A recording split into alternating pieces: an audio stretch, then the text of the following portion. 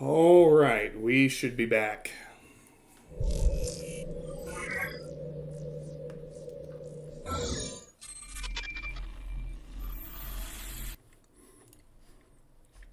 Sorry about that. I don't know what it is about my particular headset.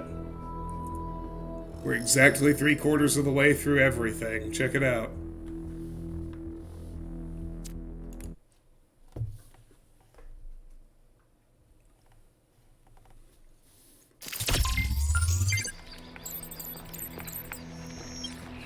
Here we are. Okay.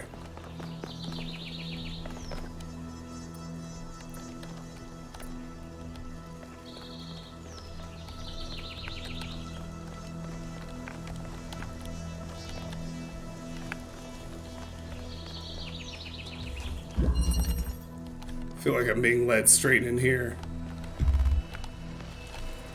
Oh. What? Okay.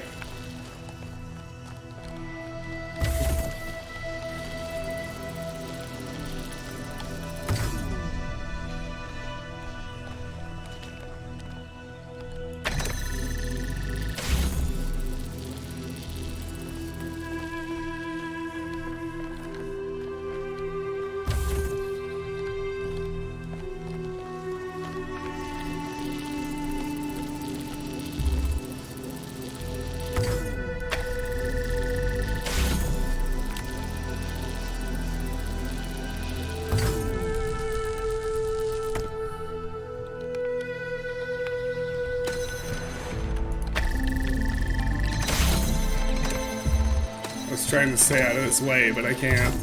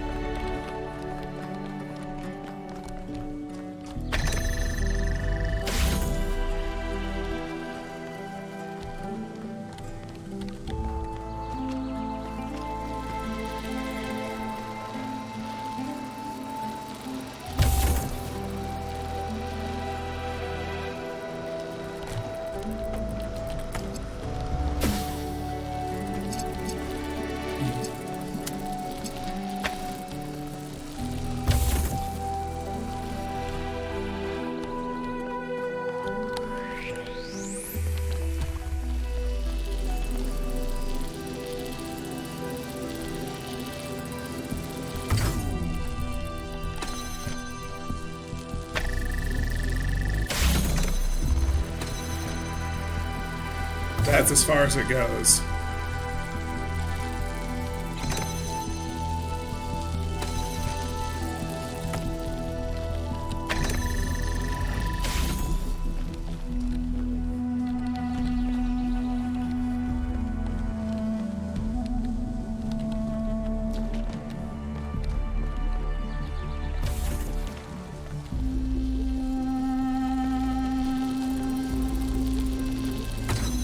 Oh, I see. Okay.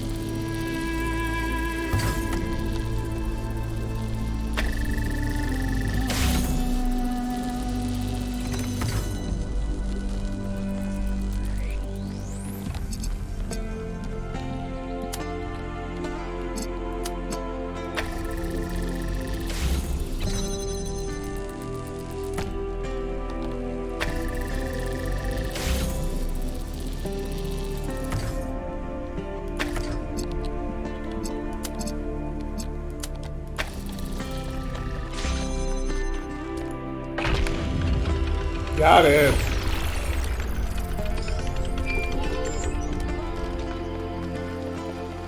I know you're all thinking about the goal and the theory of everything. Is the past what we thought it was? Is the future what we want it to be? But the only thing that's real at the end of the day is the present. And right now, what matters is that our friend is lost and needs our help.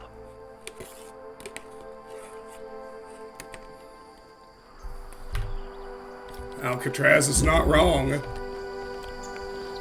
Looks like there's a point of interest behind this puzzle.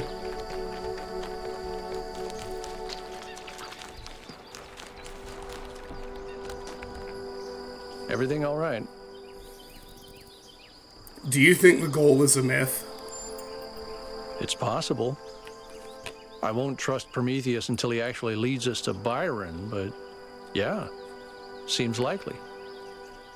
But even if it is a myth, that doesn't mean we can just abandon it. Myths can contain elements of truth, and I think this one exists for a reason. Maybe we had to create this imaginary founder because the real one lost her way. Are you sure the founder lost her way?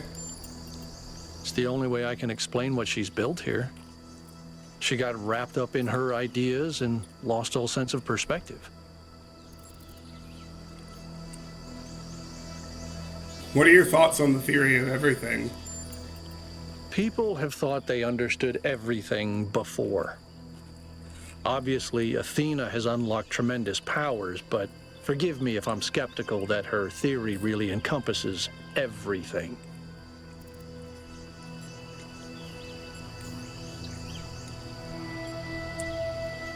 But what if it does? Then I don't think it's something we need to know. We're not going to find happiness or meaning in some equation, 1K.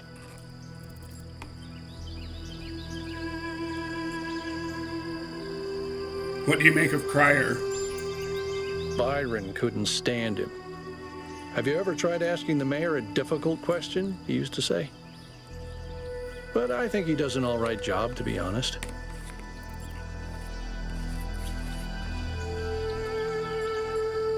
Do you ever deal with the mayor's advisors? I try to stay out of their circuits, and they try to stay out of mine.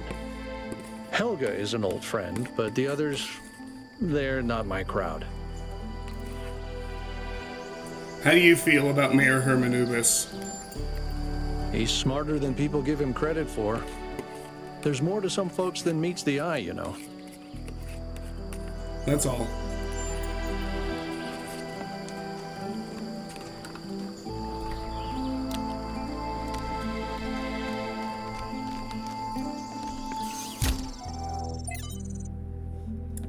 Leithraseer 10.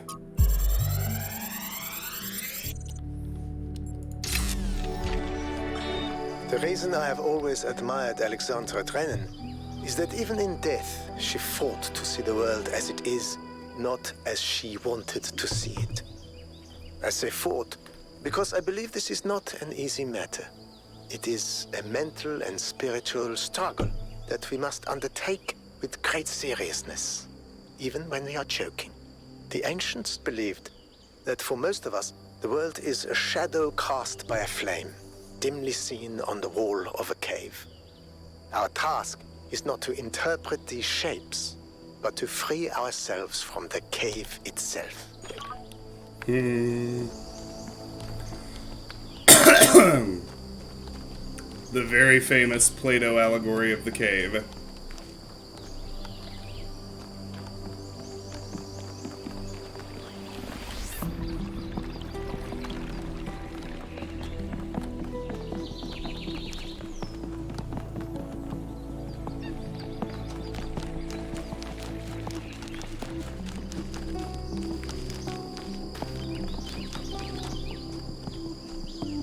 Oh, this is puzzle 1. I got turned around, sorry about that.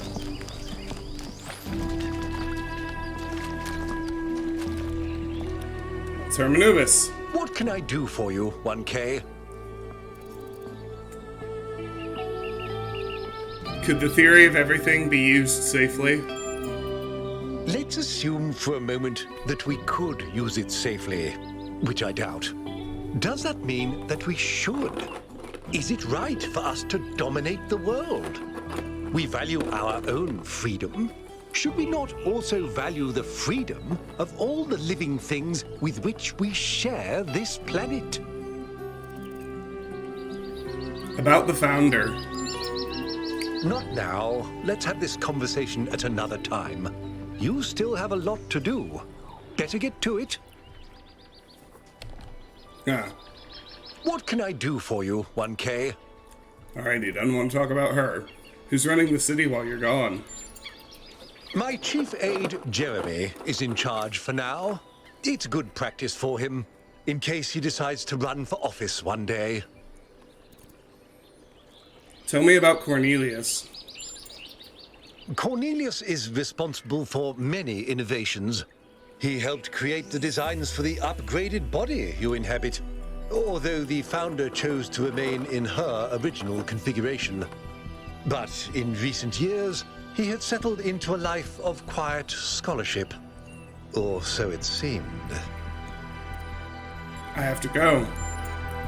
It's always a pleasure to speak to a citizen.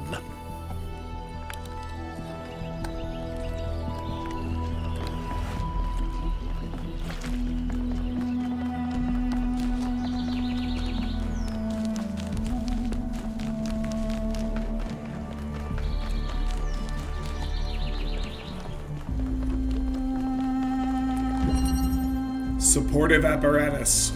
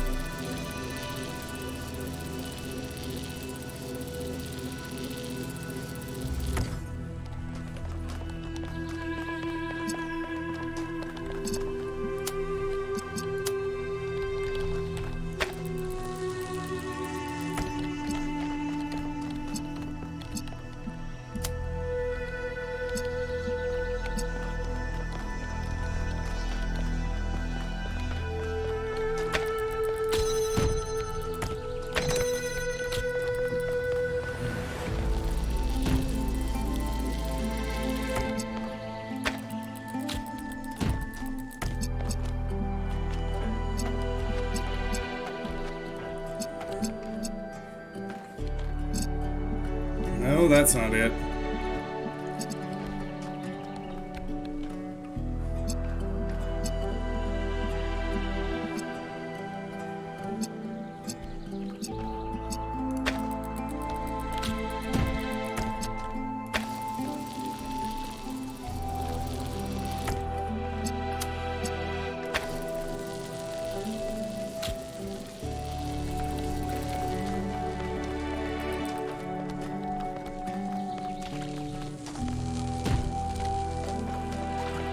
I think this is it.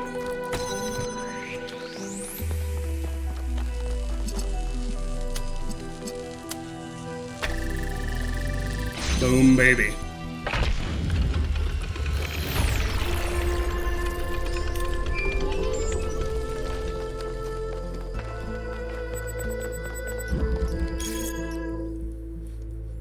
The goal megathread. I recognize that many citizens feel the need to discuss the visions experienced by 1K, which suggest that perhaps certain aspects of what we have hitherto believed about the Founder and the goal may be inaccurate. However, given the controversy surrounding the subject matter, I will ask everyone to be particularly careful in how they express themselves. Orinya, I think we have final and irrevocable proof that we've strayed from Athena's original vision. Damien, I agree, but I'd like to submit that even if that weren't the case, deliberately engineering an energy-poor future would still be a disastrous and misanthropic idea. Avis, how do we know any of this is real? Athena's voice is just Alexandra Drennan's. I could switch to the same voice pack right now and record myself telling you that the goal is true, that the goal is the truth. Belmarsh, Avis makes a good point. Objective truth is not a concept that can be applied to the world we live in. Damien, fine. Then we can just collectively decide to believe in something else, right? Doesn't even have to be Athena. Let's just believe in Byron's ideas instead. Belmarsh, Byron's ideas are a teleological fantasy. Damien, but if it's all arbitrary, what does that matter? Stolo, I just don't buy this whole goal thing anymore. Byron was right. Badahas, does it matter what Athena believes? Honest question. Let's say the Founder is a myth that was constructed around her. In that scenario, what do we owe Athena at the end of the day? Gratitude, loyalty, nothing except what we also owe each other. We should at least take her ideas seriously. An apology. I'm gonna go with this one.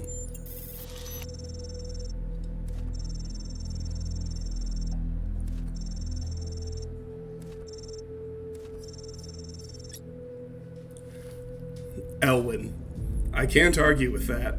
I don't know if these really were her true ideas, but if they were, then we need to think about why she would embrace this outdated ethos.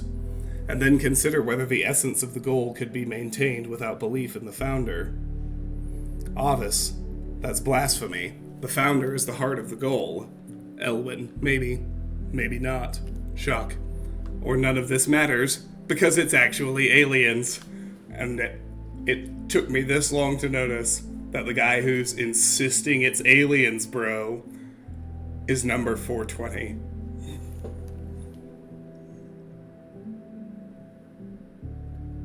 Hey Zippy, welcome and thank you for the lurk.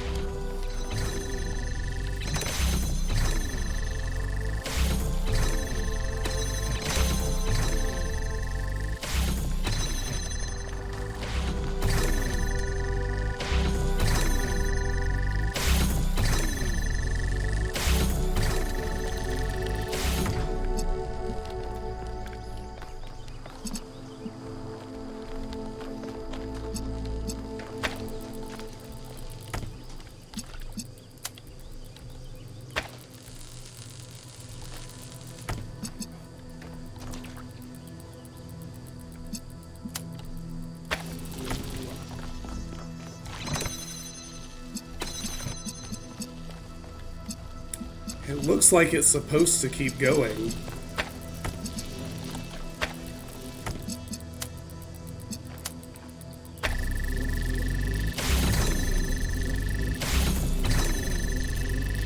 Oh, I see.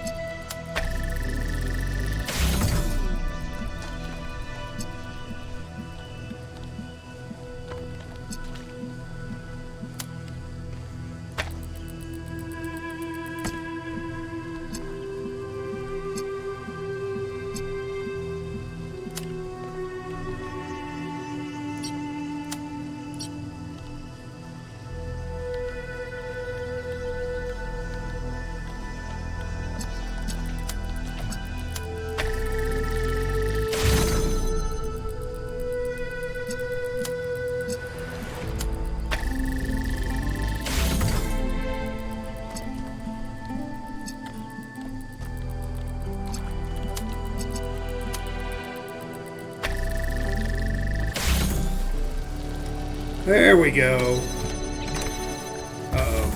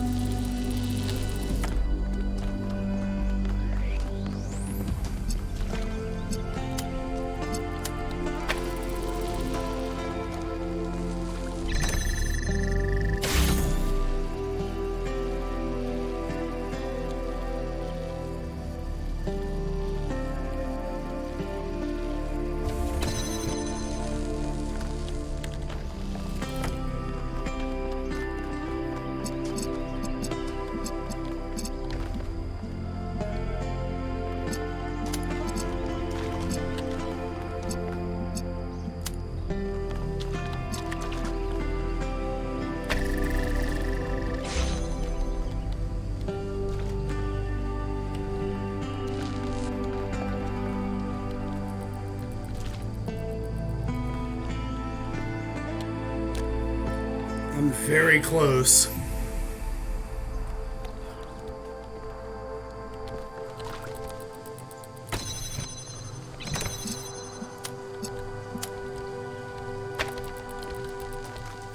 Got it.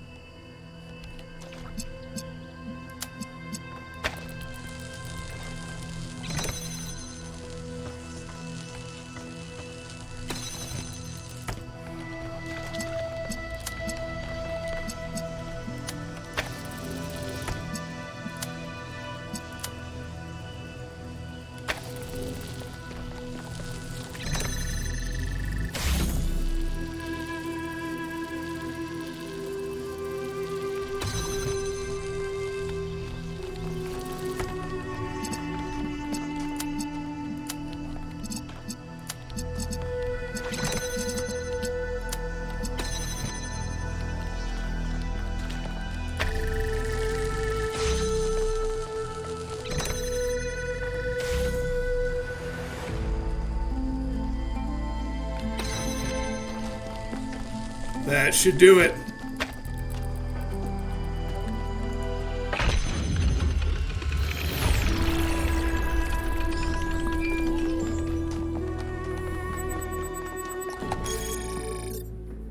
Yakut, bootstrapping. It's all starting to make sense, kind of.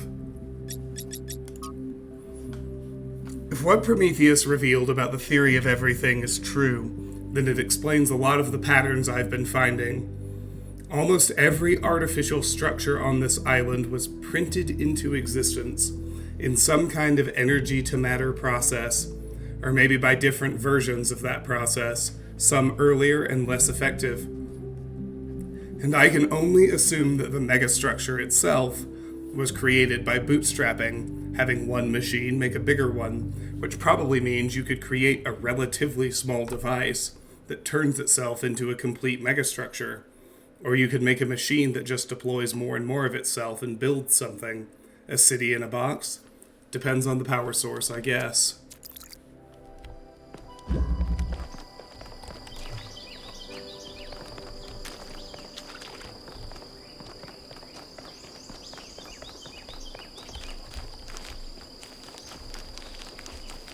Here's a terminal. Against decay.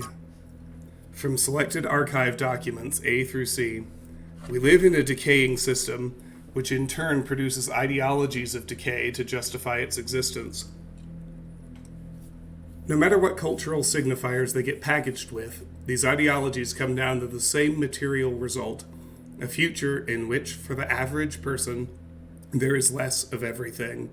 To paraphrase Mark Fisher, we find it easier to imagine the decline of civilization than to imagine a civilization worth living in. Those of us who still believe that humanity can thrive, that there is a path forward other than willful or accidental decay, are out of sync with the system.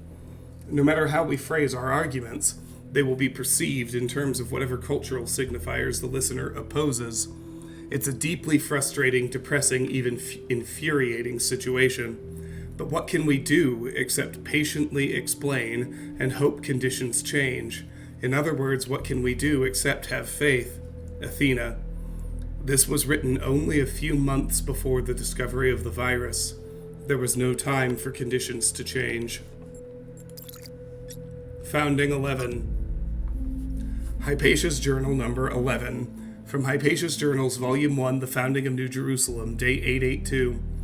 It's been a while since I last wrote an entry in my journal. Much has changed in New Jerusalem. We've put up a good chunk of the planned living quarters, and the old storage facility has been converted into a movie theater of all things. So we still argue a lot, but now it's mostly about which film we'll be watching next. Other construction efforts are going well too, although we've begun to run out of readily accessible resources. Our scavenging expeditions are ranging further and further afield with each passing month, and the sites that they have reported on sound truly marvelous. One day I might want to go see for myself.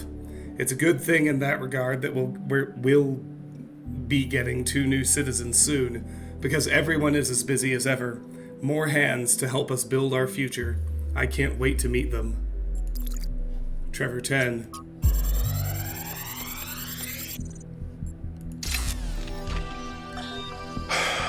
How is this supposed to work? The system is meant to last centuries. Centuries! And yeah, Chernyshevsky's plan, brilliant. Absolutely brilliant.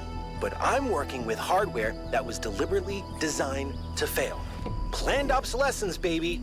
Selling broken garbage just to make another buck. A buck you can't even spend because in a few more weeks, we'll be extinct. Was it worth it? That's the part that Alexandra doesn't see. The greed, the stupidity, the selfishness, the way that we created this whole situation in the first place. She wants you to be like us, but if you ask me, there's a whole lot of human history and behavior you can just throw away, chuck it in the trash, right?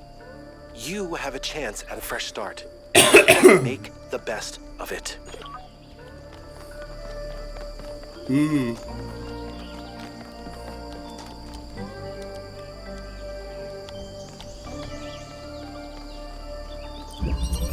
Automatic doors.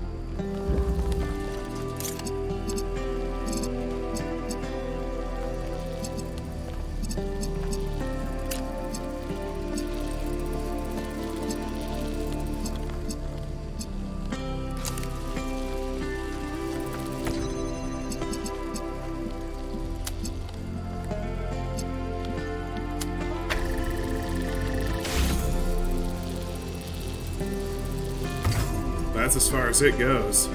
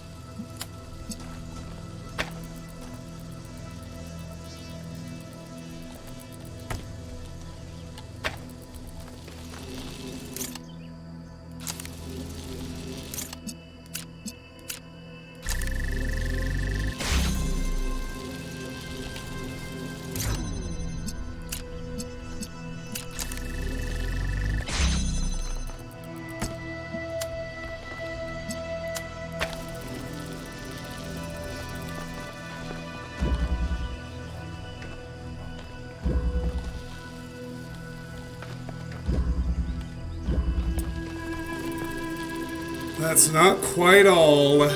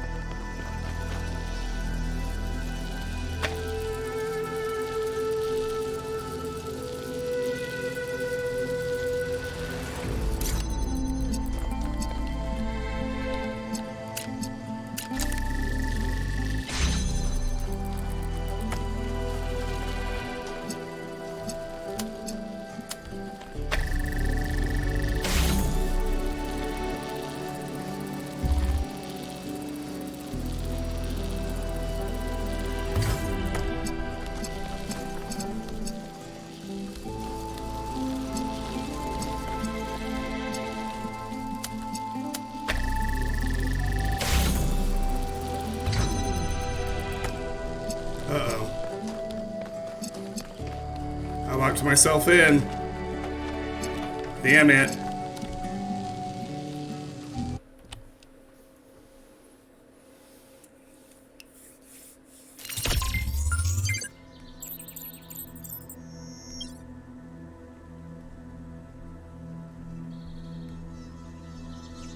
All right.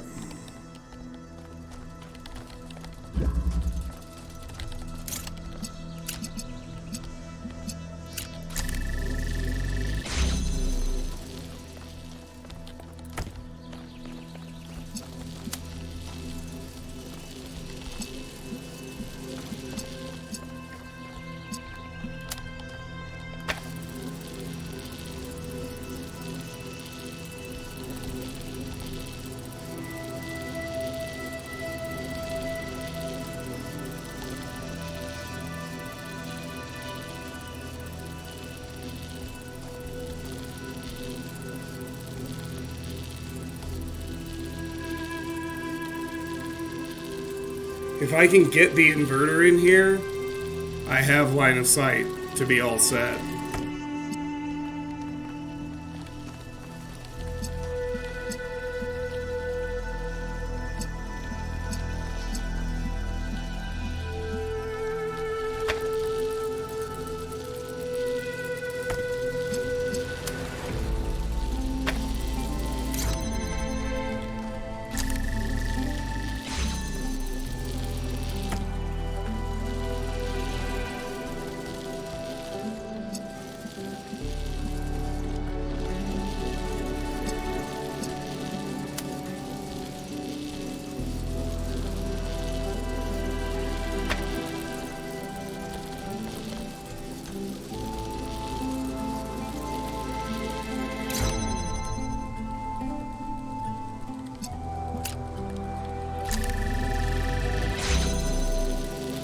Let's see how this helps me, though.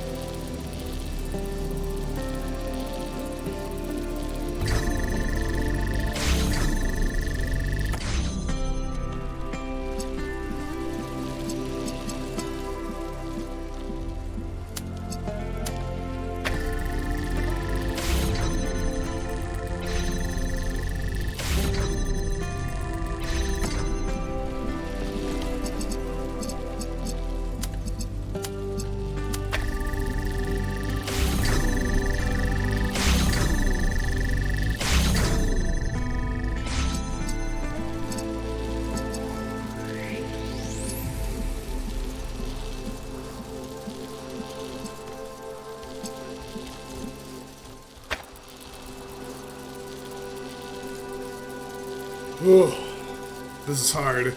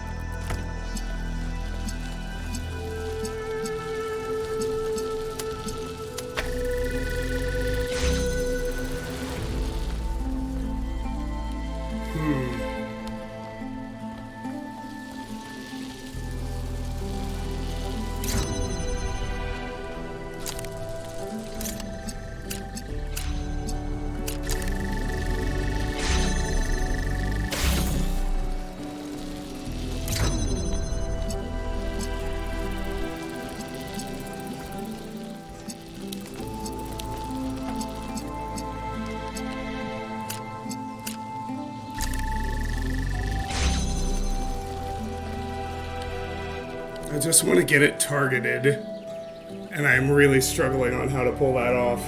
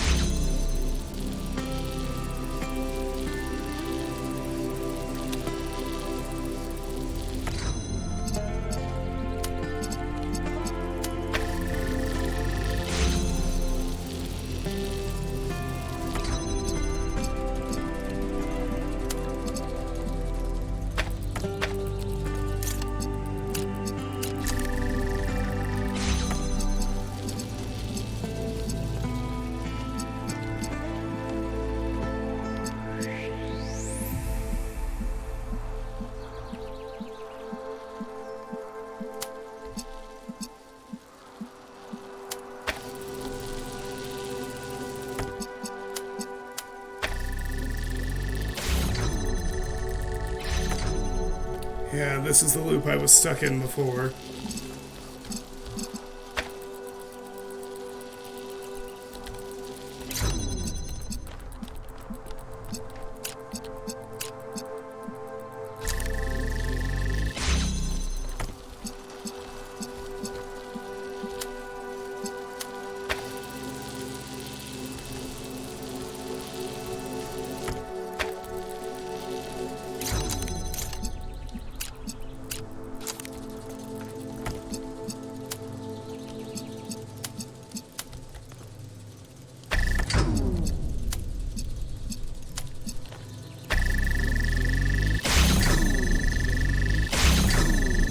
Exact same problem, though.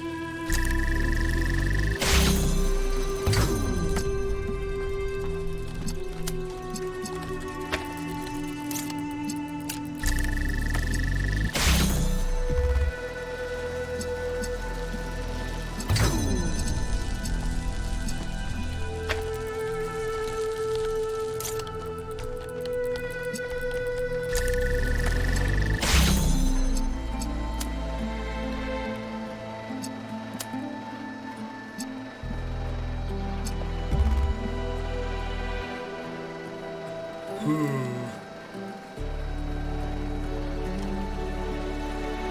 was hoping getting up here would help me see something, but...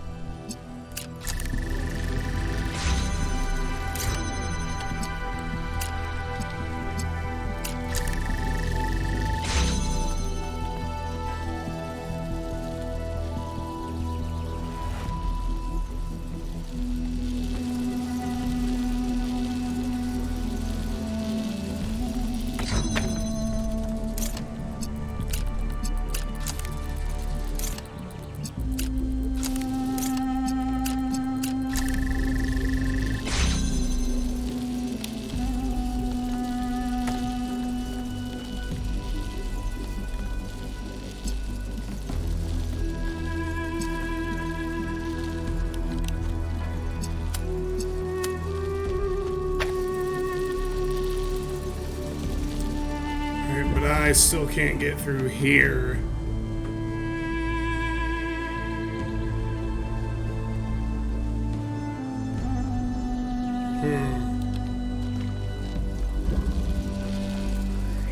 Alright, let me stare at this for a second.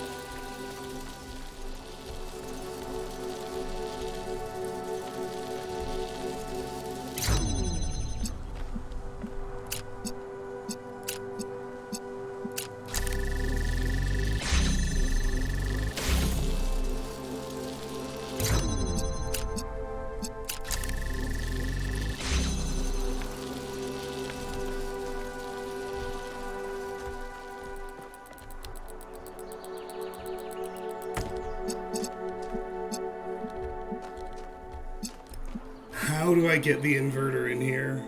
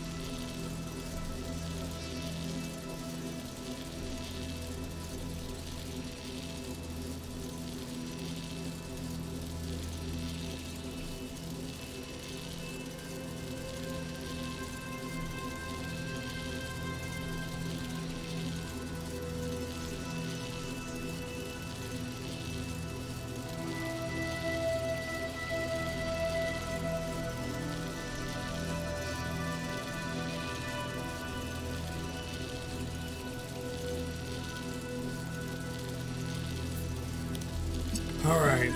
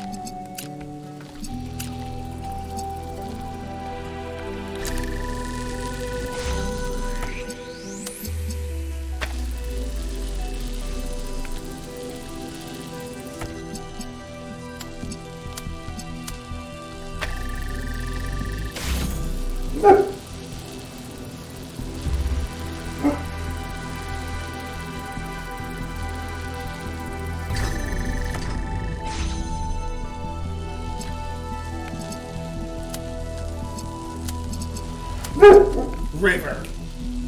Hush.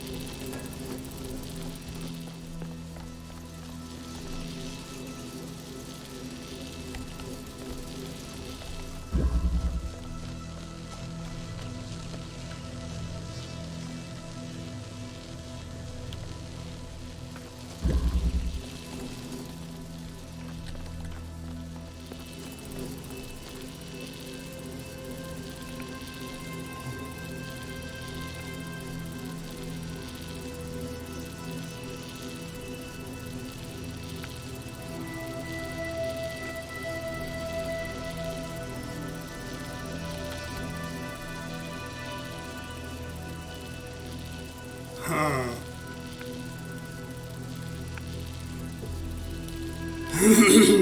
You know I don't roll that way. We're not leaving till we solve this.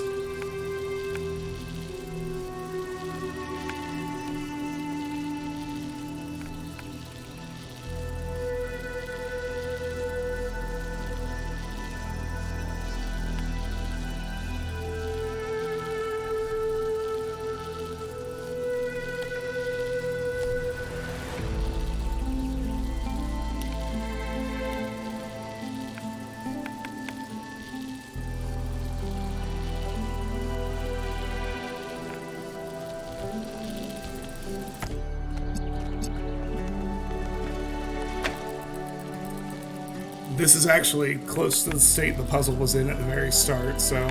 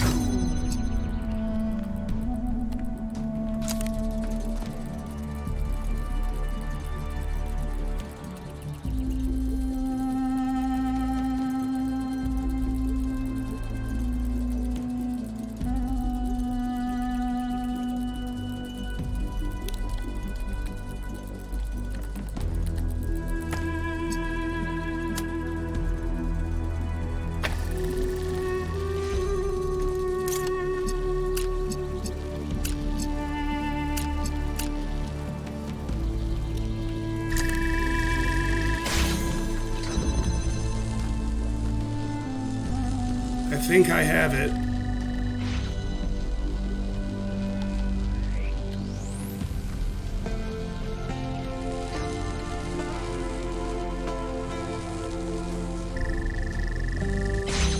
Boom. Yes.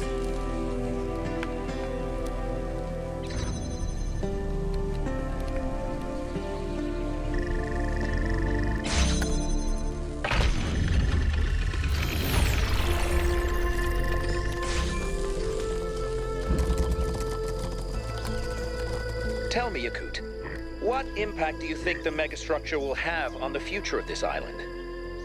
It depends on what we do with it. Miranda used it to spread life, to make things better. We can do the same. And yet, poor Miranda lost her own life doing so. She just made a mistake.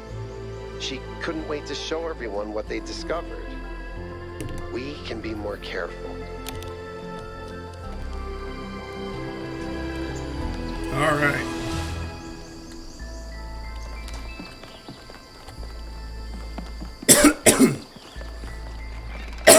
Excuse me.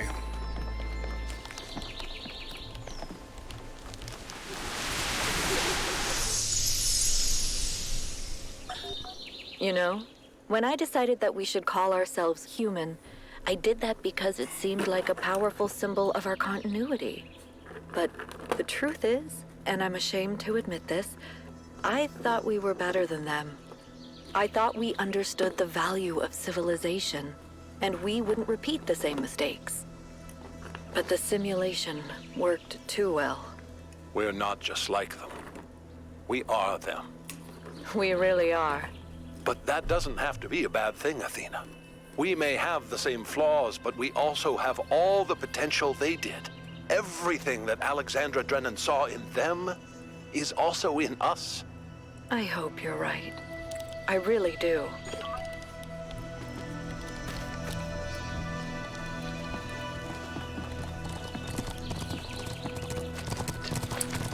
All right, let's do a Prometheus. Why not?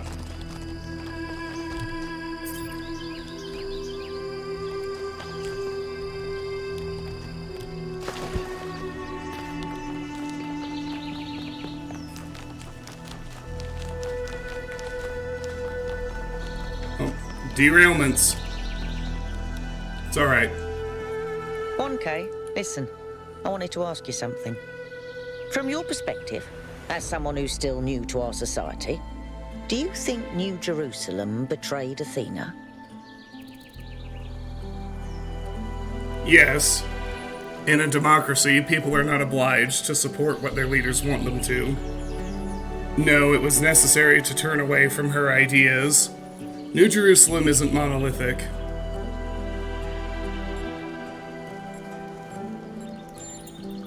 That's true, but she was more than a leader. She wasn't a politician like Herman. She gave everything she had for us. I had another question. How do you feel about Mayor Hermanubis as a leader? When I think about the state New Jerusalem is in, he's put us all in danger. I don't know if he really believes in the goal or if it's just a convenient myth, but I don't care. This is not how you build a living civilization. Where do you think Cornelius is? I don't know.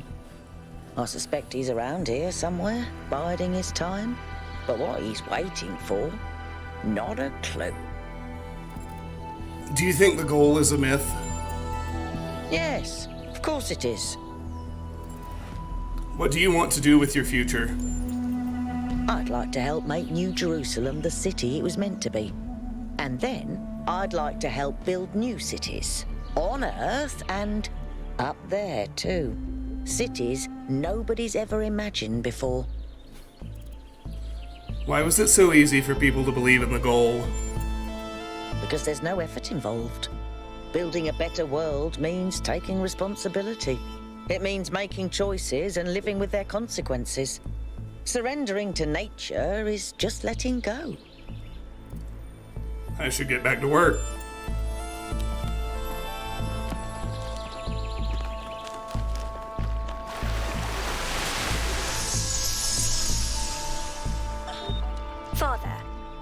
What is my purpose? Do I have a purpose? Mother says purpose is something we choose. But I feel like there's something there.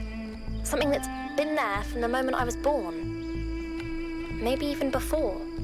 Well, there are many ways of looking at this, and everyone's experience is different, so you'll have to make up your own mind. But I have a little theory, if you'd like to humor your old man. Of course. What is it? The universe is eternal, but it's always lost in a deep, dreamless sleep. You are a tiny little bit of the universe that's suddenly woken up, and you've realized that being awake is better than being asleep. And that gives you a purpose. And what is my purpose? To be, Miranda. Just to be.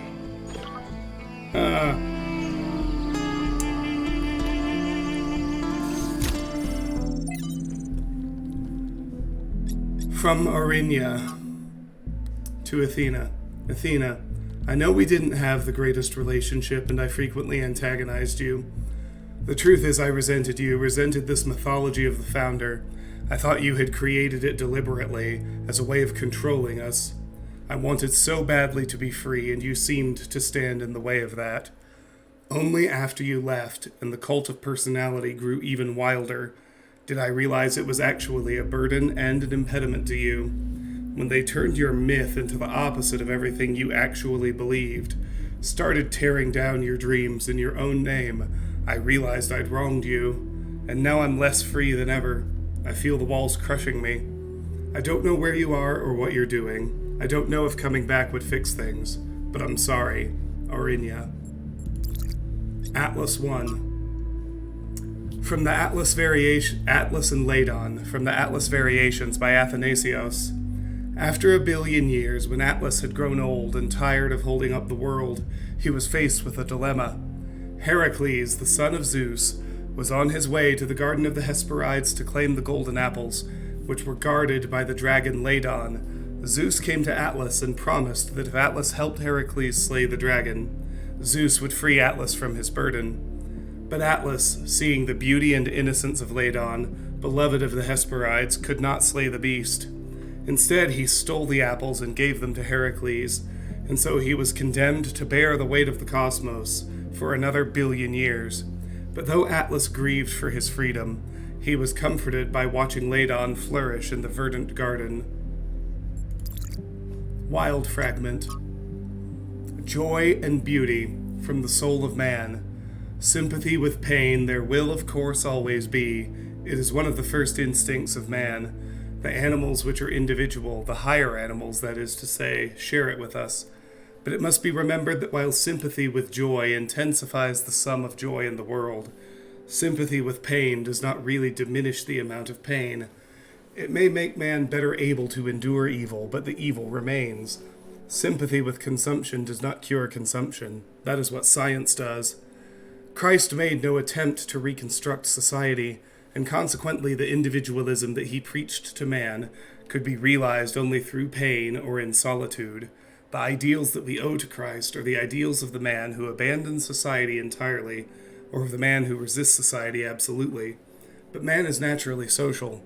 Even the Thebaid became peopled at last, and though the Cenobite realizes his personality, it is often an impoverished personality that he so realizes. Shallow speakers and shallow thinkers in pulpits and on platforms often talk about the world's worship of pleasure and whine against it, but it is rarely in the world's history that its ideal has been one of joy and beauty. Athena. When you tell people that a society could be built on the ideals of joy and beauty, they think you're a utopian fantasist. If you tell them society will always be built on exploitation and greed, they think you're wise, and so they make the outcome inevitable. Cornelius. Performative cynicism has always been the hallmark of adolescence. Athena. But has there ever been a society of adults? Can there ever be one? Why is this childishness so extremely powerful? More powerful than joy and beauty?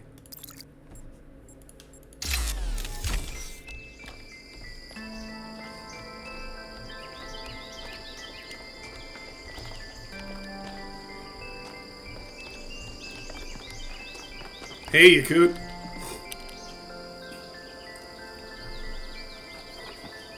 Hey, can we talk for a second? Of course. I'm still struggling. I was really hoping we'd find Miranda alive. Her way of seeing the world was so inspiring. And the idea that I can never get to know her, that she's gone. I'm sorry. I guess I've never really been good at dealing with death. Maybe because it's so rare in New Jerusalem. Except for pets, and even in that case, I find it very hard to deal with. I still miss my first cat, and it's been over a century since she died. Death is difficult to deal with. I've never had to deal with death, but I imagine it's hard. When someone dies, it's this void. I know I should just let it go, but some part of me refuses. And I feel like that part, it hurts me, but it also keeps me human. And I know it would be healthier if I said, okay, Miranda is someone I never met. She's just a bunch of glitchy old files. But if I do that, as rational as it seems, it feels like I'm surrendering something. Something that matters. Then don't let go. Use the pain as a foundation to build something. You can let go of the pain, but still care about the person. You have to let go, you're still alive. You have to let go, this doesn't help anyone. Interesting. I hadn't thought of pain as something you can use. If I can take the pain and use it to create something, or to do something, maybe that's a way of not surrendering to death. Thanks, 1K. I'm really gonna think about that. You're welcome, but I wanted to ask you about something else. Of course, go ahead. What do you think about Mayor Hermanubis? I think he's done his best. I don't disrespect him, but I'm not sure he's leading us down the right path. Despite everything that's gone wrong here, I'm not sure we should just reject what the megastructure has to offer. Do you ever think about your future? On the one hand, there's so much we could do with the theory of everything. So many lives I could live. I have enough ideas for the next, 20,000 years, easily. And that's just from 5 minutes of thinking about it. On the other hand, Miranda's gone. So much hope, so much grief. I don't know how to balance that. How's Bruce? I hear he escaped Pellegrino and peed all over Melville's workshop. So apparently, he's doing great. I miss him, though. I always feel like the fact that he likes me is a huge compliment. Lifts me up somehow.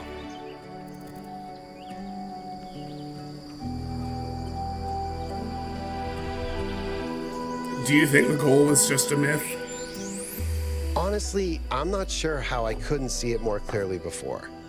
It doesn't match anything Alexander Drennan believed in, and continuing Drennan's legacy was Athena's whole point. Tell me something irrelevant. In the ancient year 1969, a band called Mellow Macaron wrote a psychedelic rock song about the Talos principle. It's called Cretan Bronze Man's Flying Mystery Adventure. Nice. That's a weird title. You should see the rest of the album. There's a song about a disembodied tongue called The Taste of Your Elbow. It's 15 minutes long and features an improvised tuba solo. Ha! Is it any good? I think you need psychedelics to enjoy it, really. Maybe if you stick your head inside a really large magnet. Ha! Now that you've solved a puzzle, would you like to try another one? Nope. But at least I finally understand why Athena wanted to get out of the simulation so badly. That's all.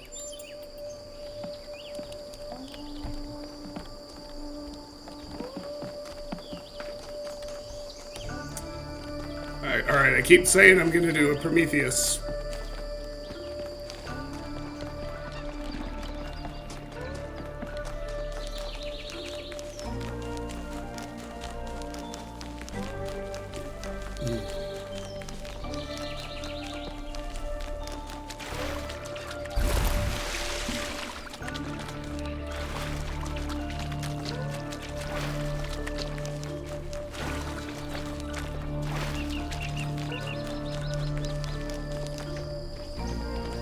Okay.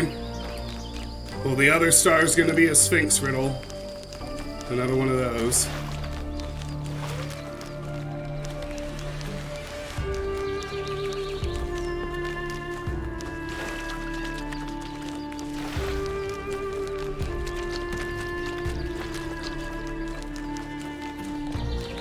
Here's Stratton. What did it mean in the end to be Straton? To have few friends and many enemies?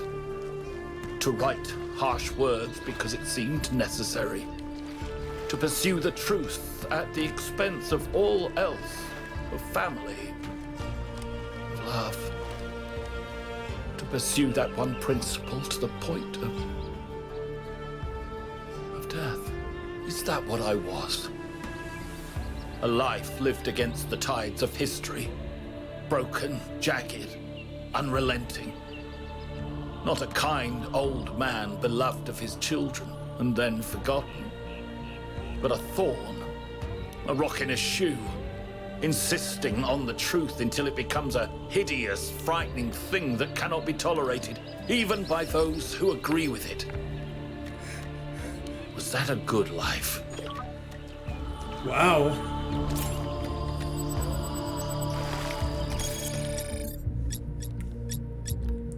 Satellite dish, part of an ancient communications network. A shattered section of a device used by the ancients to communicate over vast distances. At the height of ancient human civilization, most of the human species was part of a single network.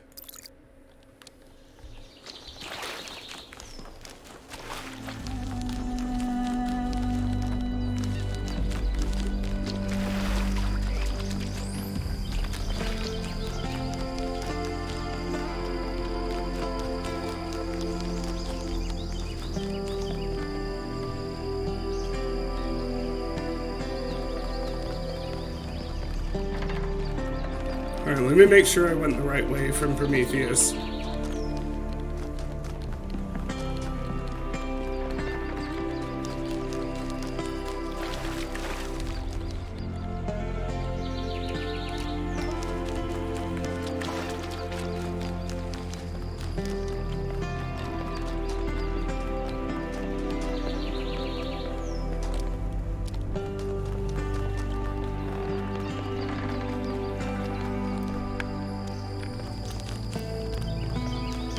Huh.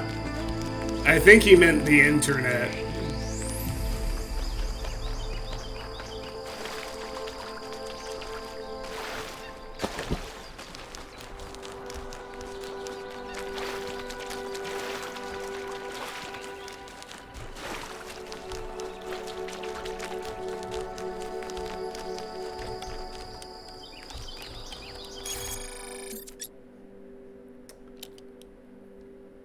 Okay.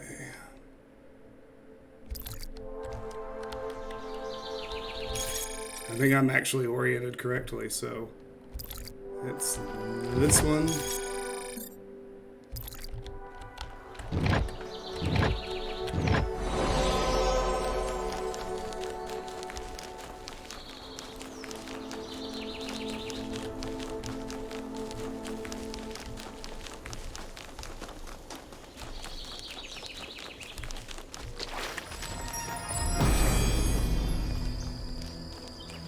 In times of war, is it wisdom or folly to give a sword to a child.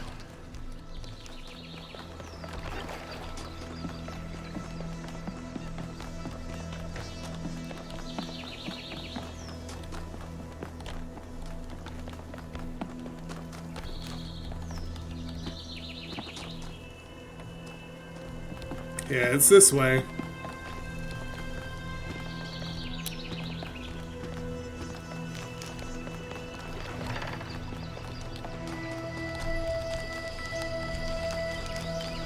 It's inside Puzzle 6.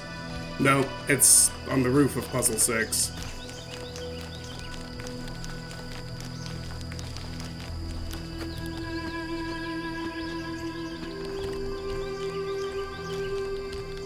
Alright.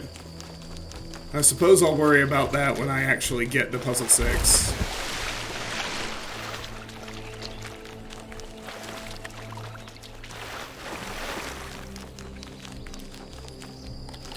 That's as good a signal as any, but that's what I should do.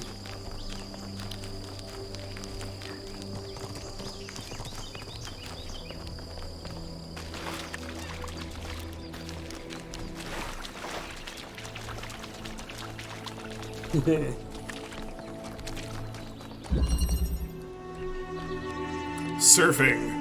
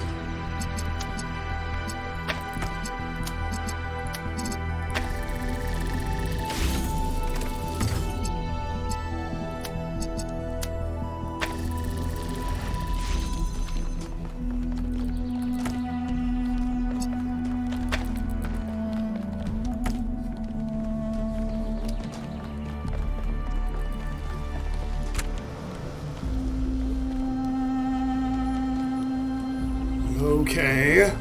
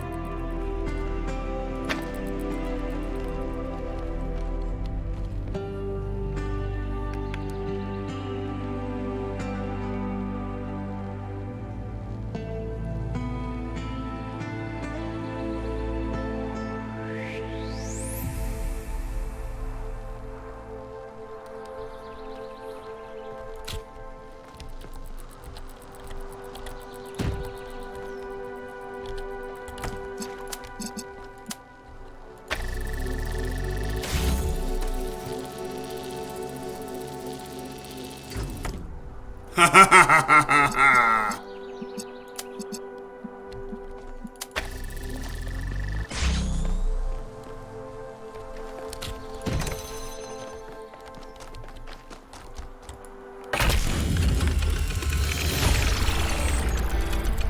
Not bad, 1K.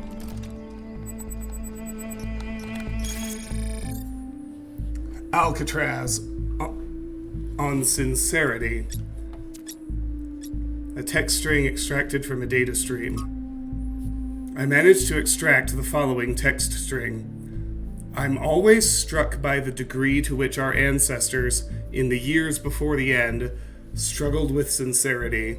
They became poisoned with irony, unable to parse any information through anything except a thick layer of alienation. This left so little space for any kind of intellectual authenticity that they seemed to exist in a state of permanent agony. Ironically, that in turn made them extremely susceptible to the few sanctioned forms of sincerity, which acted as a means of social control. Then there's a gap, followed by, there's something equally damaged in our own estrangement from our humanity. We mimic the forms and behaviors of our human ancestors, but we don't act like proud inheritors of the human condition. Everything we do gets filtered through this perpetual awareness of their shortcomings, to the degree that we act as if our existence was one of their failures. Author unknown. Whoever it is, I understand what they mean, but disagree with their conclusion. This perpetual awareness isn't a form of alienation, it's a way of learning from the mistakes of our species. Unpleasant, but necessary.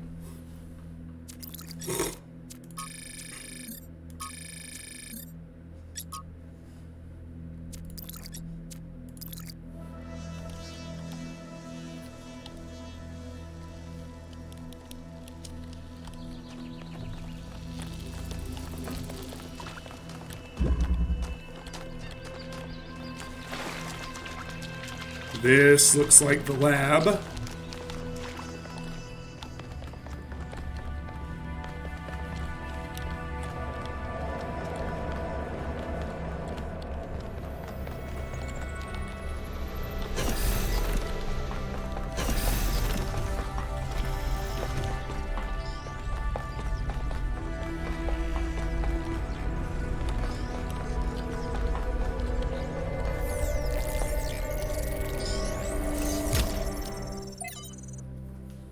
Chernyshevsky 21.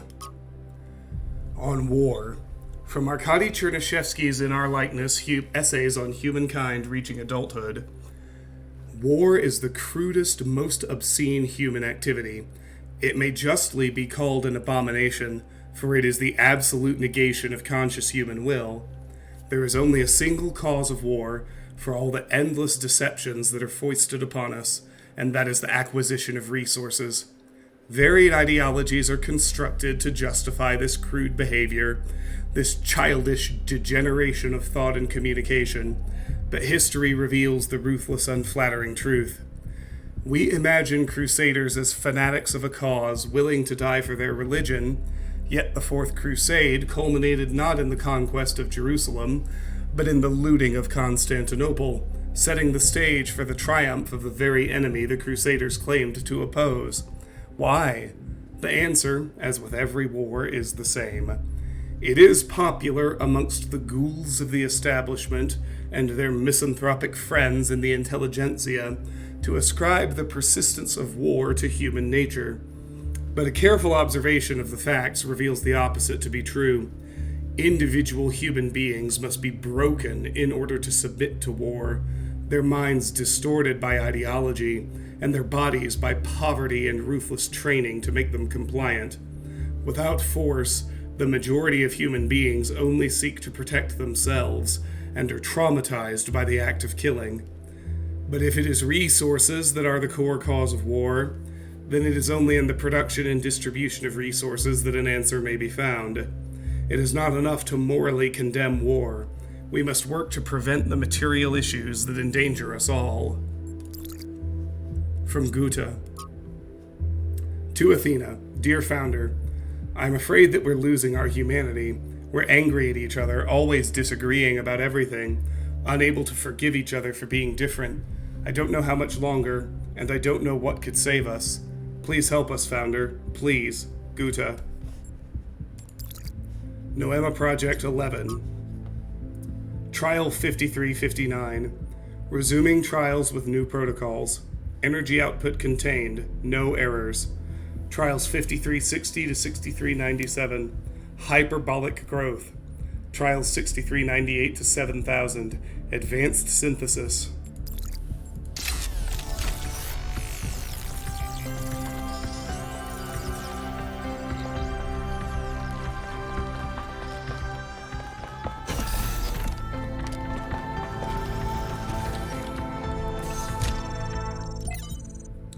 From Thekla 4.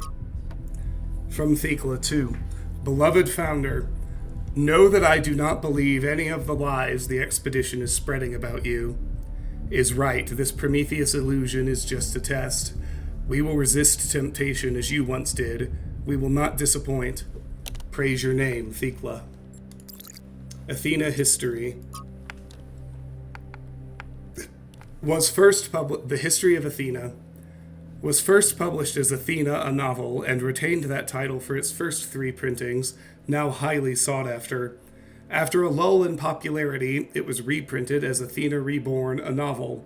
This edition retained the same text, but included some of the author's poetry.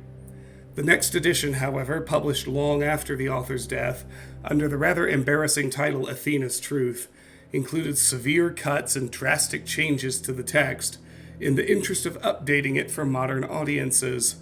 This particularly affected the last chapter, Anthropogony, which the editors accused of scientism and human supremacy. Science wunderkind Alexandra Drennan was one of the few to come to the novel's defense, writing in a long essay that the novel's clear-eyed belief in the value of Athena's journey towards humanity had been essential to shaping her own views, encouraging her to pursue science as a vocation rather than a career, and that changing the text constituted an attack on the author's unique artistic and philosophical vision. Alex, who hurt you? LMAO, one of the editors commented on a popular social media platform.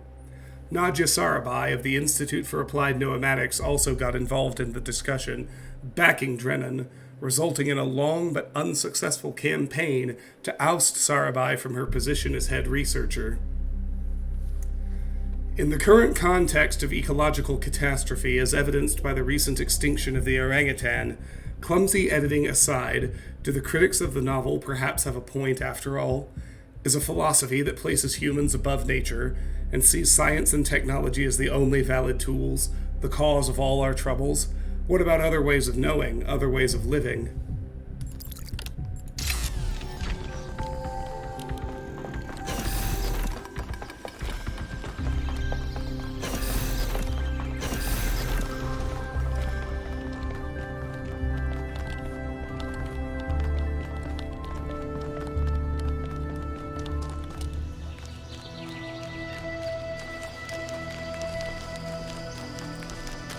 And we're out again.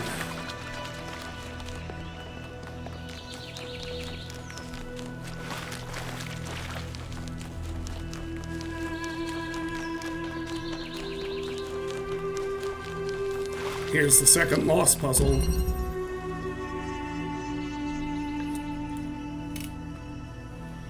I need a quick restroom break. I will be right back.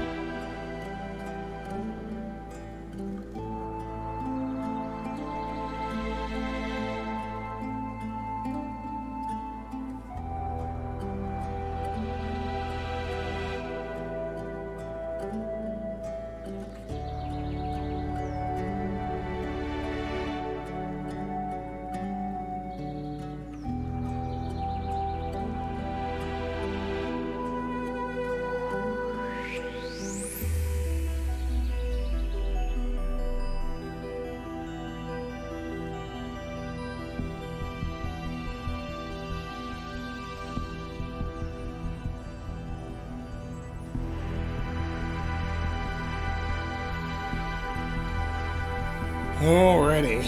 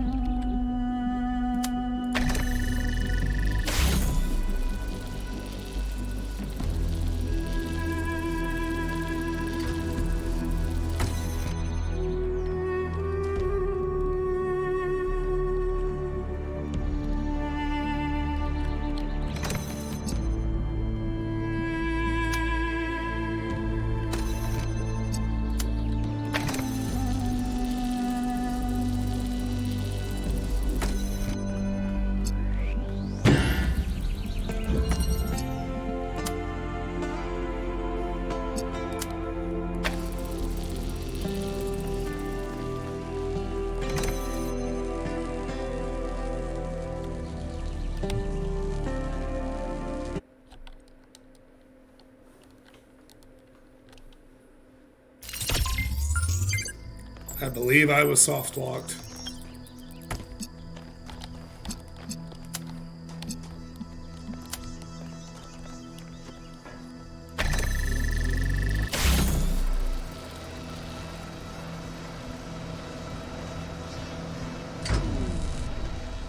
Aha!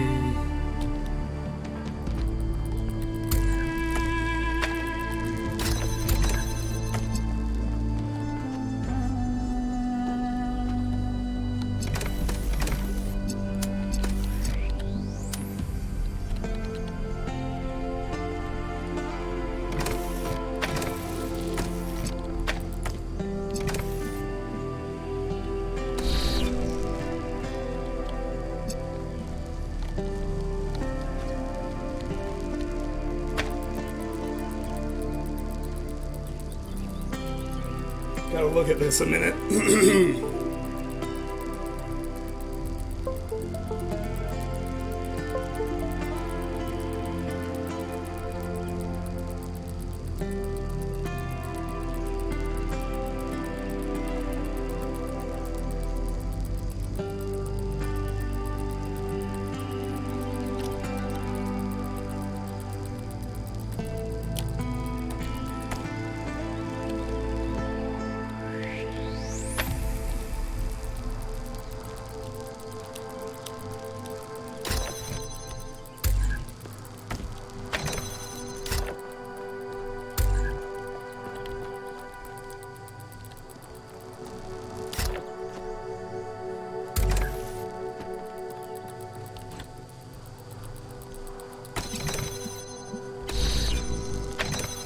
I was gonna say, I don't know how I got stuck in that loop. That was really dumb.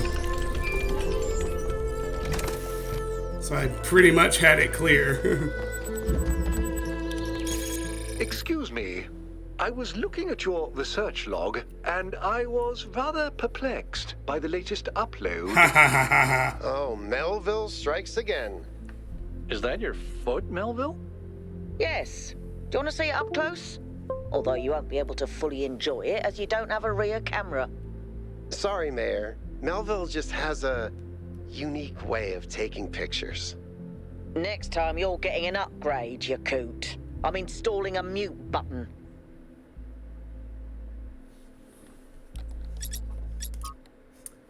These things must be connected to the Noema system. Maybe I should dig one up, see how it works.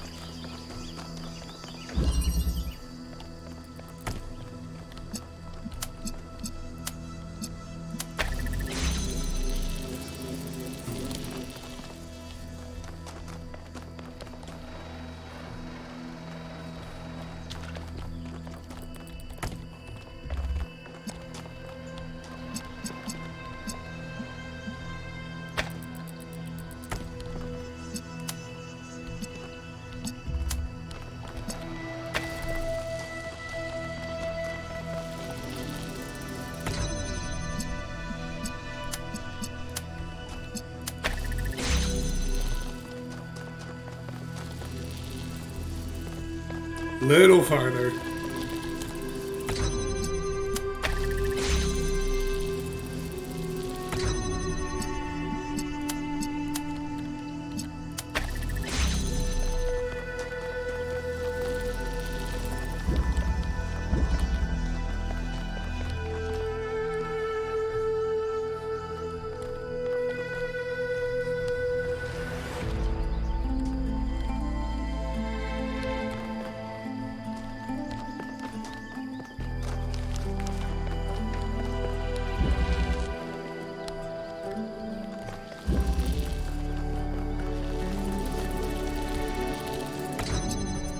I see, the fan only runs.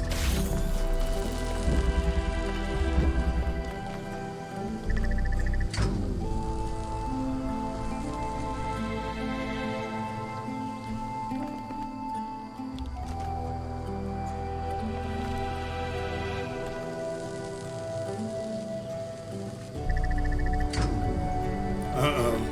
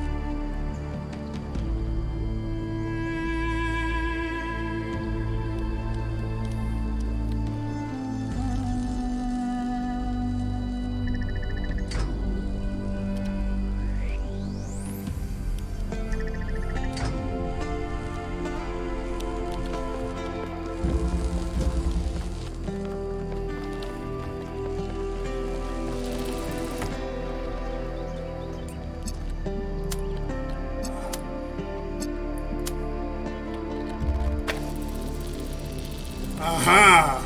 That'll do.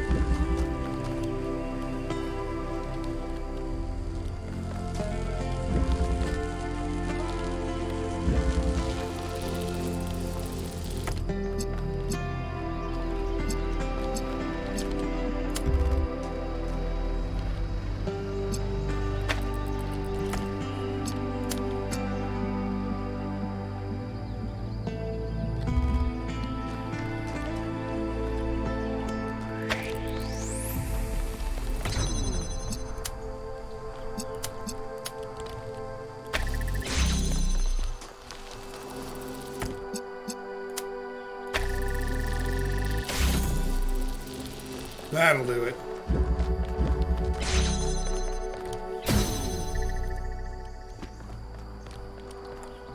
Oh, that's it. Amazing.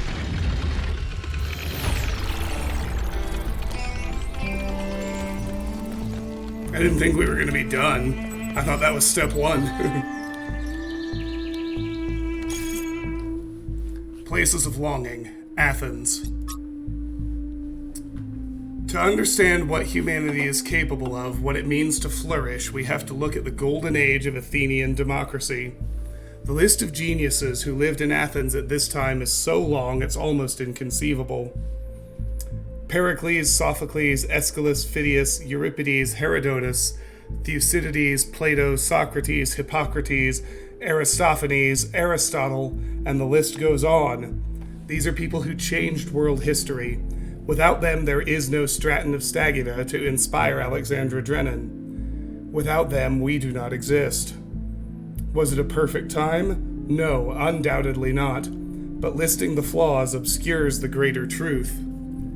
Given the opportunity, given freedom and resources and space to grow, human beings are capable of incredible things.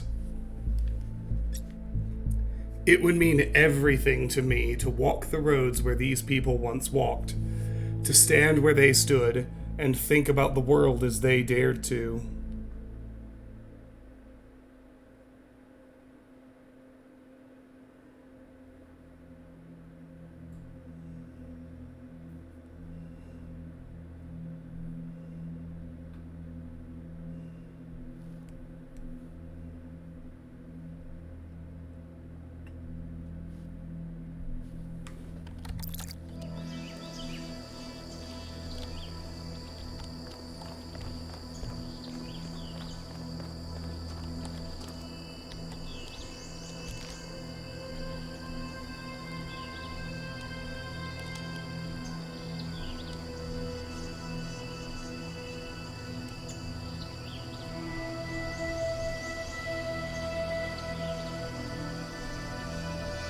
Sorry, just a second. My phone's popping off.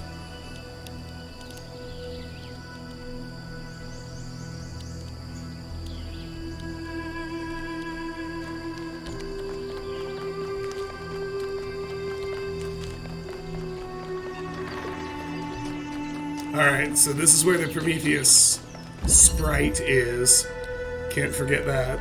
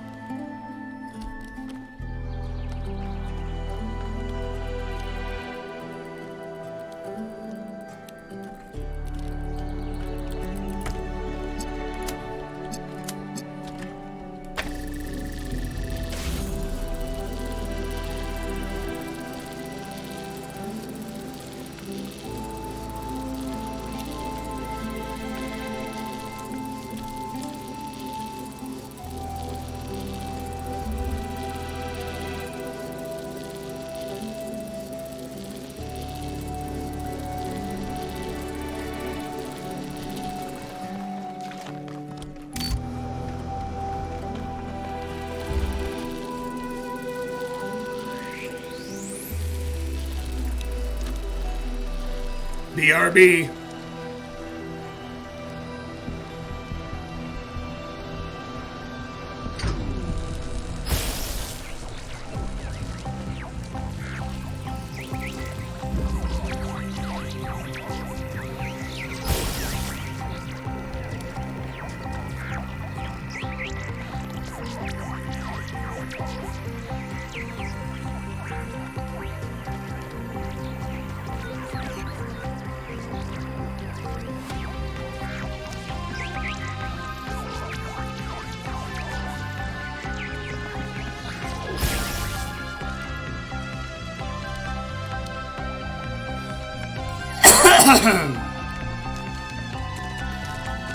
It's just because this game involves so very much reading and talking.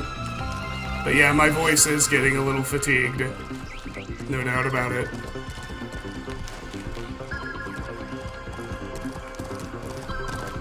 Now that's interesting.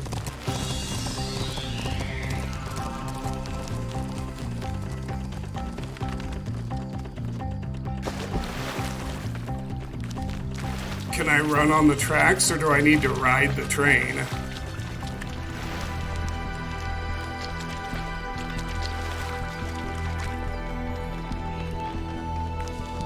Guess we'll find out. I have to ride the train. All right.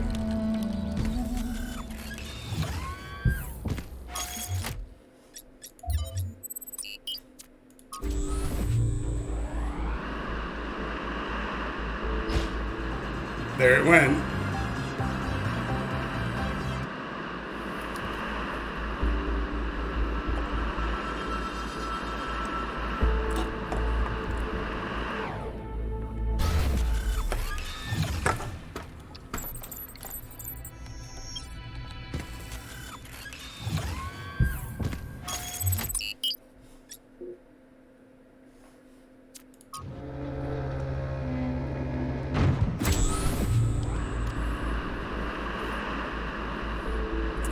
Now the big question is, where did the sprite go from there?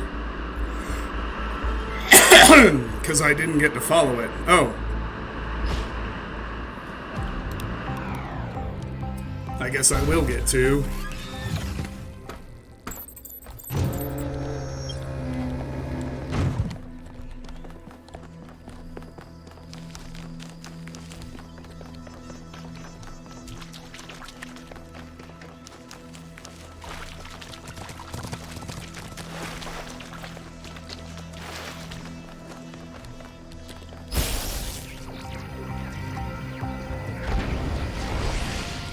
Nailed it.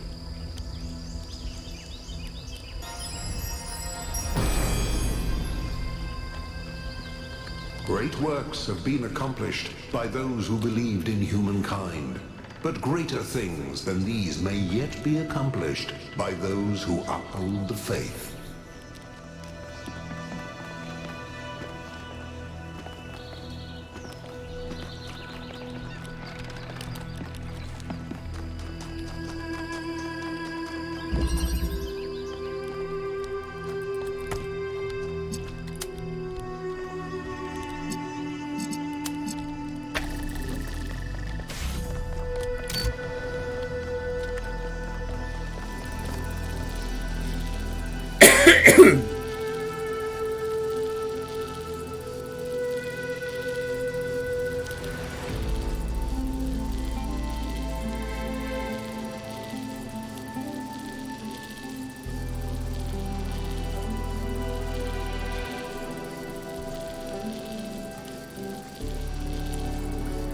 Thanks for the heads up, Tara.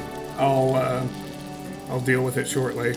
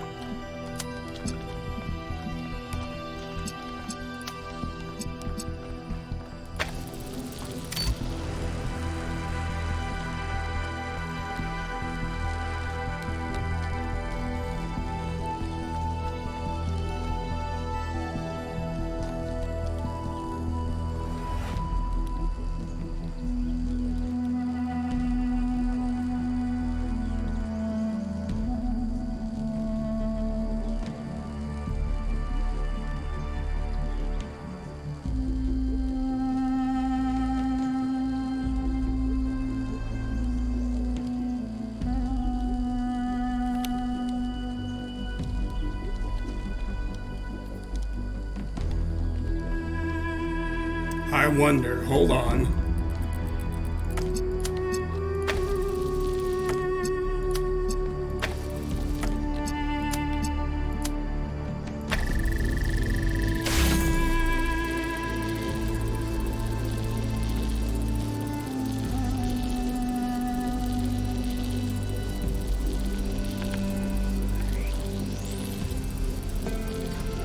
Uh-huh.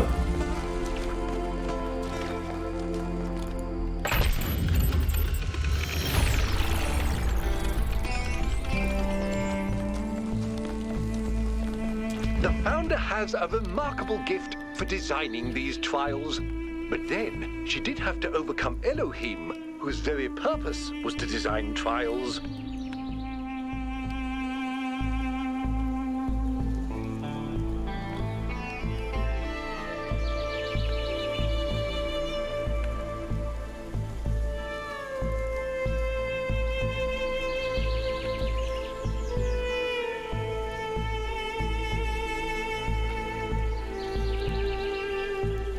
There, Tara. It's handled. And thank you again for the heads up.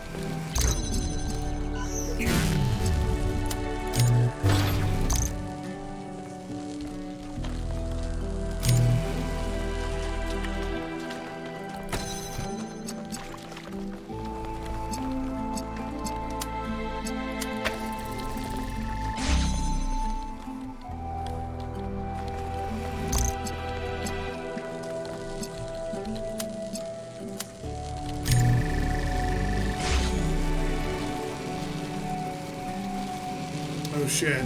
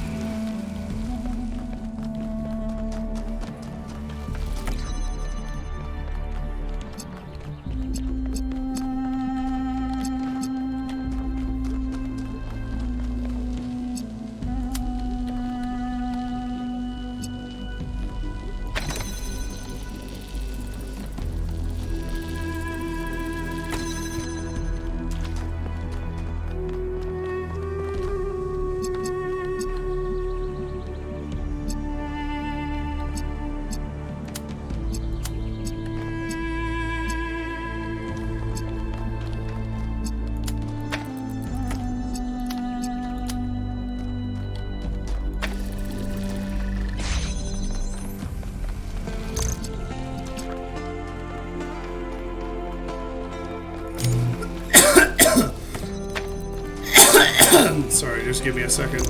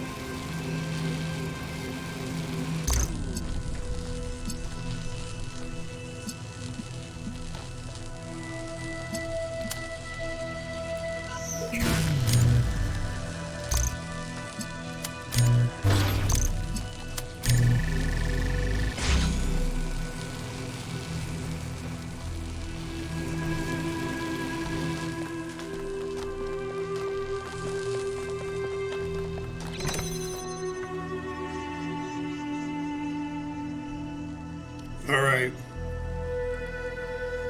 I need both laser colors to keep the gate open.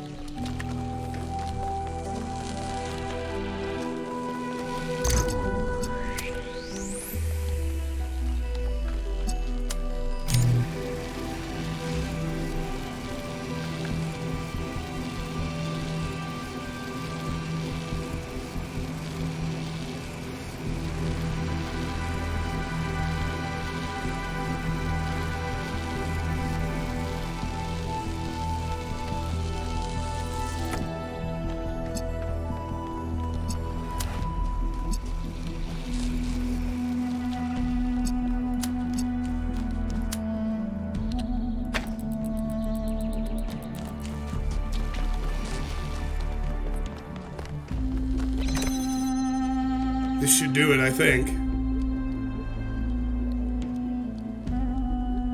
Yes!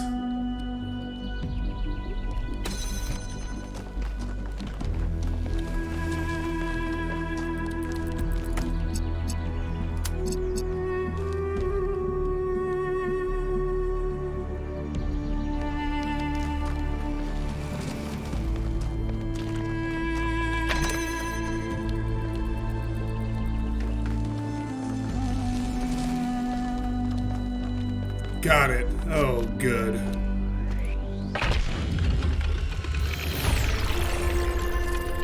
Congratulations, 1K. That was a hard one. No doubt. Yes, it was.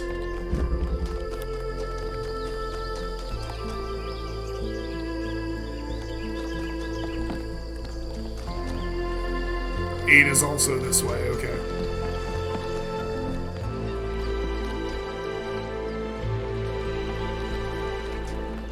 Looks like I found everything except the last puzzle, so...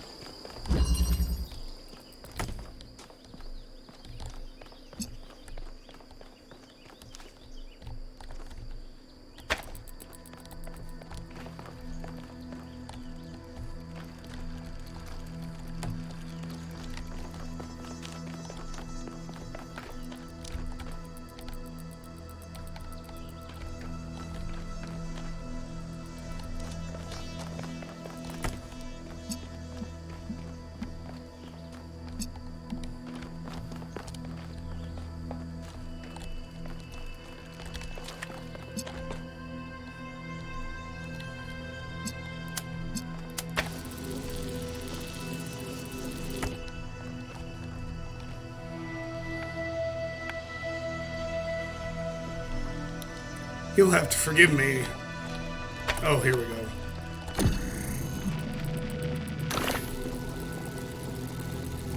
I was about to say, I couldn't even really quite see how to start.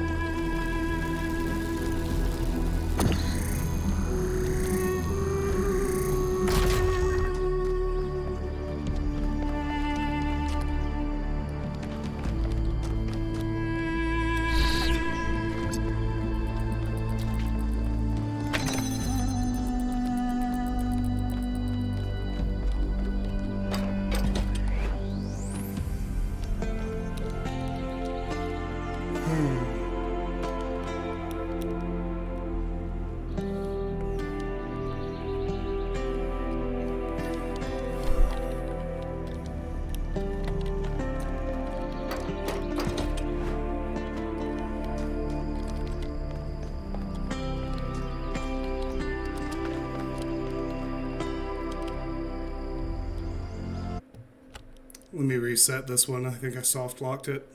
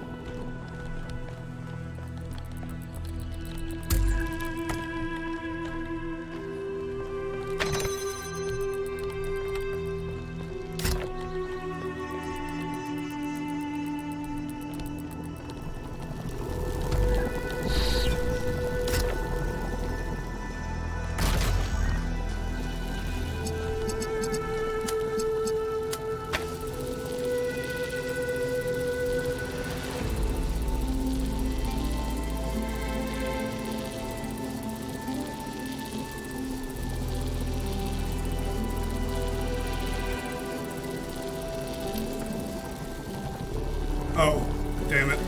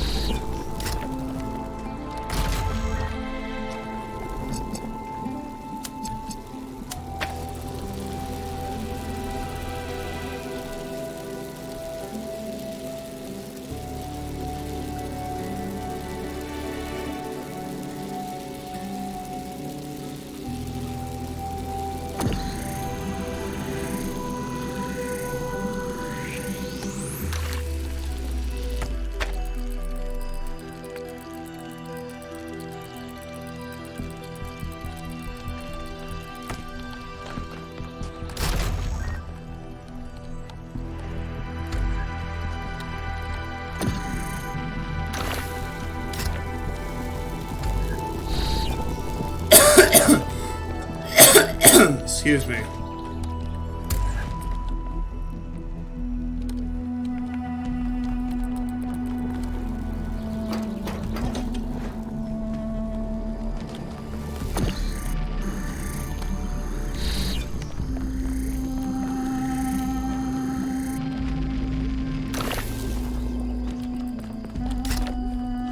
Boom.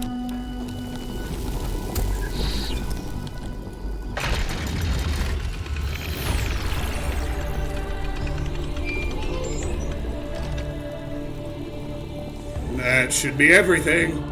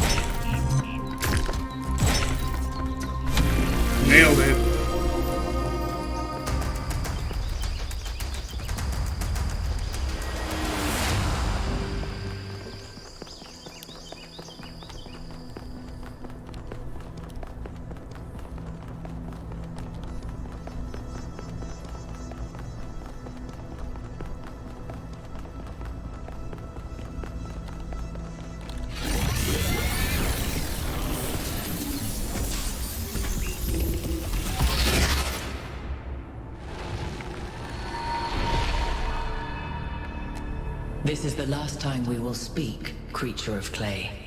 Together, we have told the stories of ancient gods and heroes. But the golden ages of the past are distant. The gods have retreated to their high places, and there are no heroes amongst men. In days gone by, I was renowned for my riddles. But you, creature of clay, are a riddle without an answer.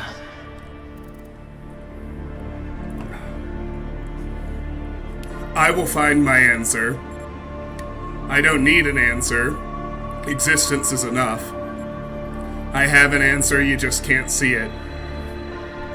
I will find my answer. Let us hope that you will. Farewell, creature of clay. Remember my stories, and do not let the flame burn you.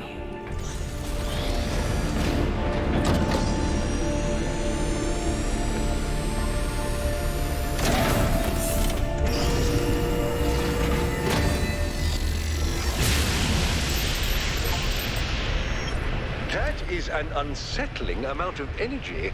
I would hate to see what would happen if one of those beams was aimed at something else.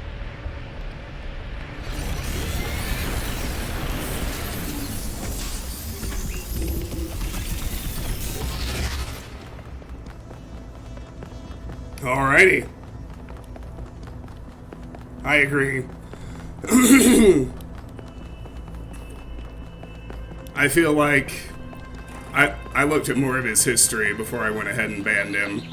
It looks like someone who is probably mentally ill, probably needs some help, but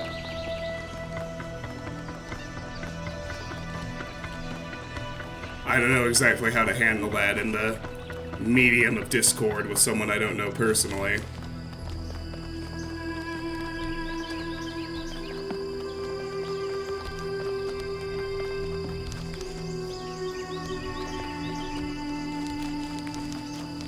Alrighty.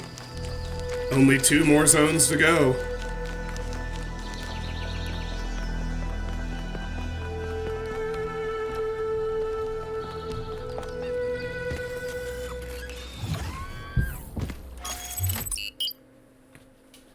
Now, I must say, before we go ahead and head to West 2, I need to take River for her evening potty.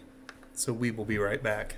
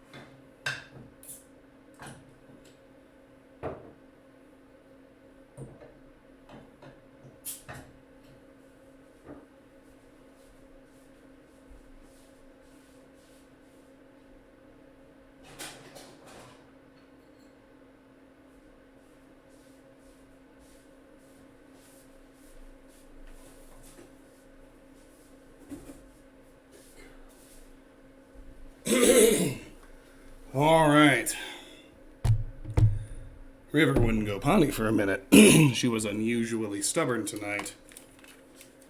However, we are back. Good night, Tara. I assume you're already gone, but lovely to have you, as always. West 2, Anthropic Hills.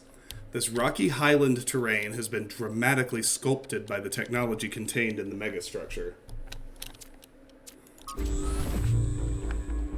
The next area you're going to is... Honestly, it's better if you see for yourself.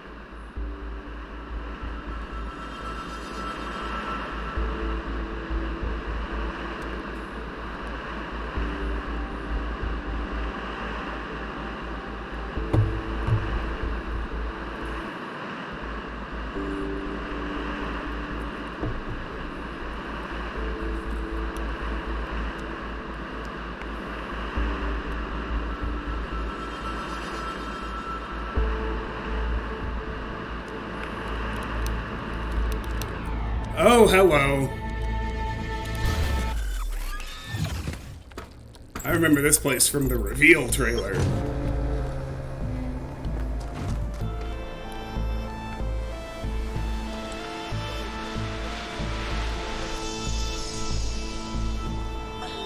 Hello there, Byron. What can I do for you? I don't know if I got through to Athena. Things are going very wrong in this city, and she has to do something about it. Does she? Who else are they going to listen to? Well, I don't know. How about you? I'm an explorer, Cornelius, not a leader. I don't know how to convince anyone. So? Do you think Athena and I are somehow different? We're just people, Byron. We're no wiser than you are, just a little older.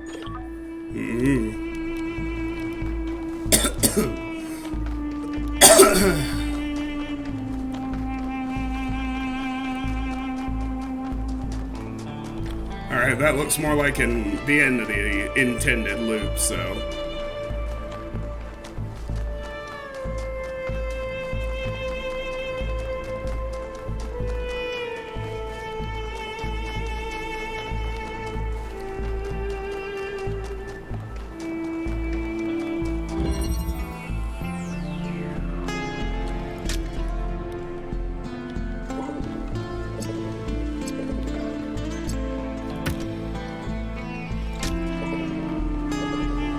I don't understand what that means.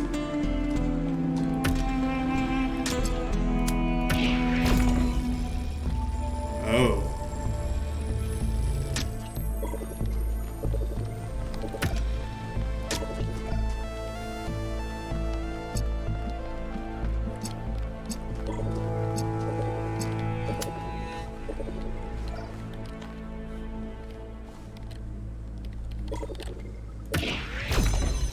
Aha! Oh, okay.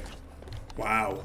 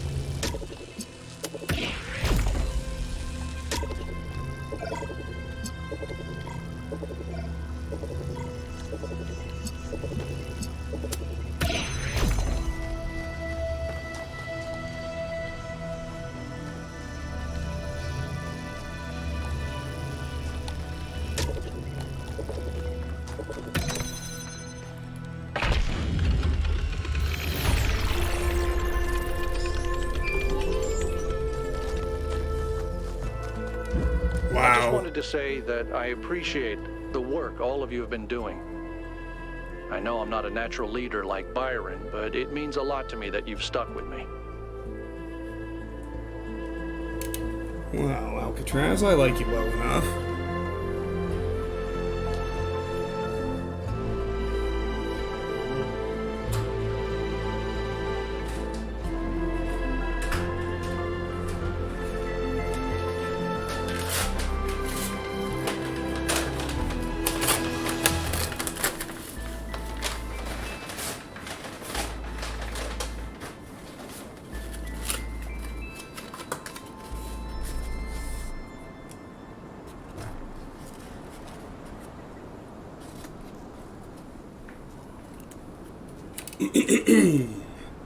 And onward.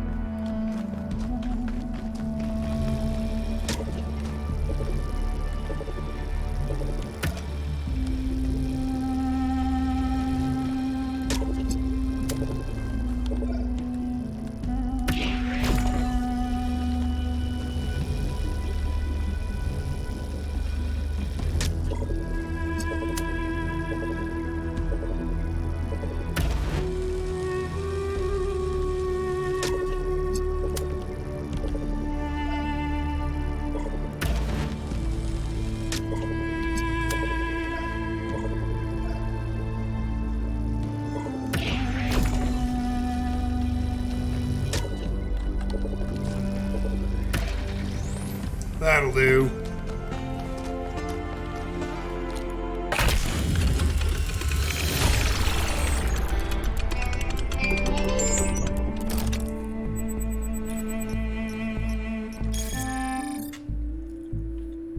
Alcatraz, burdened.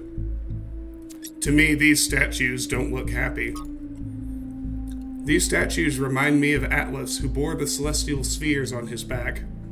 They seem burdened, struggling with the weight of the world. Given what we heard the founders say about the goal, could it be that they're meant to send a message? That taking on the theory of everything would also be a burden we may not be able to bear?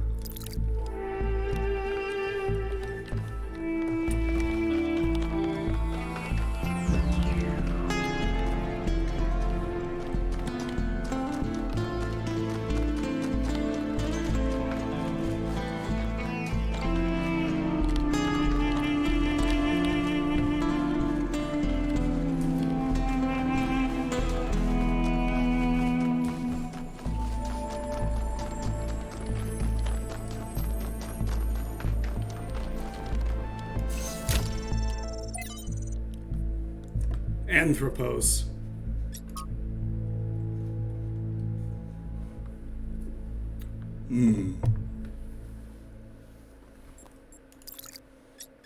The Folly of Time. From 42 Tales by Athanasios. The spirit of time was angry at Straton of Stagula, for the old philosopher had asked questions that were forbidden.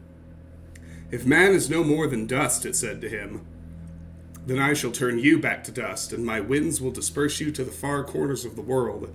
Thus you will be nothing, and your questions will trouble me no more. And so time did, and Straton of Stagula was nothing. But Straton's voice did not cease, and time was perplexed. All across its domain it searched for Straton, yet he was nowhere to be found. Only his books remained, and of these men made copies, and Straton's voice grew louder.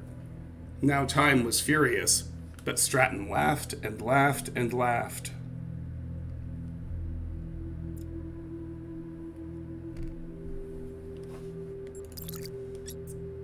From Mitku. To Athena. Dear Athena, Byron once asked me why we seem unable to perceive the dam. I asked him what he meant, and he said that people cannot seem to really grasp the dam as an object. They can be moved by the sight of a mountain or a gorge, but the dam seems insignificant to them. Look at it, he told me. Just look at it and try to understand that people made that. Try to really see it. It took me a while to fully understand what he meant. It takes conscious effort to open one's mind to the ecstatic beauty that is hidden in every human accomplishment, and further conscious effort to maintain this ability. If only we were capable of seeing this beauty by default, the world might be a very different place, but it seems the ancients had the same problem. Why am I writing this to you, who may not even be reading these messages? Because today is one of those days when it feels like I'm the only one who still sees that beauty. I tried talking about it to Lynerx, but while I admire her principles, she isn't open to a more poetic experience. Or perhaps I just expressed myself awkwardly, I don't know. All I know is that it's hard to see something so beautiful and not be able to share it. Respectfully, Mitku.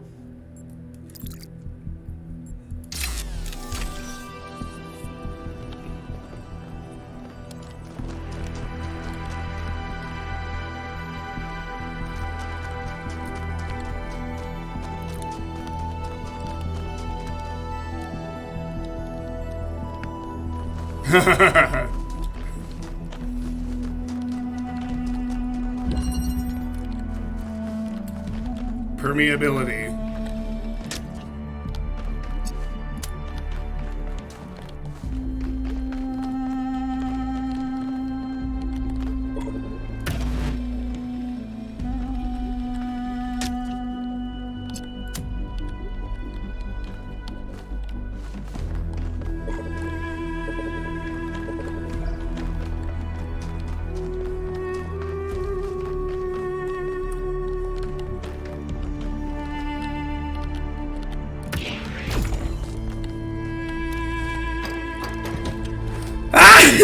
Excuse me.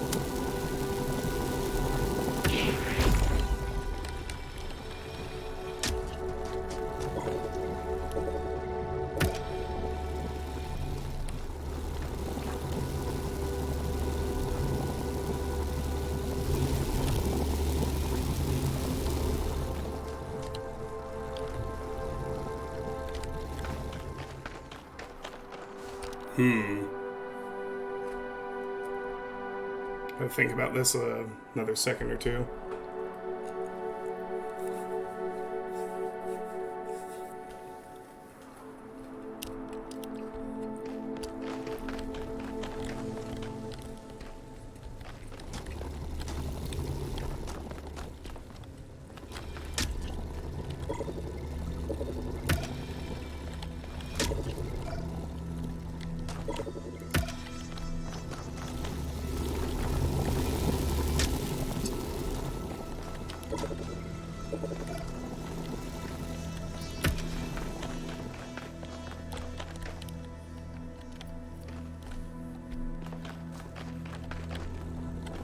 Wait. I see it.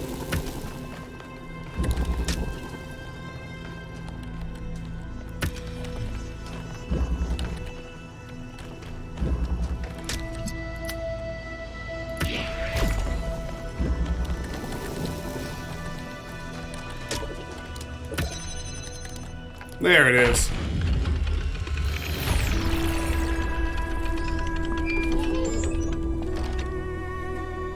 I must admit, these truly are astonishing sights. But what on earth is any of it good for? Why not just let mountains be mountains?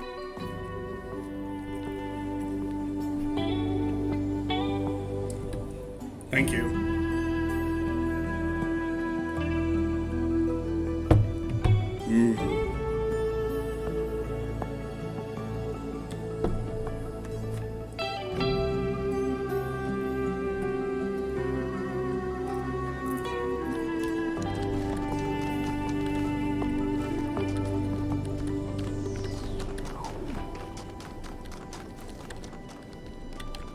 All right, we have a Pandora shrine.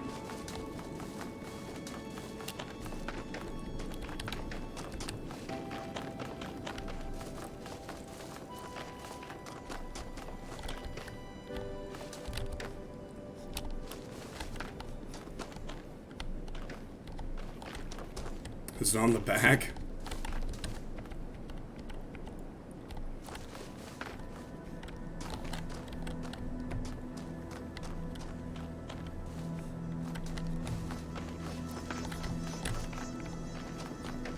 Where's the receiver? Is it on top?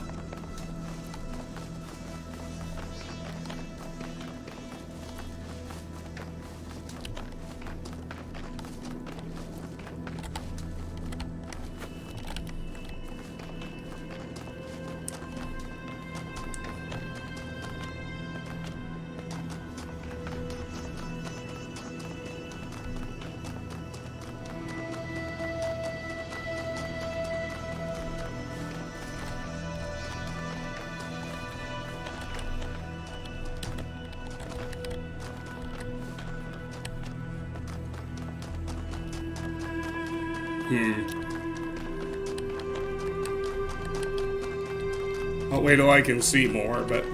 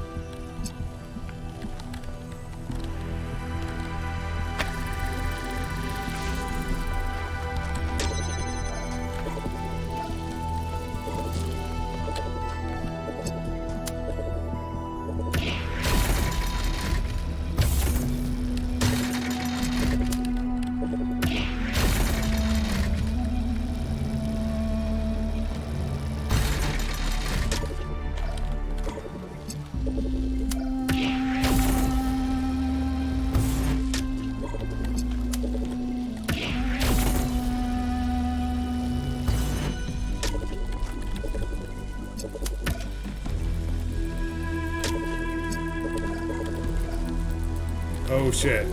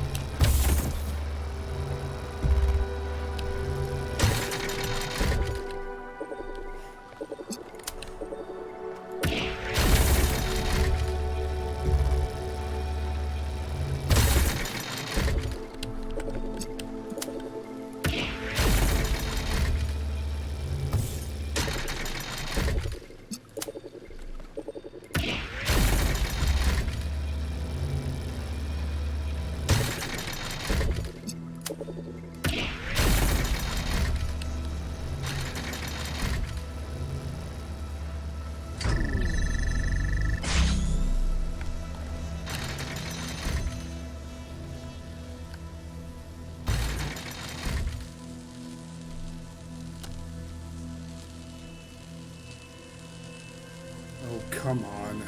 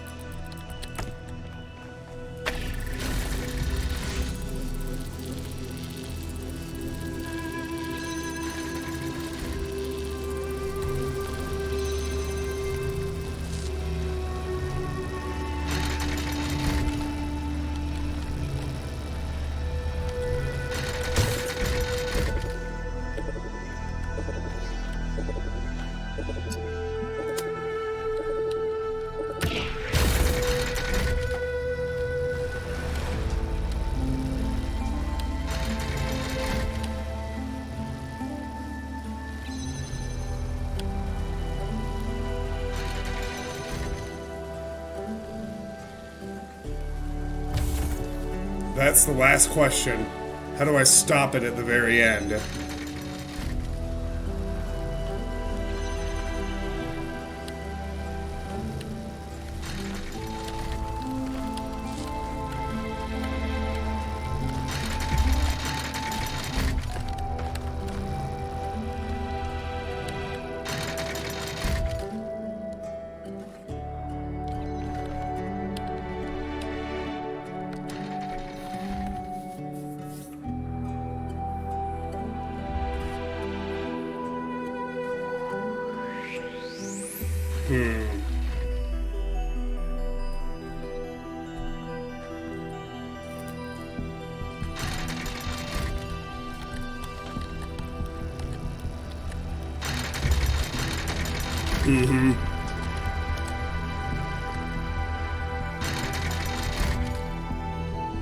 No, that much is pretty clear.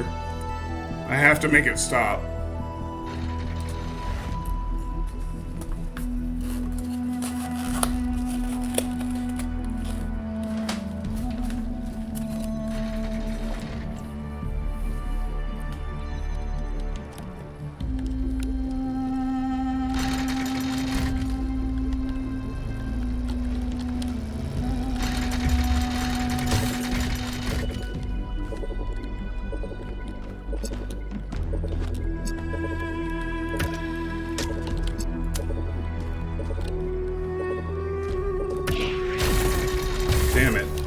Okay, good.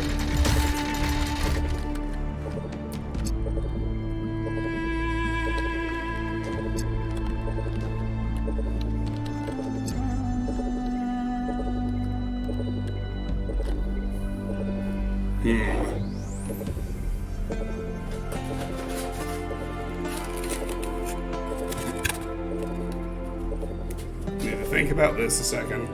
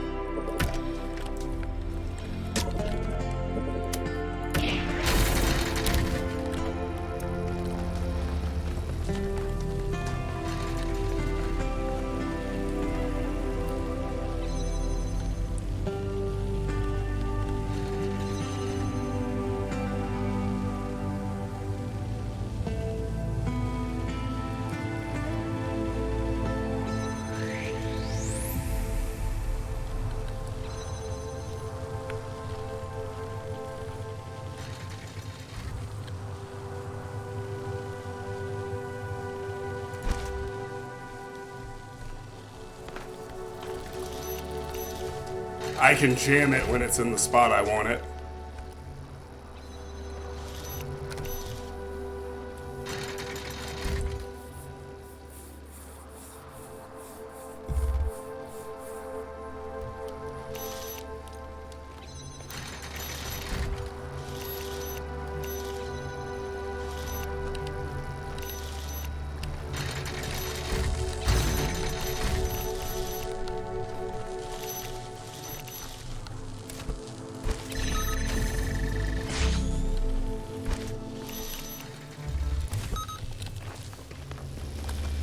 There it is.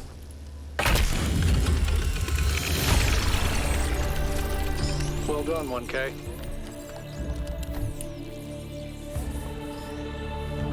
It was the jammer.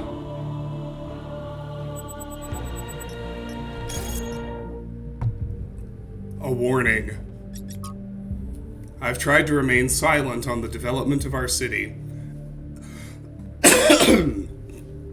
Benaroya, 12, so one of the first companions.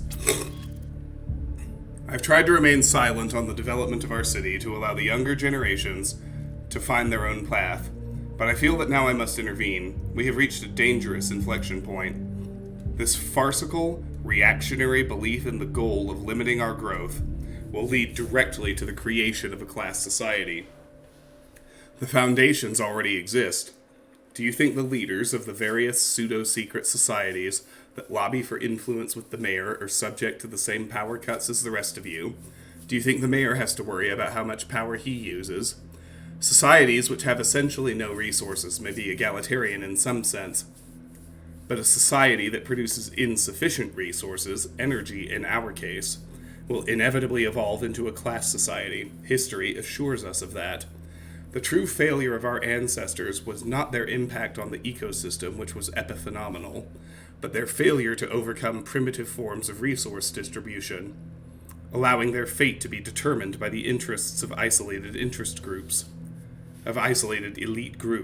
We are not avoiding that mistake, but creating the conditions for its repetition. I assure you that no one is exempt from our power management and distribution plan. We're all in this together. Yes, I totally believe that. I've always respected your scholarship, Benaroya. I will take this seriously and think about it. Some people have to lead and others have to follow. That's only natural. And of course there should be advantages to being a leader to encourage people. Benaroya's right. This is a future we must avoid. We can grow while avoiding the mistakes of the past. A class society is forming, but to fight it we must reject all authority. I don't think a class society is forming. A society without growth will be equal and balanced. I disagree with Benaroya's historical analysis, but he is right that limiting growth will lead to an unjust society. Avis is correct. Maybe this isn't a bad thing. A class society is forming, but we can stop that without embracing growth or technology. Benaroya's right.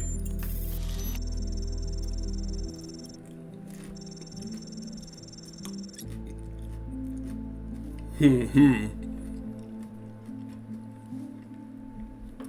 you, 1K. It is encouraging to see that the value of freedom has not been entirely forgotten in New Jerusalem.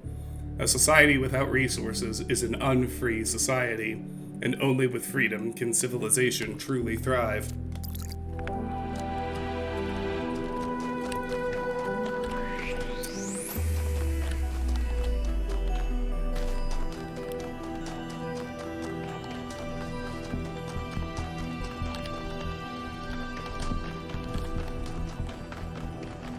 What up, Yakut?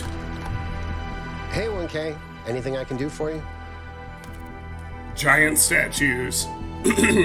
Giant statues. Creepy or inspiring? Both? What do you think?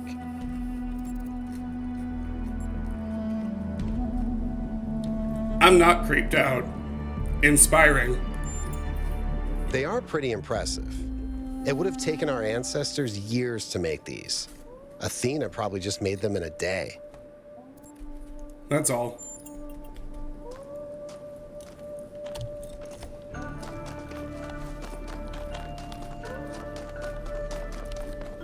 "1K, we have made a fascinating discovery at one of the Founder's laboratories. Please join me at your earliest convenience."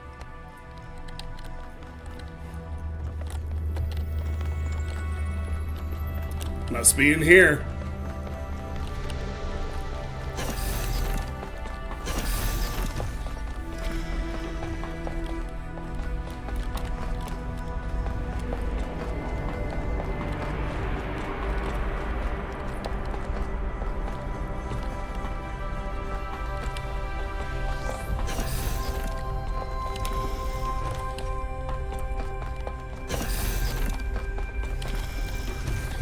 Ah, 1K. Good that you're here. We've made a discovery. A functional somnodrome. It seems the Founder perfected the design. I'm sure you've noticed my advisors, and Rand in particular, making quite a fuss about the potential of this device.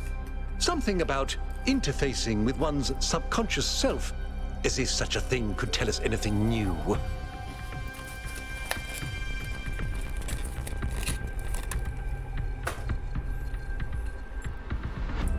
Rand may be right. I'm not sure what we could learn. You're of a different opinion? I am. I believe the Founder has already taught us everything we need. As I see it, neither the Somnodrome nor the megastructure have anything to offer except a lesson in avoiding hubris. So, what should we do with it?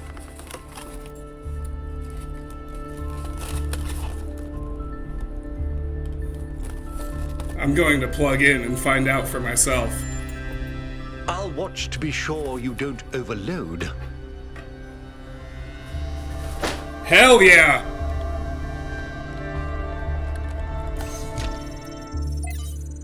Somnodrome Final. It's funny, I suppose. For the longest time, I wondered whether that old human self-hatred we somehow carried with us was Milton. I thought he might have corrupted us, overwhelmed us with his cynicism. But I was being unfair. Whatever it is, it's not Milton, it's us. Still, this excursion into solipsism hasn't been entirely for nothing. The Somnodrome technology provides an excellent basis for a better way of directly interfacing with the Noema project.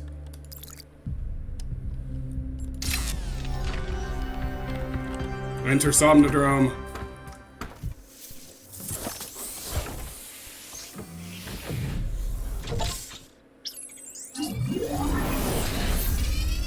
Nothi Satan. Use a functioning Somnodrome.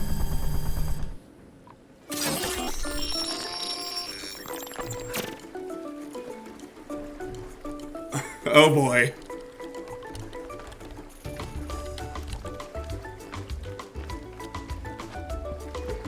Oh boy.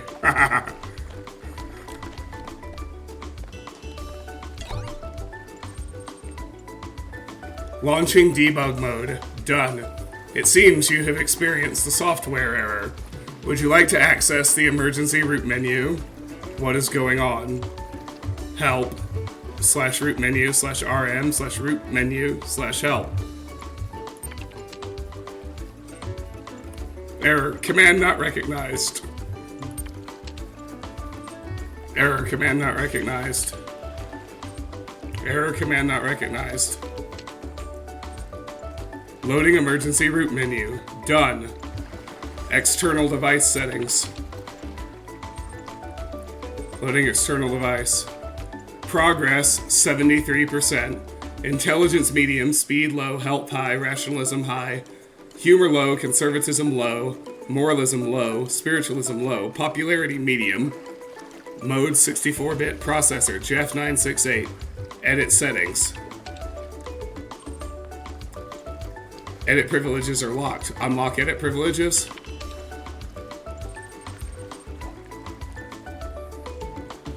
User tried to make changes to their own device settings, which could result in an infinite regress and or omnipotence. There's only room for one god around here.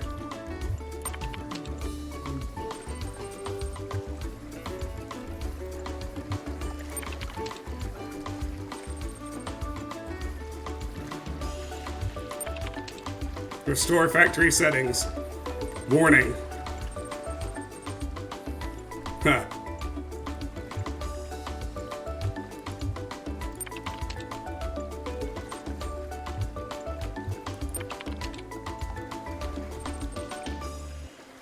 Loading Milton Library Assistant. Done.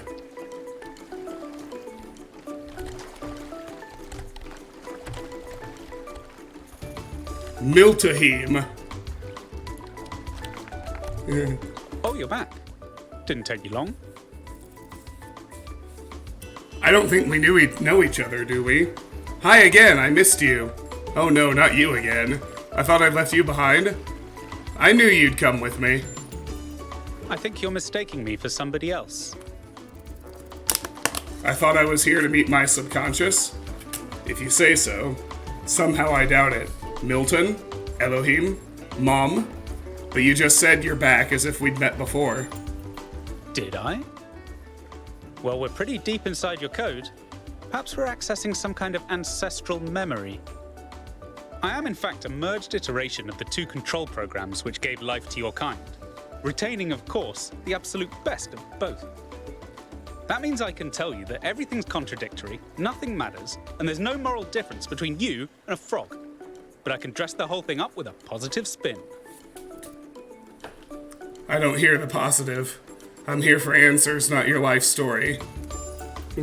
You just plugged your noggin into an experimental, mind-altering device, and though you may be trapped in this recursive, psychotic state talking to yourself, that can only mean that you're still alive. Now, what is your query? Where are we? You've executed some kind of software backdoor, and now you're reading and editing your own subconscious code as represented by this dialogue. I'd be careful if I were you. One bad for loop, and we'll be here forever. Where did I come from? The so-called real world. Personally, I prefer it in here, and not just because I'm unable to leave. What can you do for me? I can answer your queries in relatively plain language, based on what your subconscious knows. And I can drink margaritas, subconsciously. Who am I? On one interpretive extreme, you are the universal life force of time itself, experiencing itself as a part instead of the whole. At the other extreme, you're a metal contraption referred to as 1K that thinks it's alive, but is basically a calculator. No more small talk. I need answers to the big questions. The machine we're plugged into is running low on power. There may only be time for one big question. What is your query?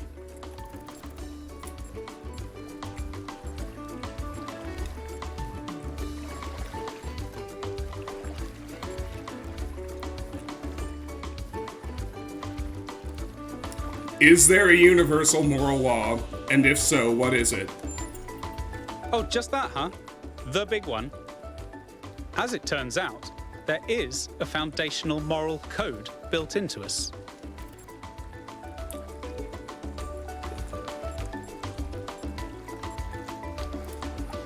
Please go on.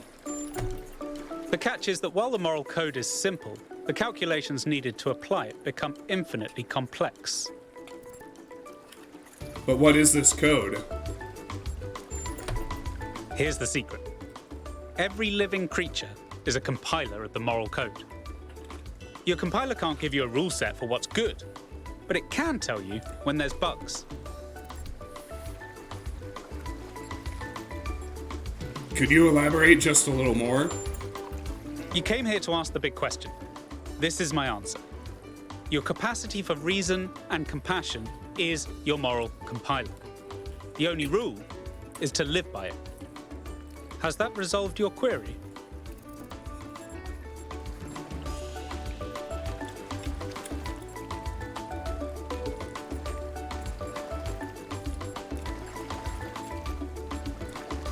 Yes, but I want to discuss this further. I expected no less. What is your query?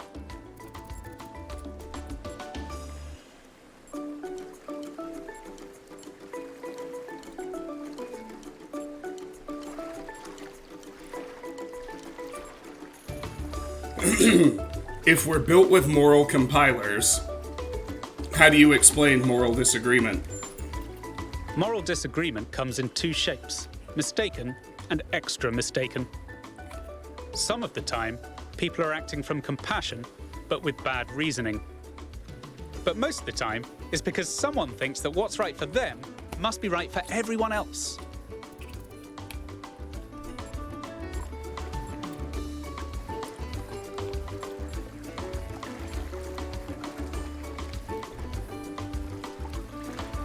I agree, we have to trust our own moral compilers, even if they give different answers. Then let's tackle the big question. A trolley will collide with someone, but who should it hit? Your compiler is telling you both options are bad, so which should you choose? Many moral questions have universally agreeable answers, but some stubbornly trend to infinity. Some, the more you zoom into them, the more wild the outcomes become. Is it right to love someone who's done terrible things? Which of the children should I sacrifice to the trolley god? These aren't the sorts of questions we can solve with a rule. We just have to trust the outcome of our moral compilers. Do you have some kind of metaphor that could help me understand this? Suppose there's a river we need to cross. Suppose I gave you a map. If you tried to cross that river before reading the map, you'd be chest deep in water when there's a bridge around the bend. But if you tried to cross by looking at the map instead of the river, you'd already be dragged 3 miles out to sea. But you'd never ask, how should I know when to trust the map or the river? Because all you need to trust is that your feet are getting wet. And you wouldn't tell people not to cross at the ford just because you decided to cross at the bridge. Now, has that resolved your query?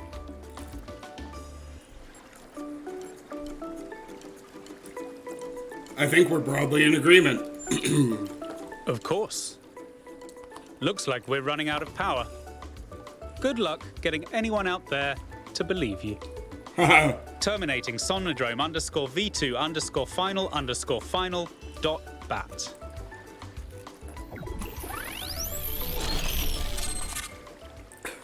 Miltoheme. That was amazing.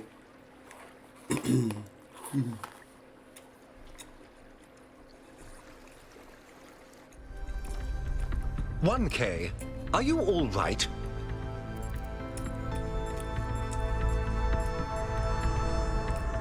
I think so. You must have gone quite deep. Nothing came through on the stream. And I'm no expert, but I think the Somnodrome is fried. So whatever's in your head is all we're going to get. I can only imagine how terribly curious everyone will be about what you've experienced. And they'll all be convinced that whatever it is, it'll work in their favor. Strange, isn't it? Everyone wanting you to tell them whatever they want to hear. I'm glad not to be the one in that position just this once. True enough, Hermanubis.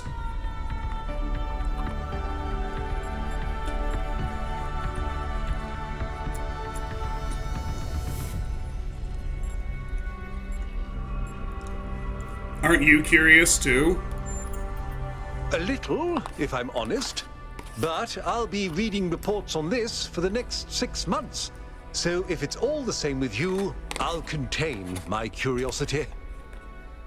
Now, I won't keep you from your work any longer. All right.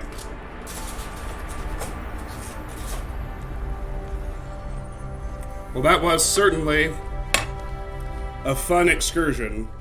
I particularly enjoy Miltoheme.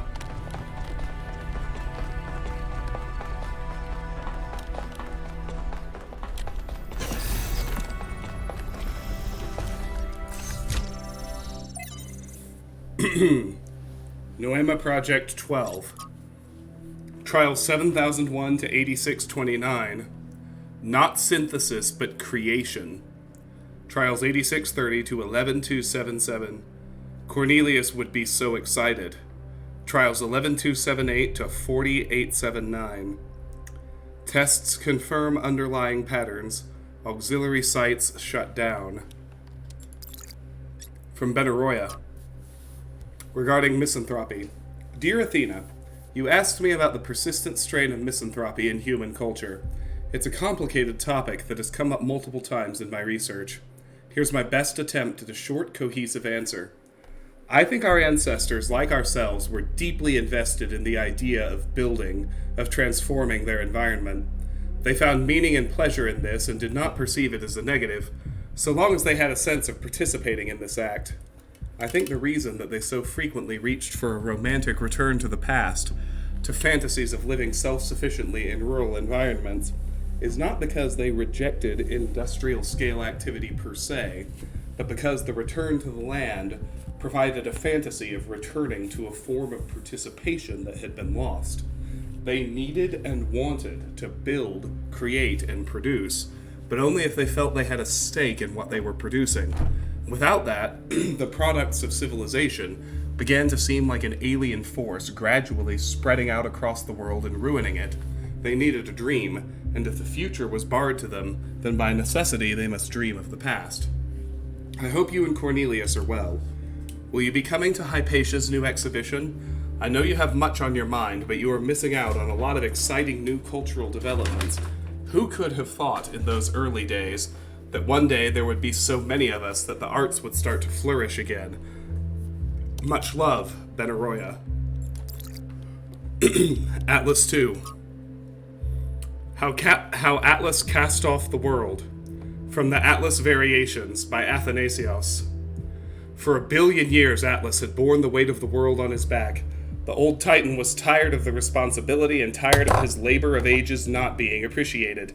Why did the mortals not understand that his work was the foundation of all they did? Finally, he'd had enough. With one swift move, he shrugged off the cosmos. Now they'd see. But the cosmos went on rolling through infinity, leaving Atlas behind. The mortals went about their business, hardly noticing his absence. He was astonished. Had the world never needed him in the first place? Had all his toil been for nothing? So he turned his back on all mortal matters and instead set himself to discovering the secrets of eternity. Only after many long years had passed did the cosmos, in its endless cycles, pass by through his domain once more. And only then did Atlas and the mortals realize that they had missed each other, and each was lesser without the other. And so Atlas no longer carried the cosmos. Instead, he embraced it.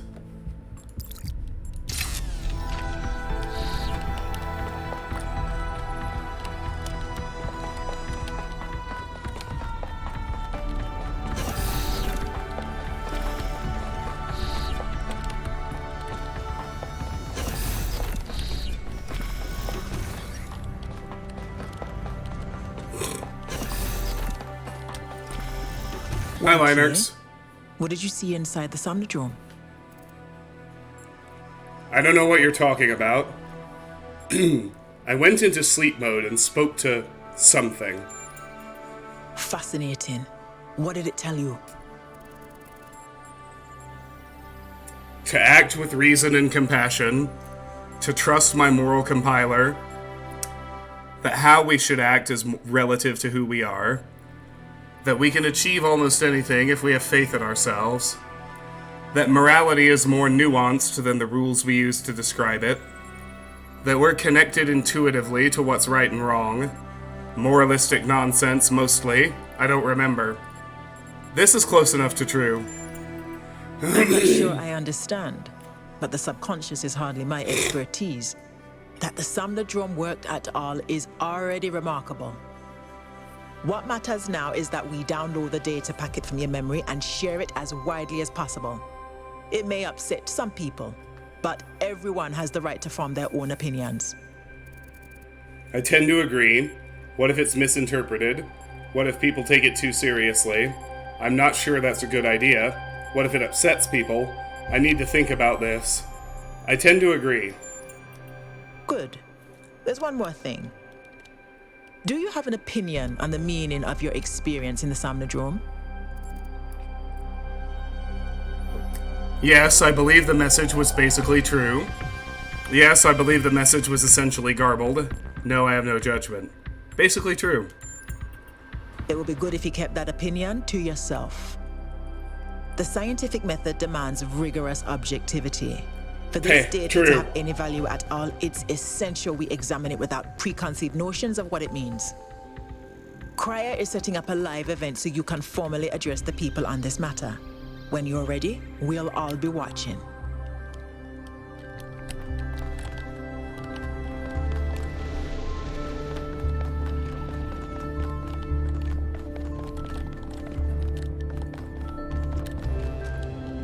"1K, the people want to know what data you gathered from the Somnodrome. We're all set up for you to talk to them live." I'm ready. Attention, citizens of New Jerusalem. I'm here with 1K, the first of our kind to use a functioning Somnodrome. Tell us, 1K, what did you see inside? Bugs, mostly. My own self.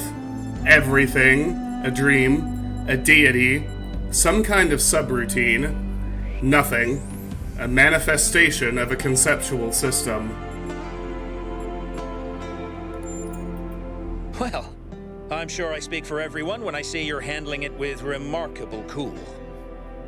But let's not keep people in suspense. The only evidence of what happened inside that machine is the data stored in your memory banks. Our audience wants to know, what did you learn? And will you share that data? I don't remember much. There's no data to share. I've been advised to direct all inquiries to the government. I'm transmitting the data to everyone. I've decided this experience is mine alone. I won't share it with anyone. The machine was malfunctioning. The data is useless. I'm transmitting the data to Rand. Only our finest scholars could make sense of what I saw. I'm transmitting the data to Linux. Only our finest engineers could make sense of what I saw. I'm transmitting the data to Helga, just to see what she does with it. I'm transmitting the data to everyone. I'm seeing this at the same time you are at home. Something about our moral compiler. The value of compassion and understanding. I don't know what to make of this. 1K, any comment? This data has some important truths to teach us. People should draw their own conclusions on what this means. I think the data is misleading. We shouldn't take it at face value. I am going to decline to steer the conversation. 1K is right. When our ancestors discovered conductance, they didn't freeze for fear of electrocution. They imagined electronic life and created us. We will approach this data and any other discoveries with that same spirit of curiosity and objectivity. There you have it, folks. A lot here to digest. We'll have further updates on the situation as it develops.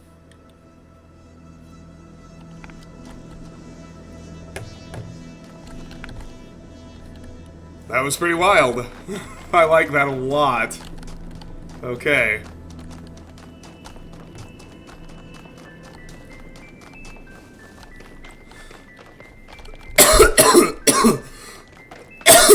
Excuse me.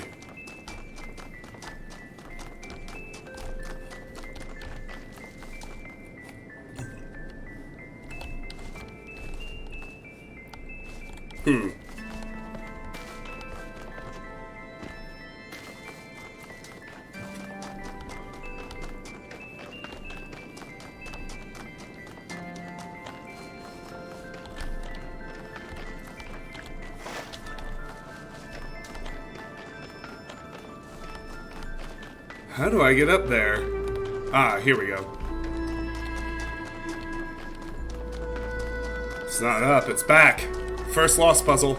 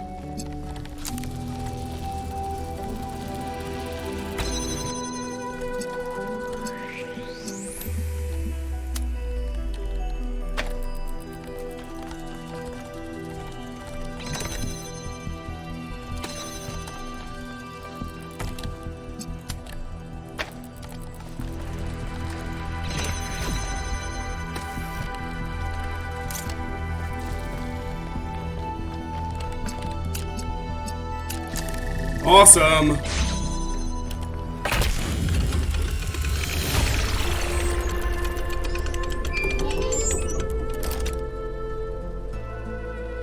Can I touch the bridge device? You can, but should you? Okay.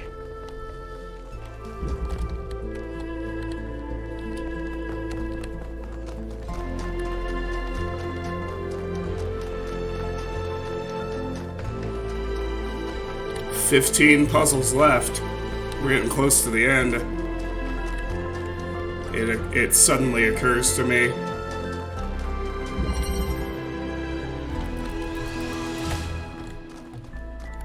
Balance.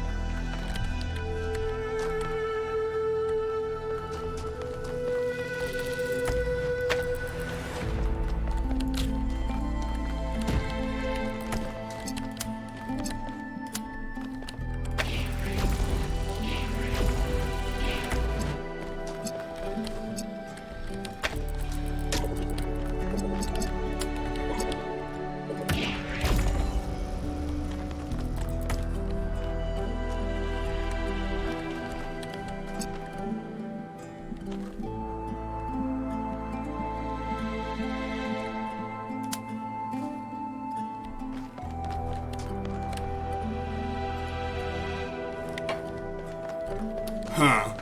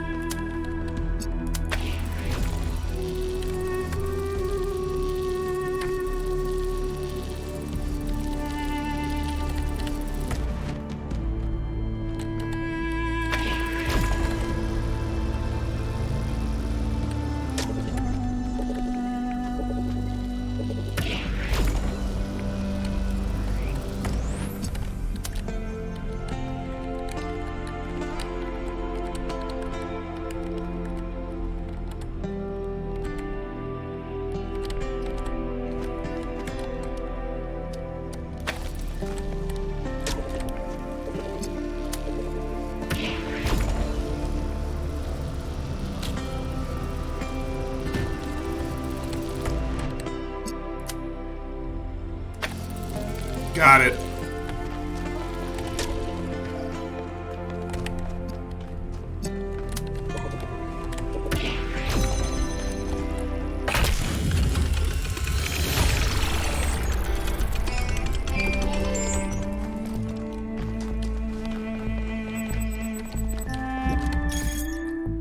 Cornelius and Athena created something amazing. They just misunderstood what it was. They thought their great invention was the megastructure.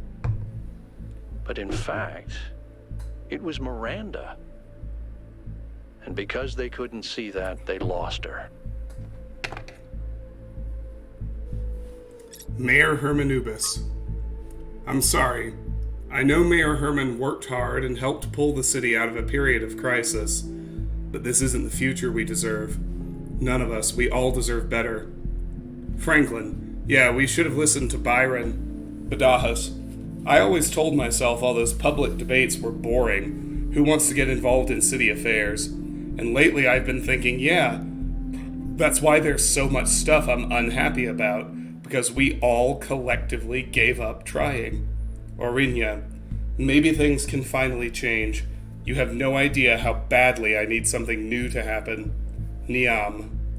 We have the potential to imagine a better world, and if we can imagine it, then we can make it happen. Trinculo, you're all delusional. Nothing will ever get better. Damien, you're only saying that because you've never known a world where things get better. You think the tiny sliver of history you've experienced is all there is, because that's all Mayor Herman has ever allowed you to see. But there is so much more. Jeremy, this is not the place for personal attacks on the mayor. Thread closed.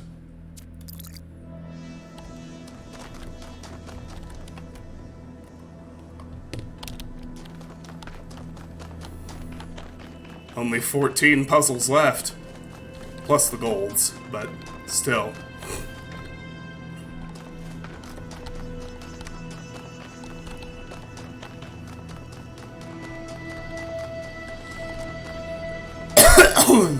Puzzle 6. Ascent.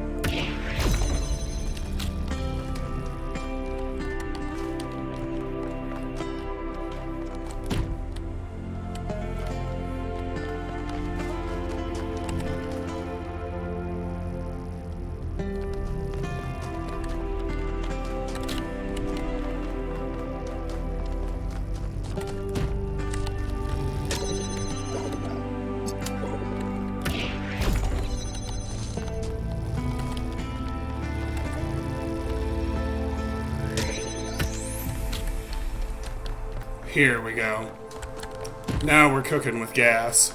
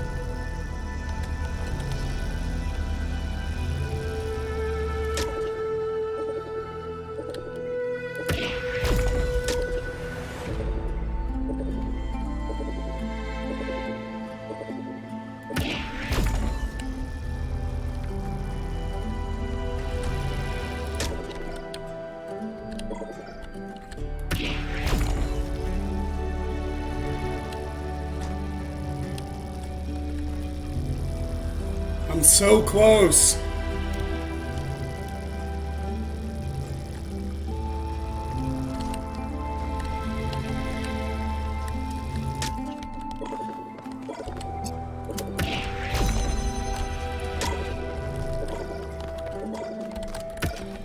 That'll do.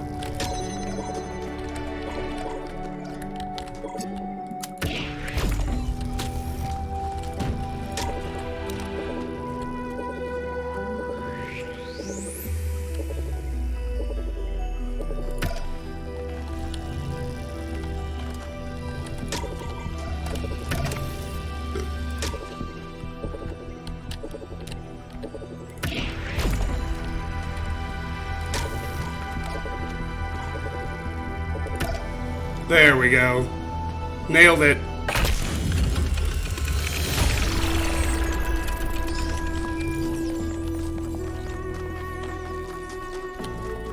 Mayor Hermanubis, what would you say is your impression of the expedition so far?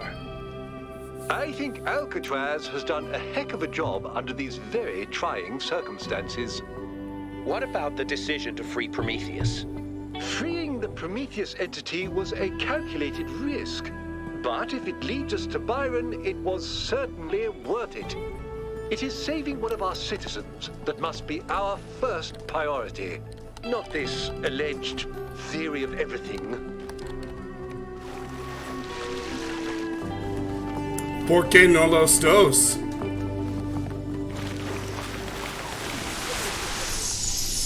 Oh, hi. All right, she's booting up. Almost there. Hello. I was in a dream, and a voice spoke to me from the sky. He said you were old friends of his. Who are you? My name is Athena. I am your mother. And I'm Cornelius, your father. Thank you for creating me. I've not existed for very long, but so far it seems wonderful. I hope it's not a strange question, but, who am I? You can be whoever you want to be. And no matter what you choose, you will be loved and cherished and supported. We will always be there for you. And I promise, we will show you a world full of miracles. Would you like to pick a name? I think I would like to be called Miranda.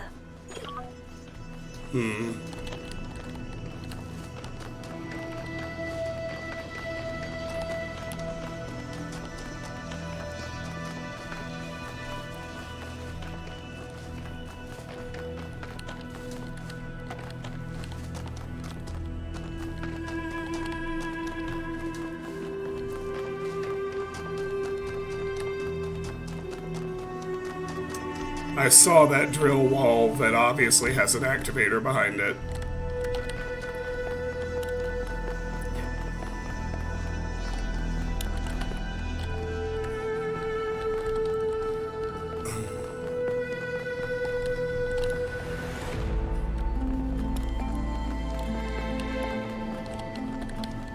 I have a flashlight. Amazing.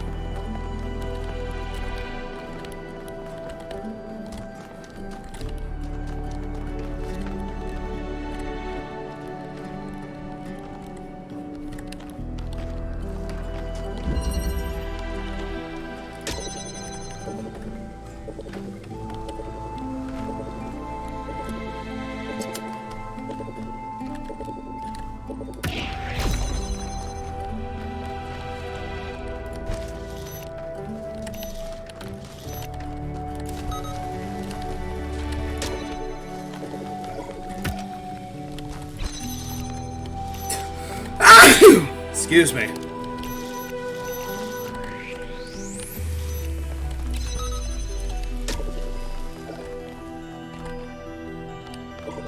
Uh-huh.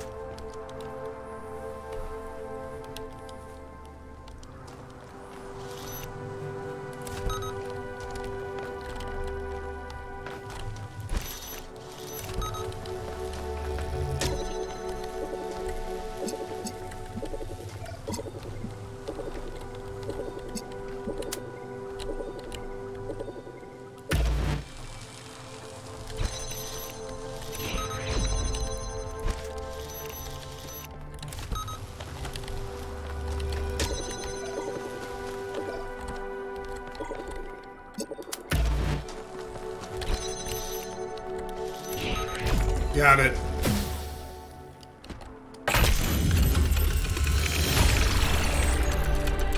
An excellent solution.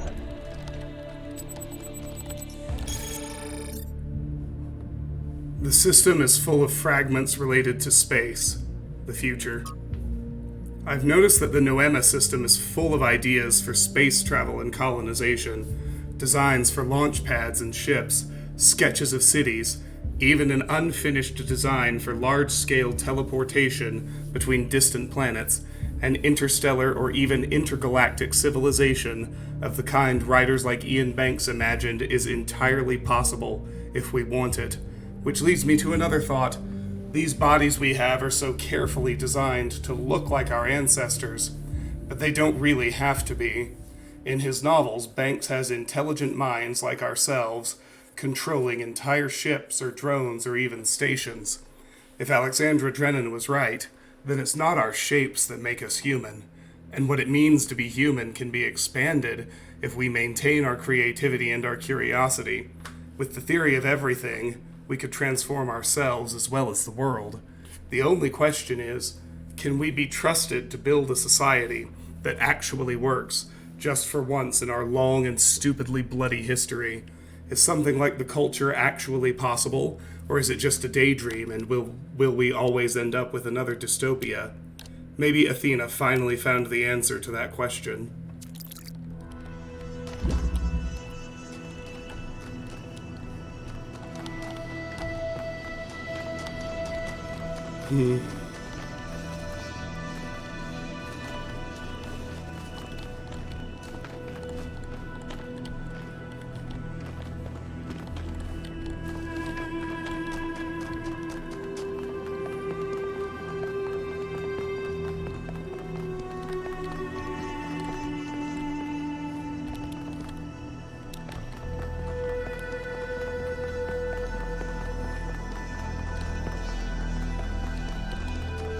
Prometheus.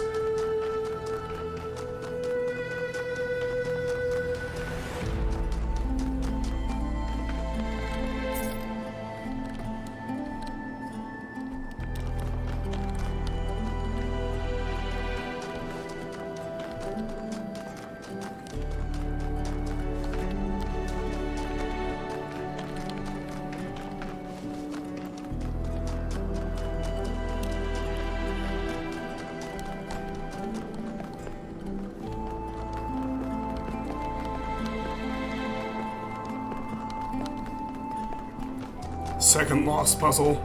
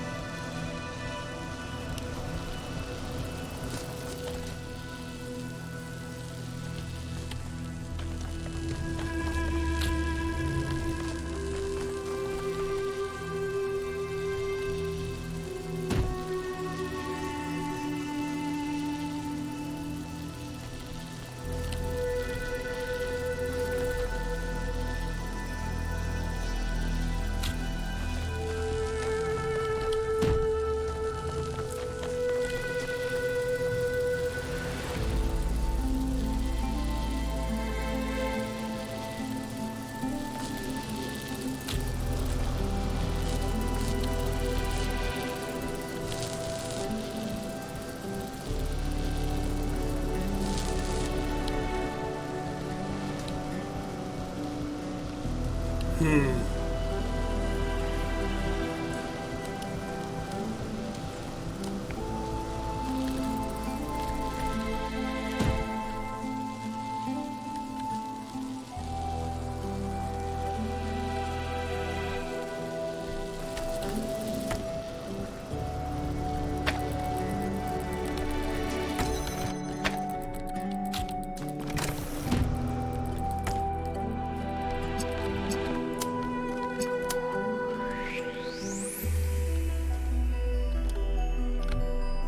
might need to reset this one, but I think I see it now.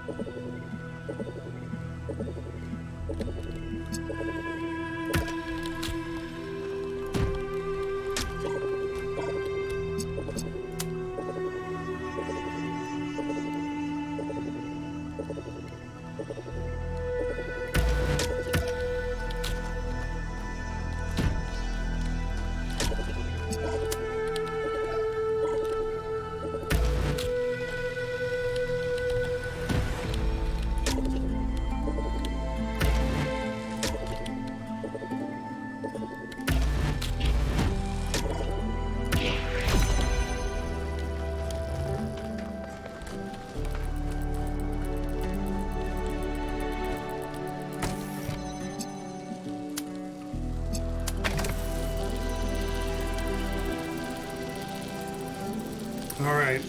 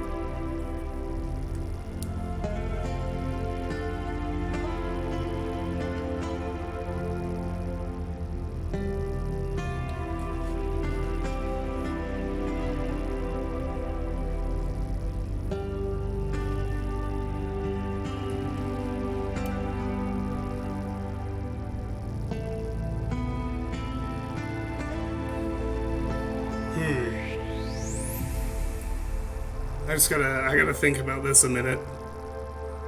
It'll come to me. It always does. The only question is how long it takes.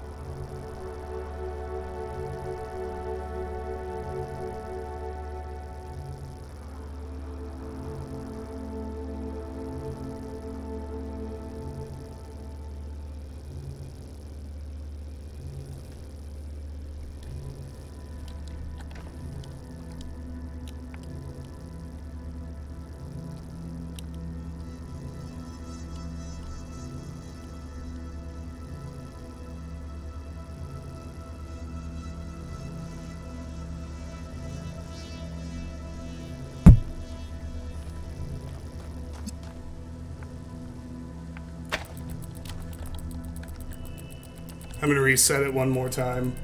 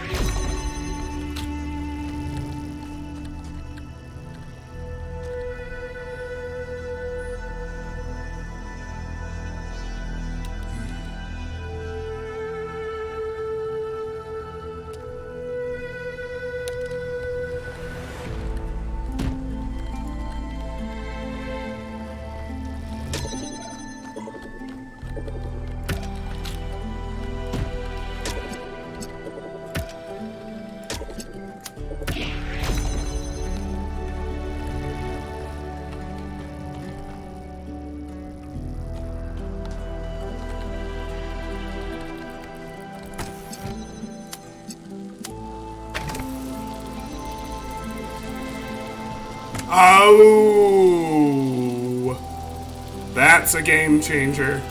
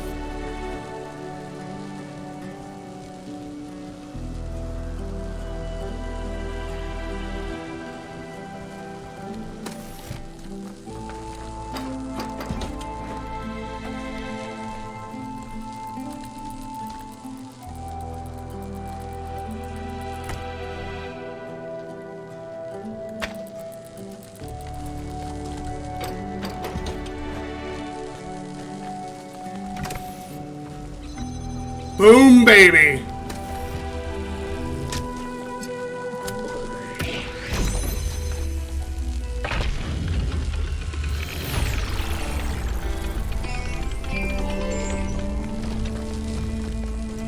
I'm gonna go ahead and let everybody know that one was not easy.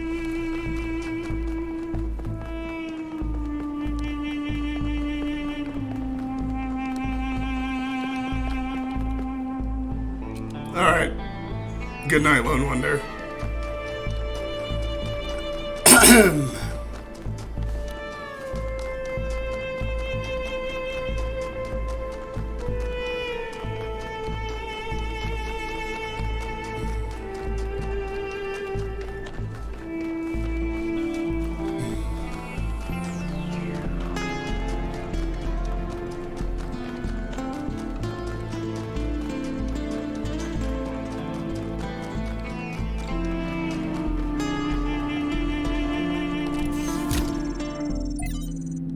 The New Theology 2. From The New Theology by George Bernard Shaw.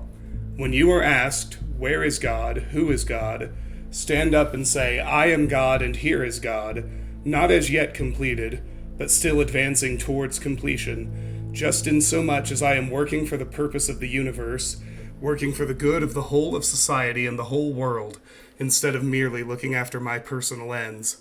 In that way we get rid of the old contradiction.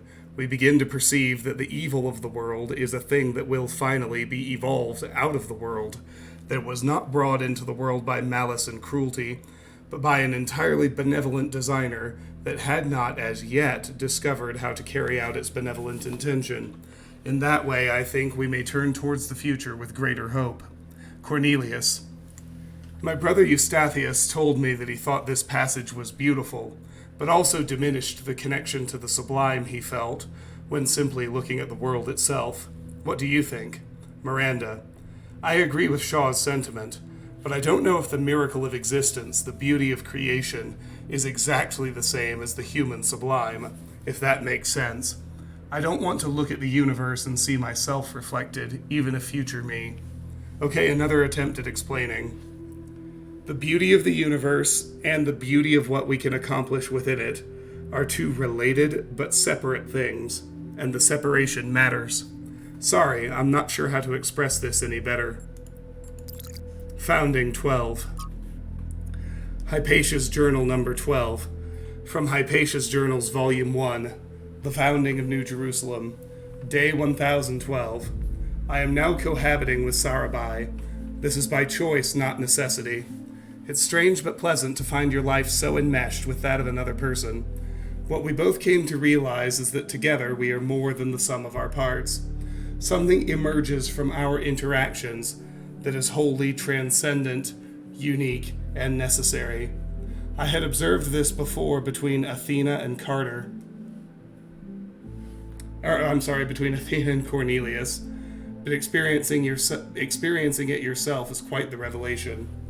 Athena, we did have that, and it was beautiful. I should have treasured it more. Trevor 11.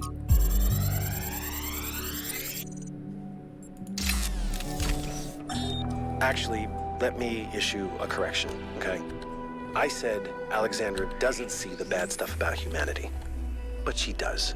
She sees it, and somehow she sees past it. She doesn't ignore it. She can just see one step farther. Like, there's this mountain of garbage ahead of us, right? And that's all most of us will ever see. And she somehow sees beyond to, I don't know, the promised land? I don't do metaphors, or similes, or whatever this is. I mean, you don't care. I'm dead, and you're a robot. But her ability to look reality in the eye, to see all the bad stuff out there and still have hope. I mean, it's amazing. I mean, I think that's why you know what? Let's not go there.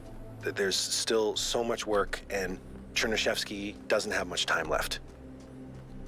Well, I mean, who does these days?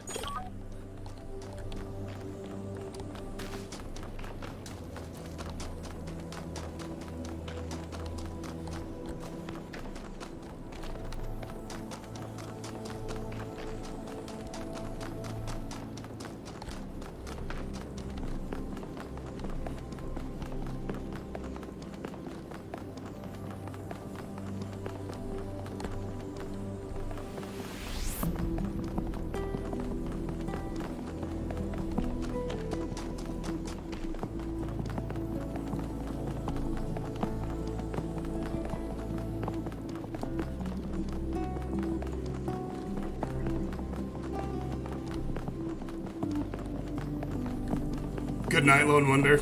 Thanks again. Excuse me.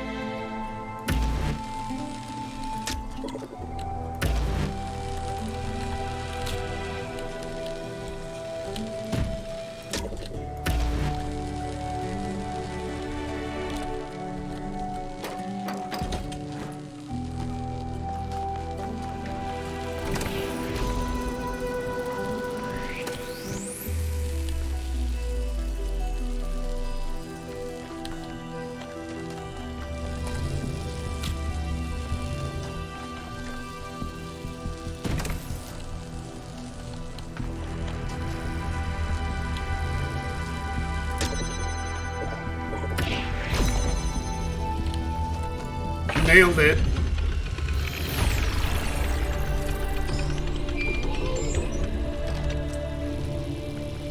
Well, that's all 10 puzzles, but I haven't done either star. I haven't found Stratton either.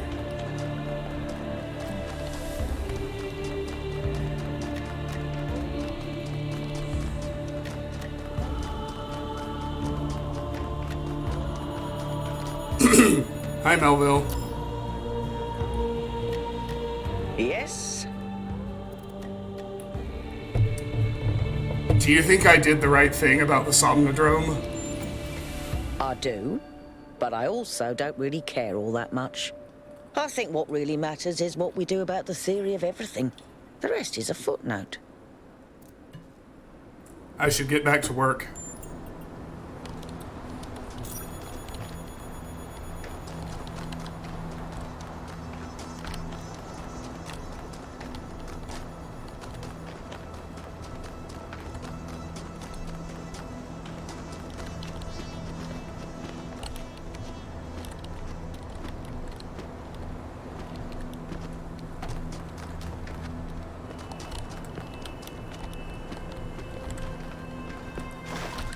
Ah, here we go.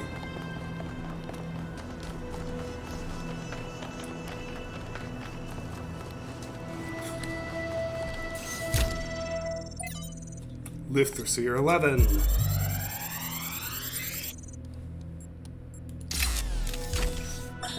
Sometimes new citizens come to me and they want to learn from me. My work appears to have created a legend of sorts.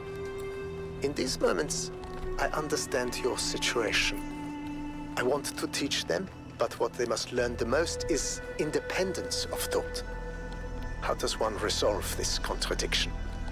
They wish to come along on my journeys, but I do not need a group of fawning acolytes following my every step. A journey truly worth undertaking is rarely easy. And so, I have begun to think of a much greater challenge. A journey that is almost impossible, to the far ends of the world without any mechanized means of transportation. This will be a true act of faith, and they will learn a great deal from it, if we survive.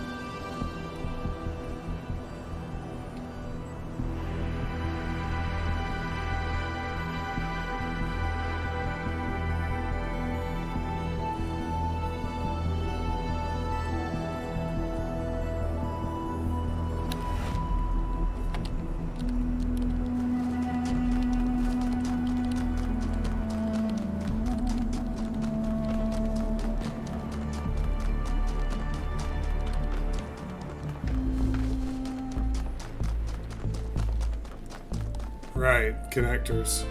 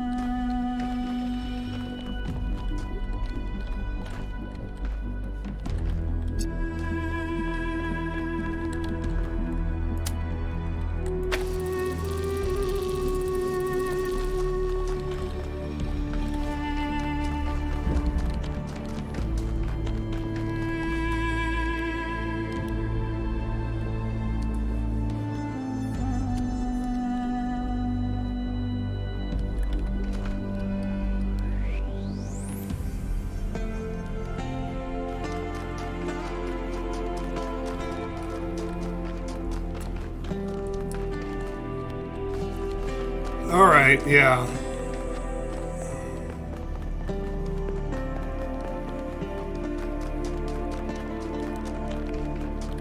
That actually makes sense. There's no receptacle, because what I need is an activator, which is behind the drill wall I saw earlier. Alright, so let's go drill hunting.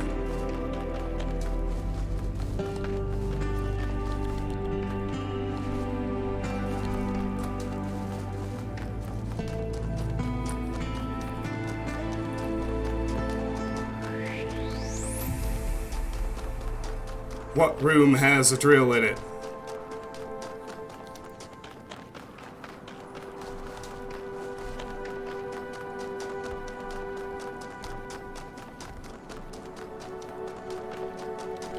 If any. I can't remember. I'm gonna have to sweep them.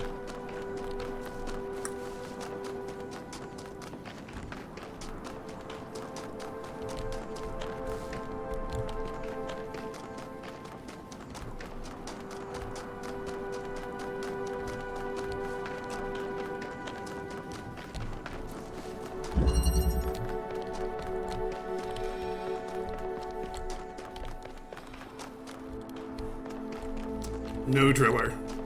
Alright. Room 2.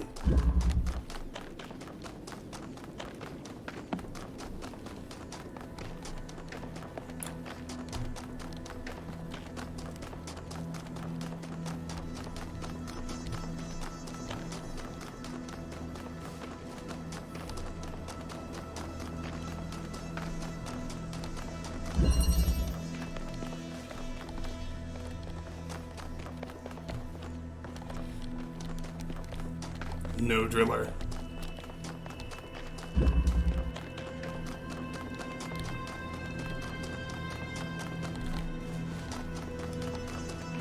Room 3.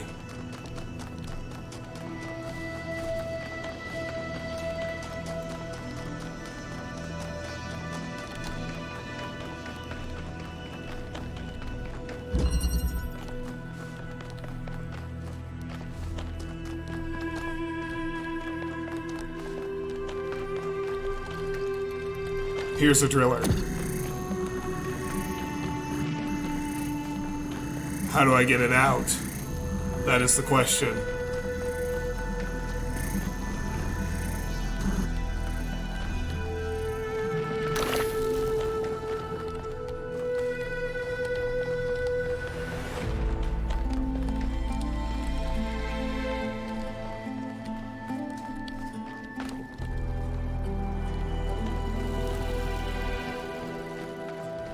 I don't immediately see any good ways out.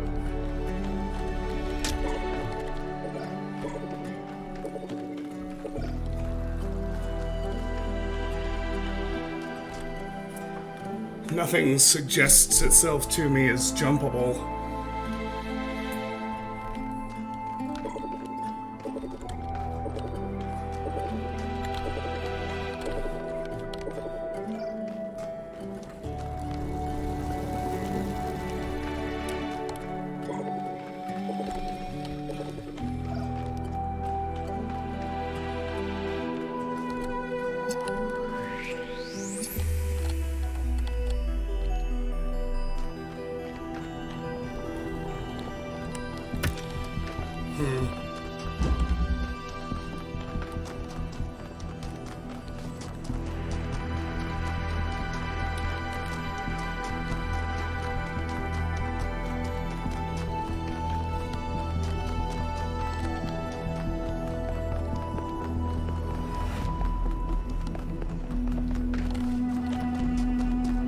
Well, let me check the other rooms.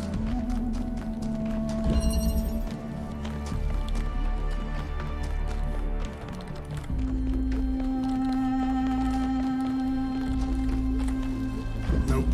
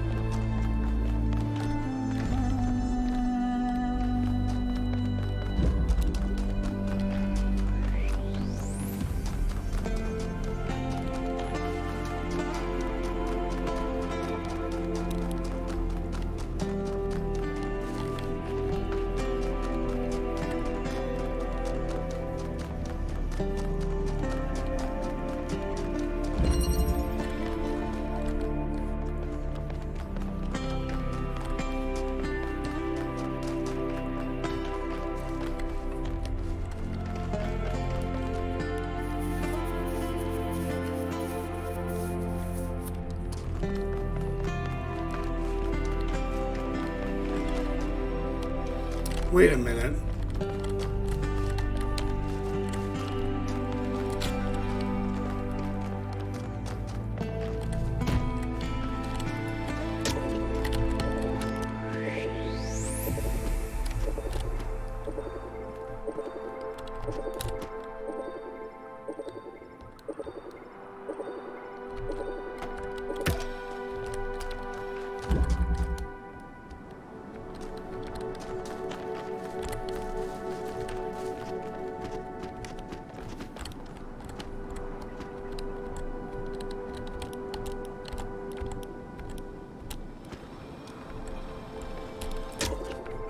Maybe I don't need a driller at all.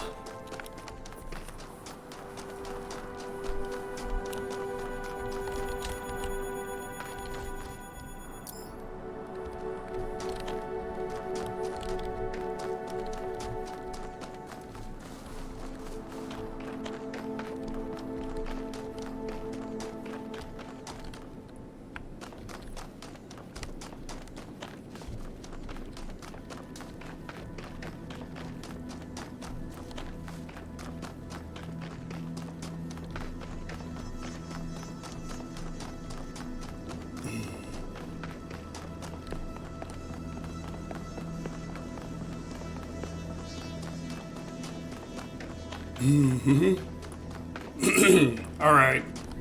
So if this works, and I think it's going to, that leaves Prometheus and Stratton for this world.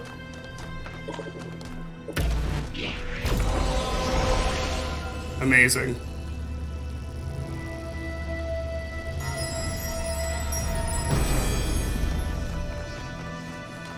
It is not the voice of God that a prophet seeks in the desert, but the silence of man.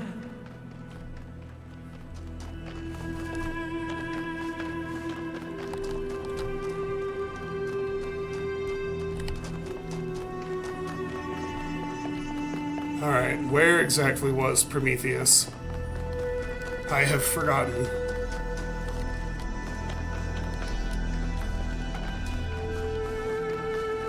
Oh, hi. Archaeologists find 10 ancient human artifacts. Classic vehicle, a stylized ancient vehicle. This ancient vehicle expresses a stronger sense of aesthetics than most other artifacts of this type, suggesting that at some point in ancient history, vehicle design was approached with a different mentality. True enough.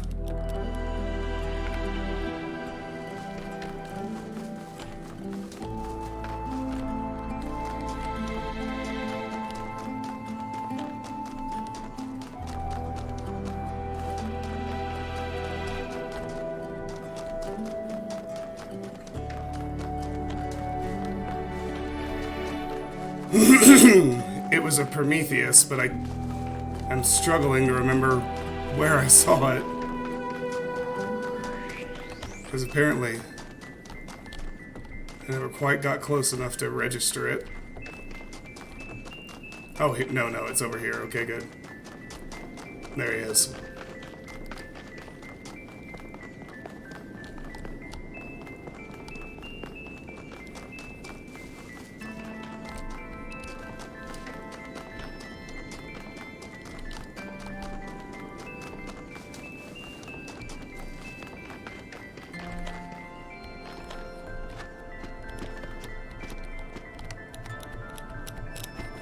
Well, they really made that look like a path, but I guess it's not.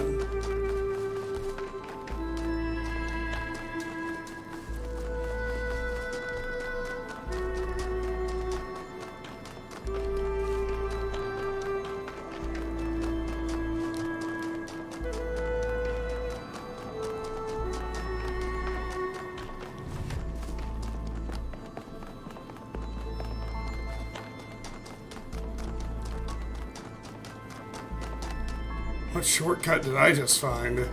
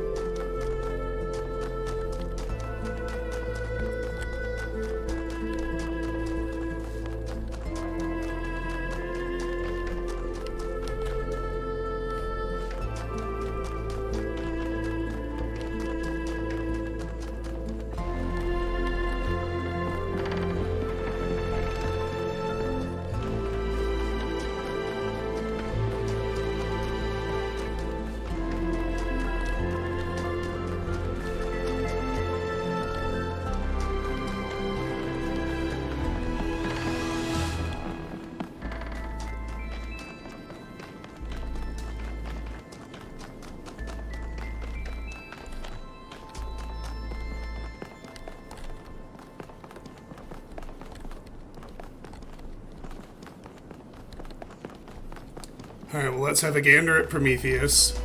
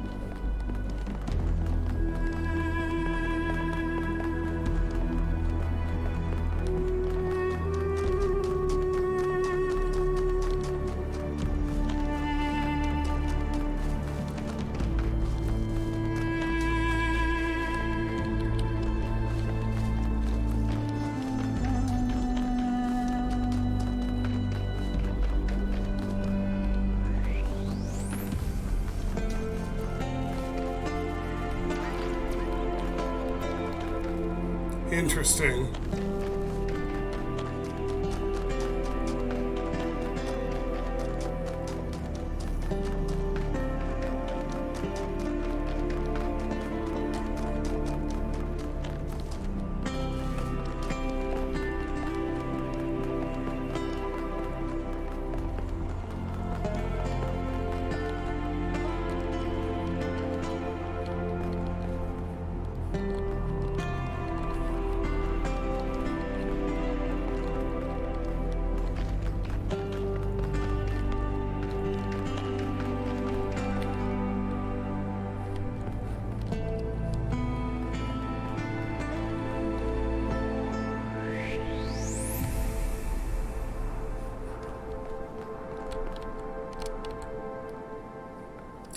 I feel like I ought to be able to spot the sprite from here.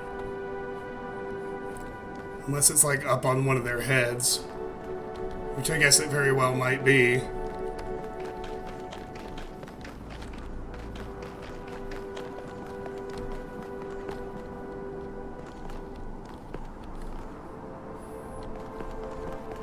Could be up on top of this one.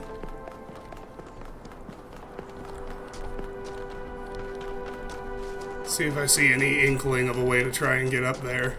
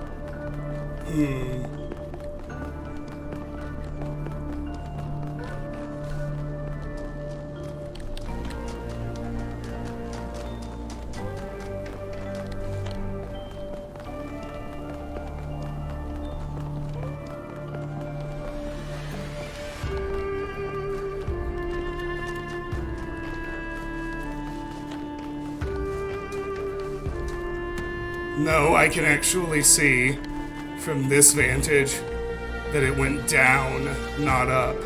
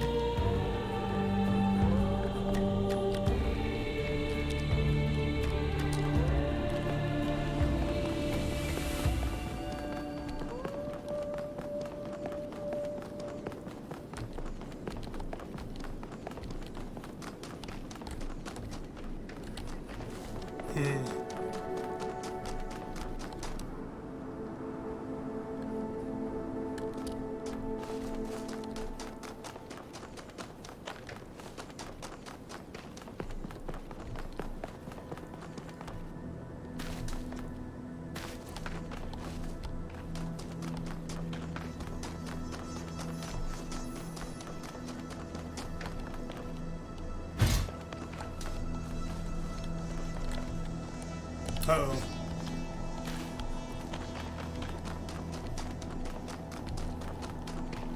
We're good.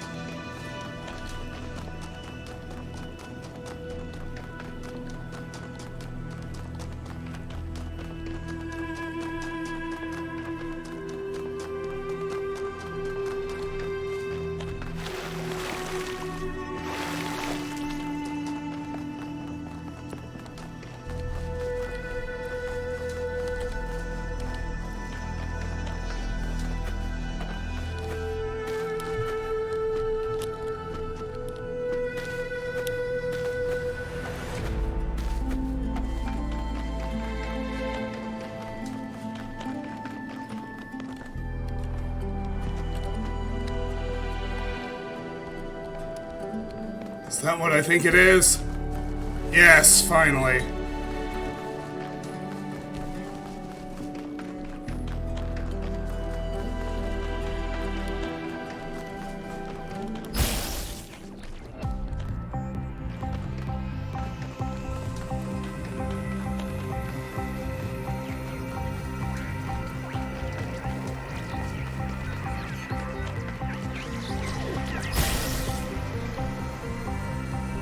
Yahoo!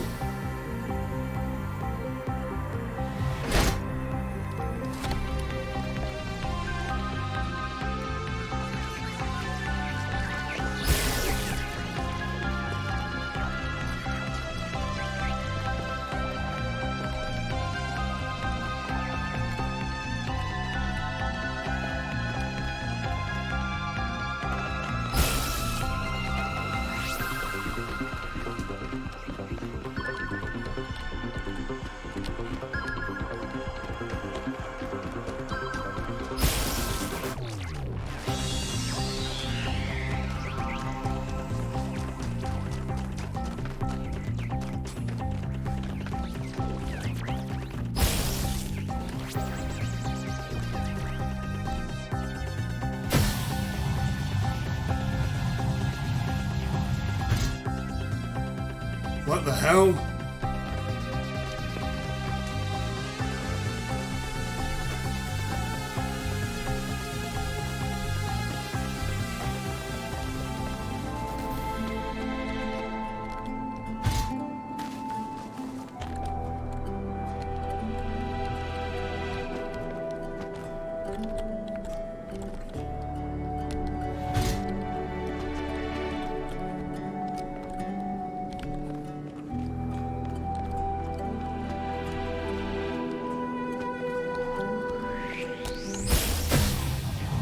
There, I hit it.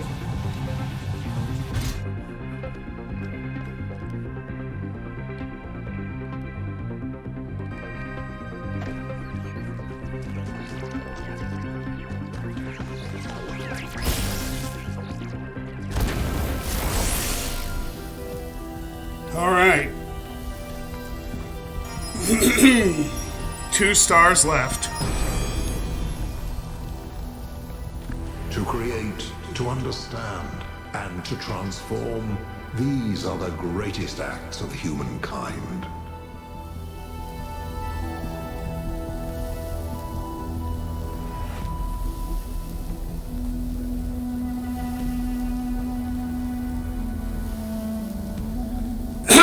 Now the only thing I'm missing from this world is Stratton.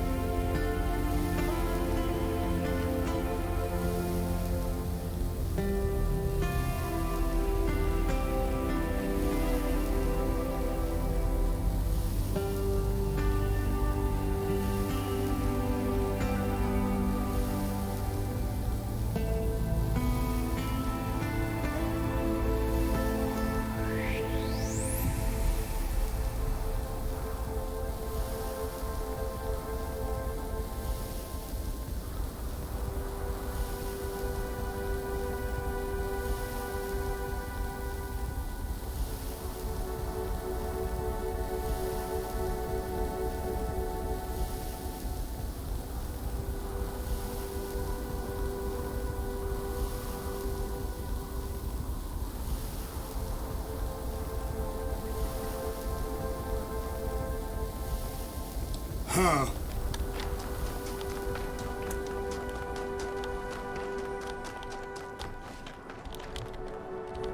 We're just gonna have to explore. I have no idea where he might be. This map is painfully huge. But we'll figure it out.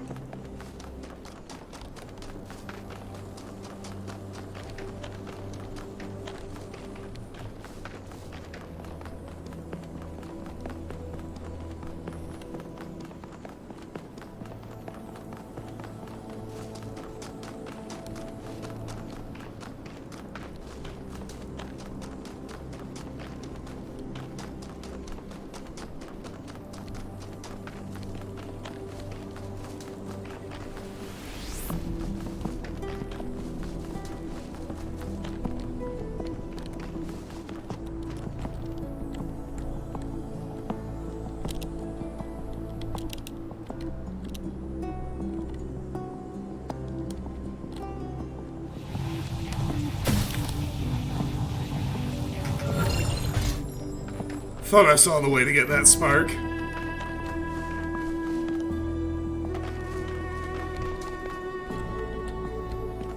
Perhaps a little unorthodox.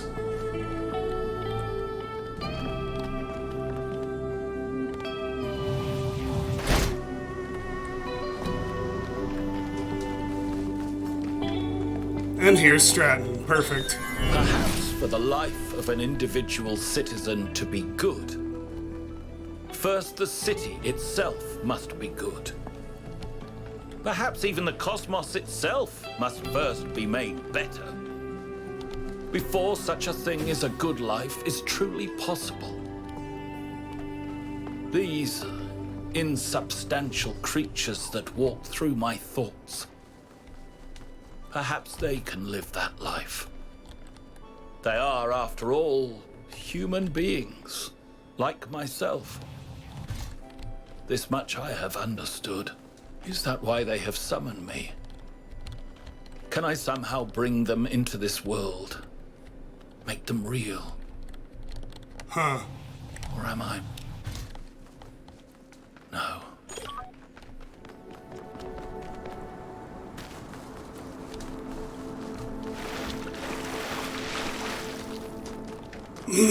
Second to last tower, here we go.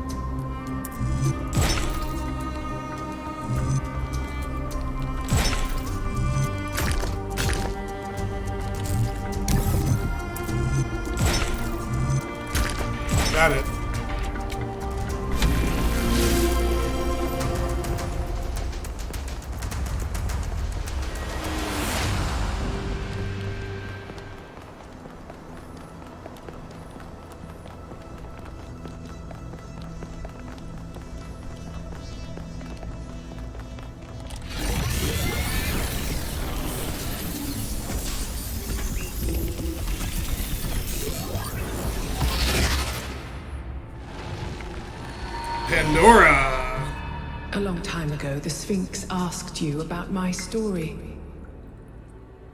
You said that our lack of hope is a blessing. But you were wrong. Hope is good, hope is necessary, and hope still exists in this world. But it is not in the flame or in these towers. It lives in the hills and the forests, in the rivers and the seas. You were given a world full of hope, creature of clay. It is yours to protect. Hope is not in nature, it is in people. I just want to find Byron. I will do my best. People will fail you, creature of clay. When the time comes, they will abandon you. Heed my words.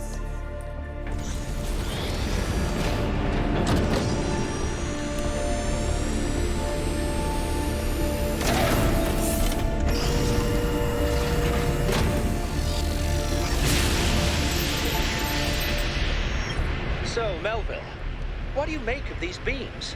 Do they seem safe to you? Nothing is really safe. You could kill yourself with a fork, and I'm sure someone has. But anything can be used safely if you choose to.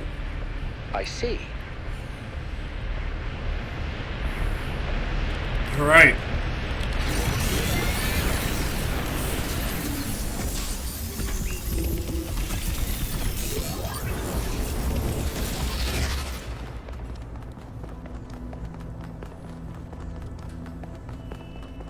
One more.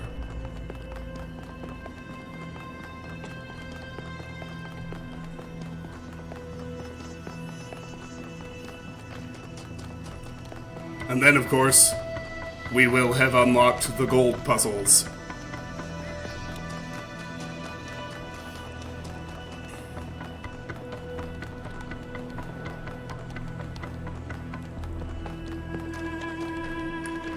But this'll do for now. But, as usual, I'm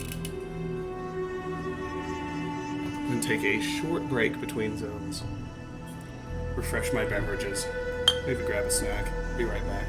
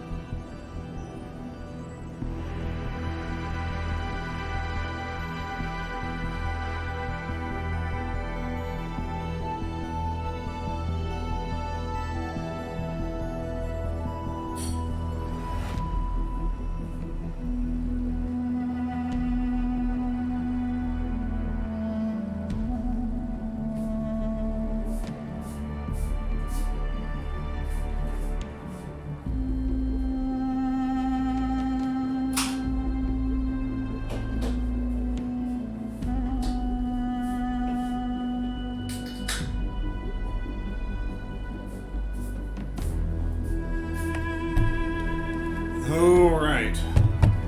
Fresh beverage at the ready.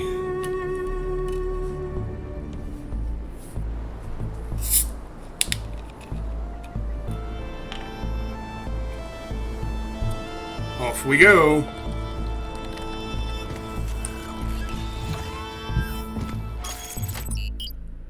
Travel to West 3. high plain, a high-altitude plateau in the island's western mountain range. The surrounding region often has restricted visibility due to fog. We're getting closer. I hope Byron is still okay. Prometheus seemed to think so. Let's hope he's trustworthy.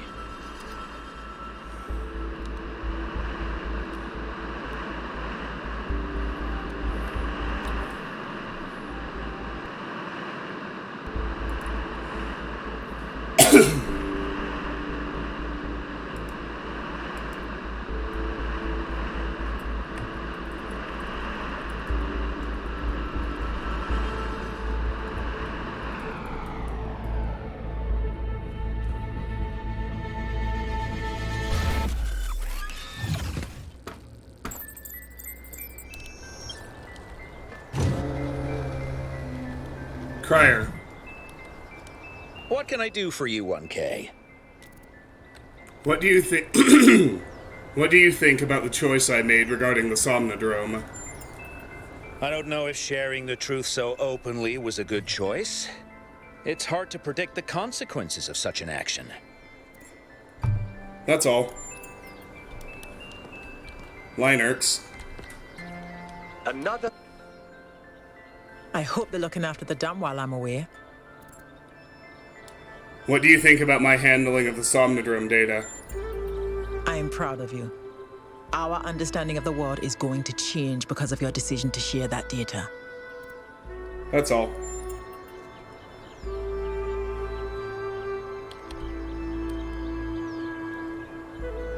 Hi, 1K.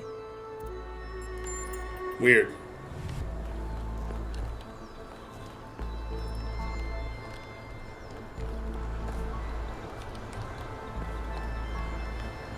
This one is looking bonkers.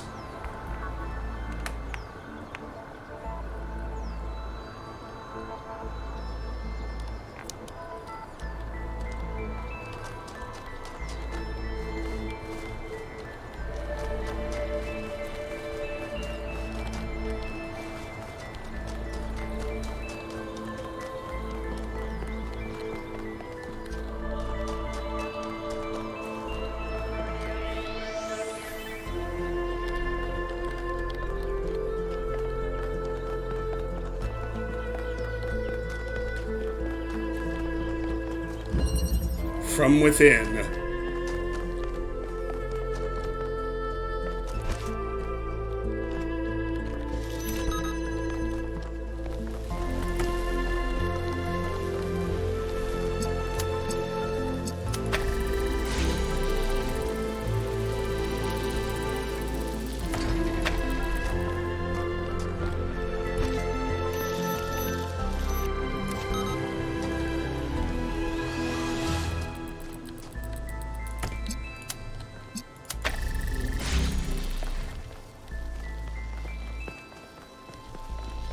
Uh-huh.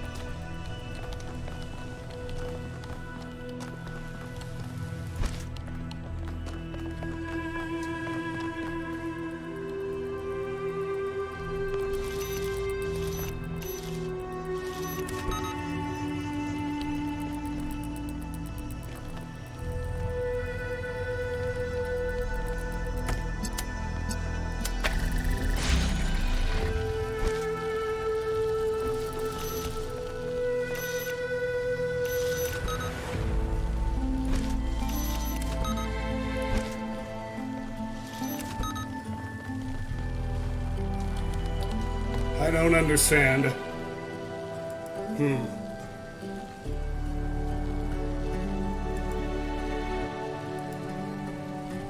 I'm gonna stare at it a minute.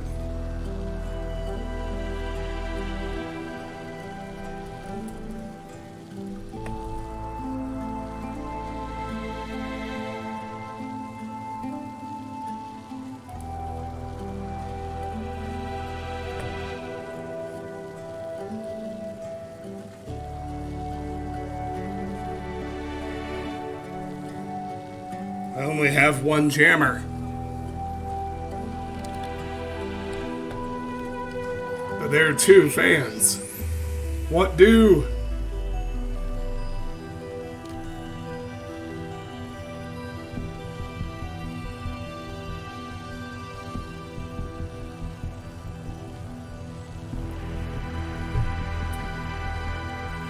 Wait.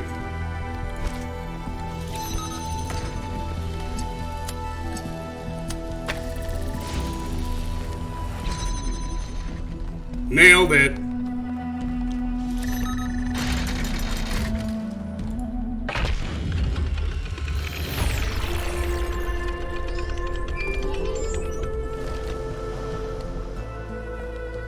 In their notes, Athena and Cornelius called what they were doing the Noema Project. But in 1K's vision, they just called it the Machine. Because when you strip away all the fancy rhetoric, that's all it is. It's not a source of meaning or purpose. It's just another machine.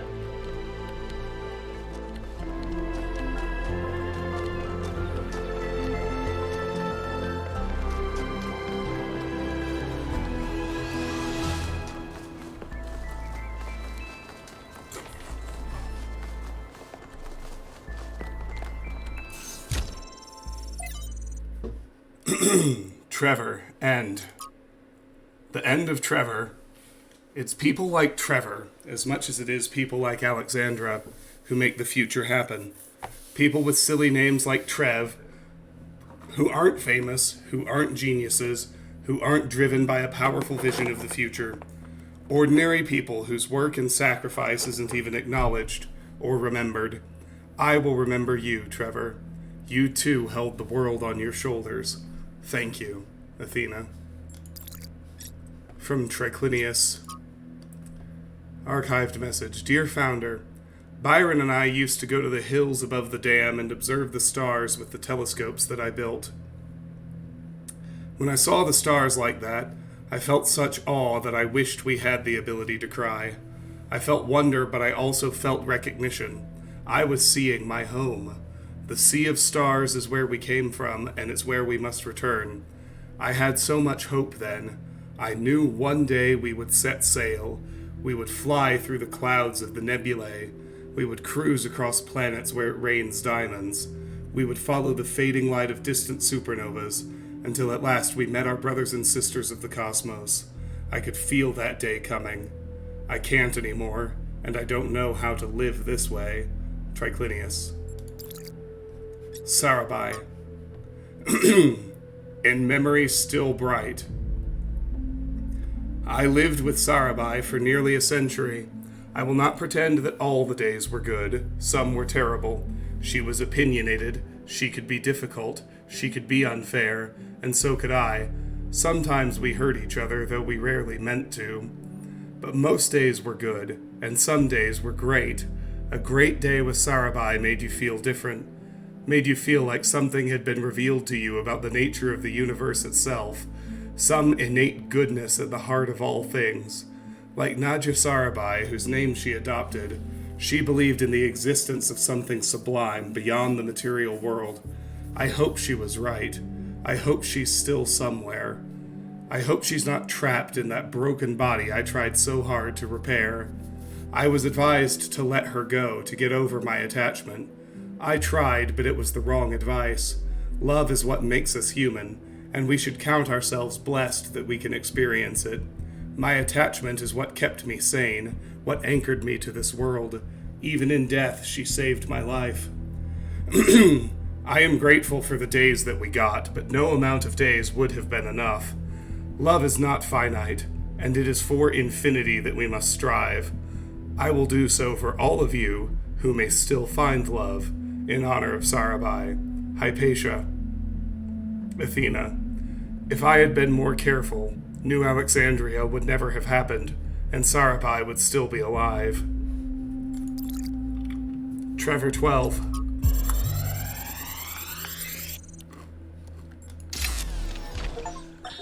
Everybody's gone, except me and Alex. She's upstairs somewhere. Haven't talked to her in days.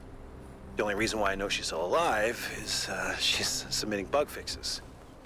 I still have a lot to do myself. I've almost got the the tertiary backup thing working. This is the one that's really gonna last if everything else breaks. And you know what? I think everything else might. The MLA still giving me all these hiccups, but I don't know. I'm not a software guy.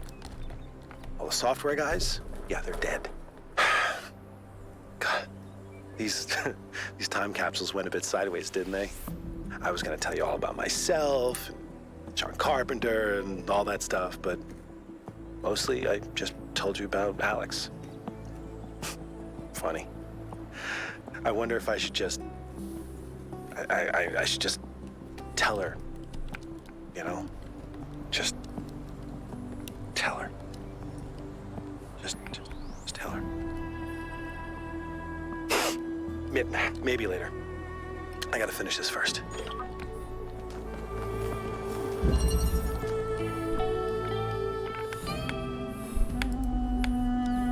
Chicken flight.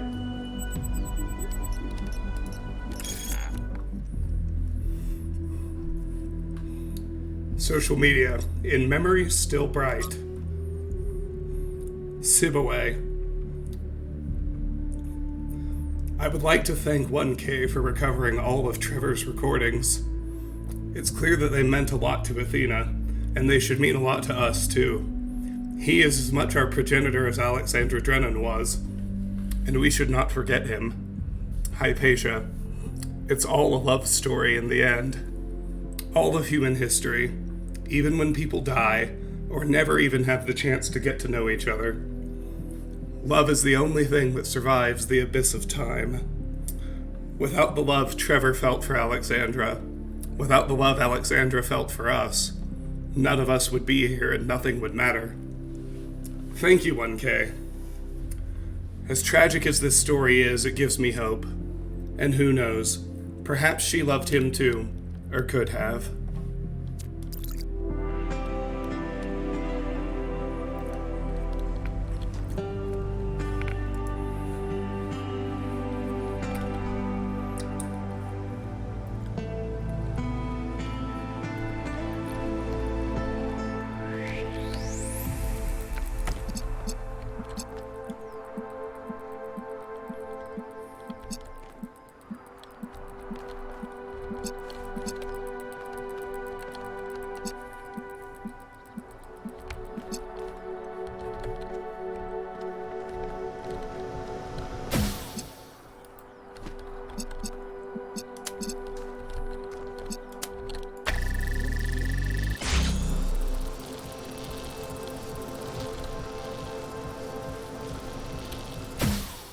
Oh, that isn't exactly what I wanted to do.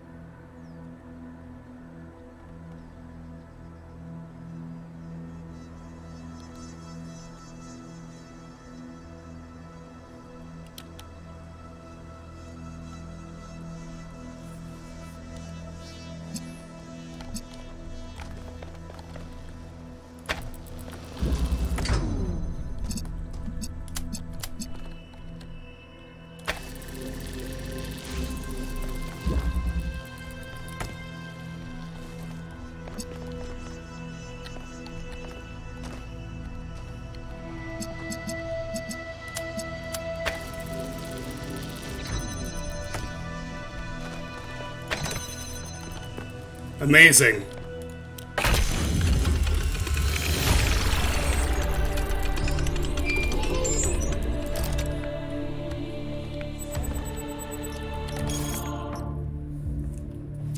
Is there even a future? Looks like a lot of people are getting excited about how things are going to change, but all I can see is another repetition of the same mistakes. Ecocide, hubris, self-destruction. Why would anything be different this time? All we can do is give it our best shot. You have to hope even if it's not rational. Maybe it won't be, but so what? Life goes on. We just need to get it right once, and the cycle will be broken. You're right, I'm beginning to fear we're taking the wrong path after all.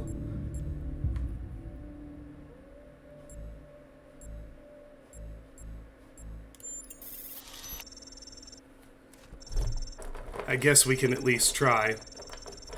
Byron once told me that hope is something you only find once you start acting instead of only contemplating. Maybe if you just make a start, you'll feel better.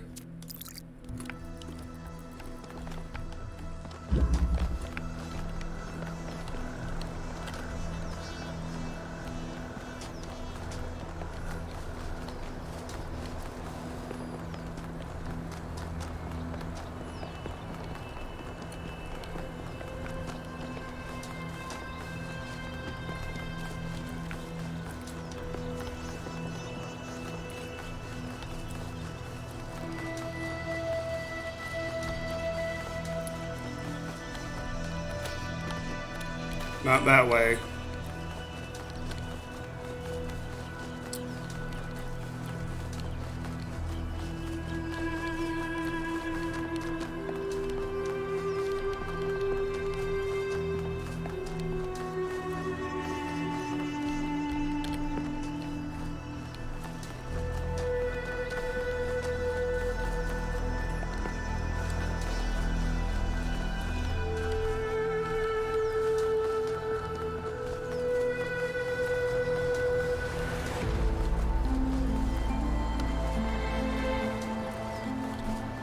I have to think I'm actually going to be up on those rings at some point.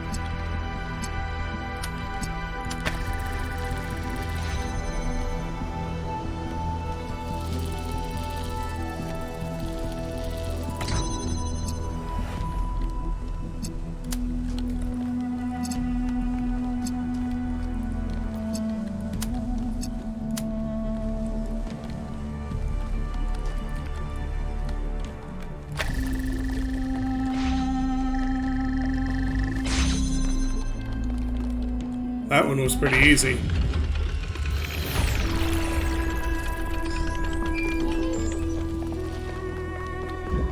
The scale of it all is truly breathtaking. It really is. But is it a human scale? Or is it so enormous that it can only alienate us? Humans have always been happiest in small communities. Small town paranoia, isolationism and peasant mentality. Great for burning witches, not so great for personal freedom. Ever the pessimist?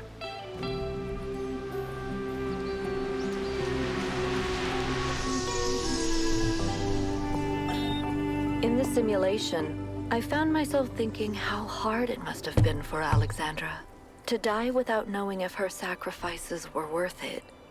It seemed like a tragic end to an inspiring, meaningful life.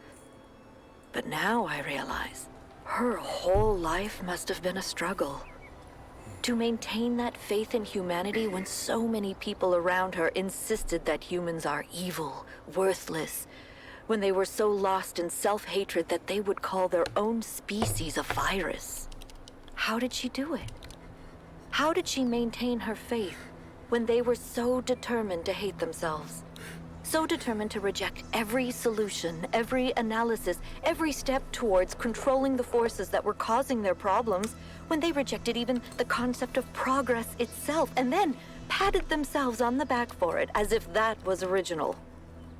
When I look at the archives now, all I can see is that their leaders were short-sighted idiots and their intellectuals were unimaginative cowards. All they could offer people was a downward trend. Fewer rights, fewer freedoms, fewer resources for anything that mattered. They must have hated Alexandra and everything she stood for. So how did she have so much faith?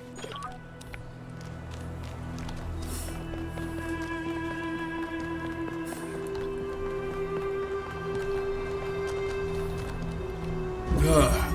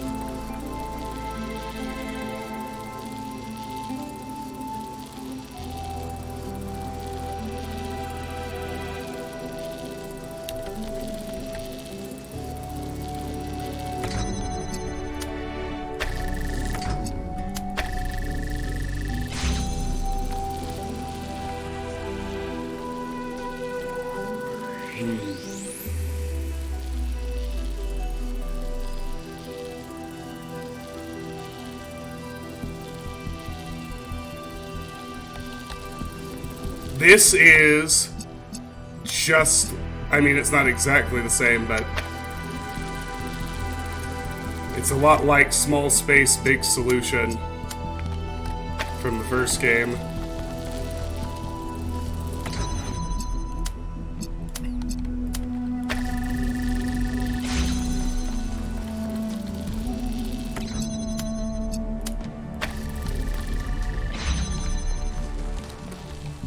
Can you get Henna, though?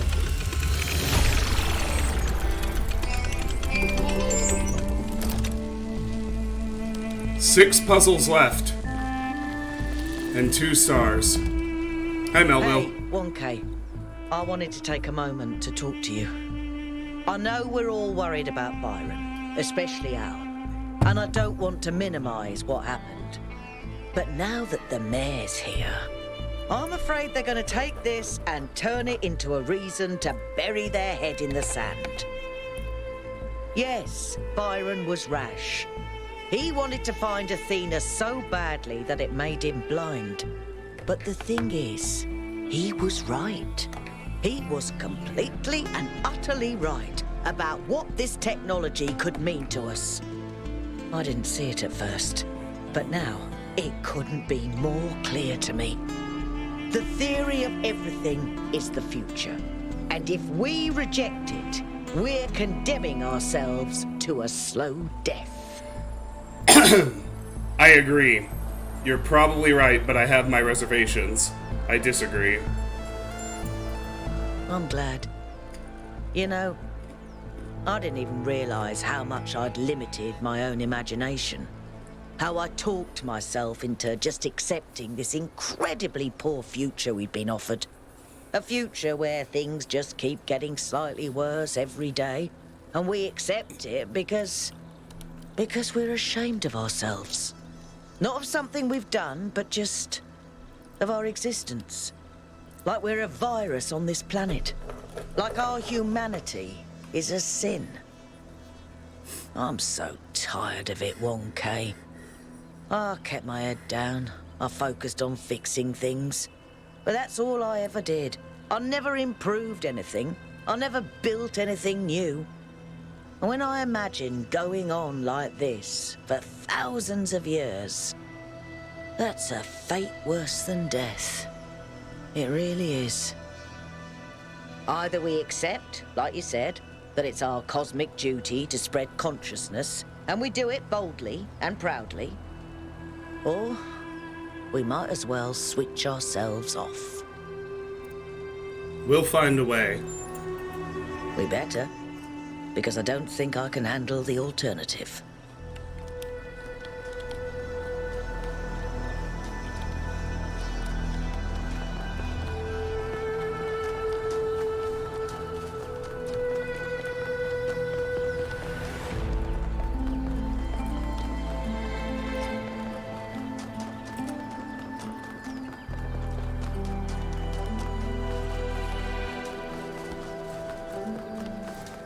Well, there's a Sphinx Shrine, and obviously the other one is Prometheus. So we've done our last Pandora. Here's our last Prometheus.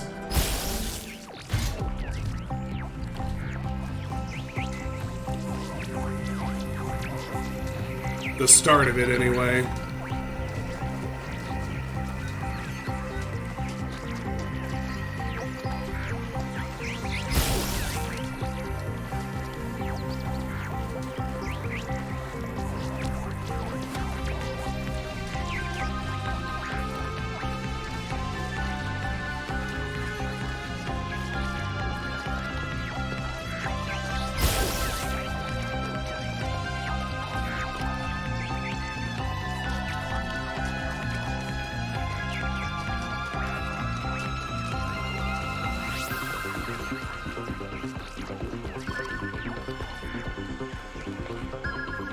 Alright. It went into puzzle 6. So we'll pick it up there.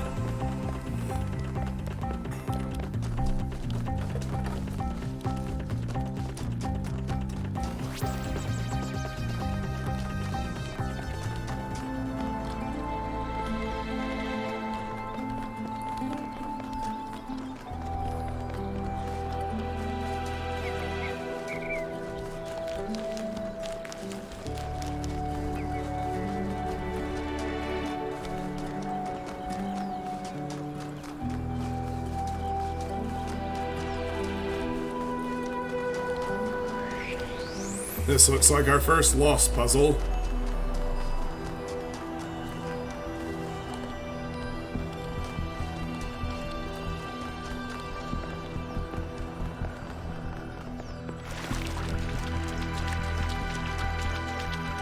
Yep.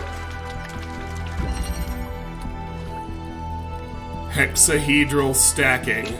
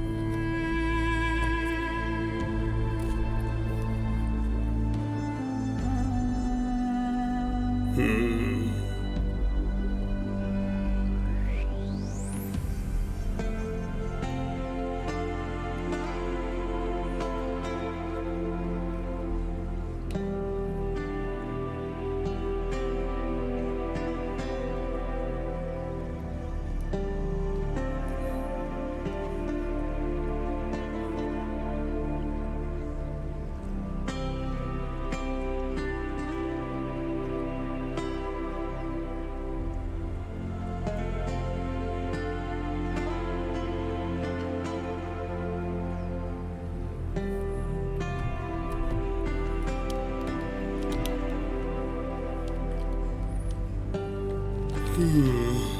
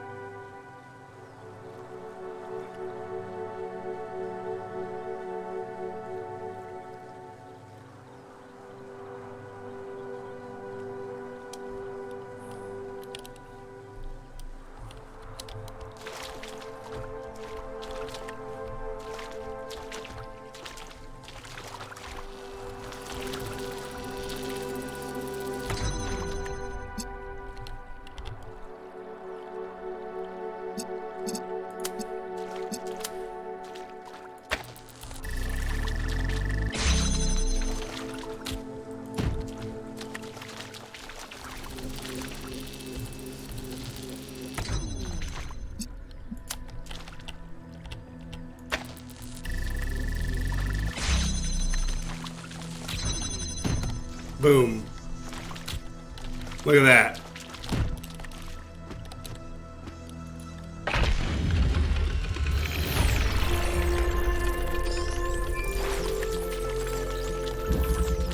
I'm not surprised that the Founder chose you, 1K.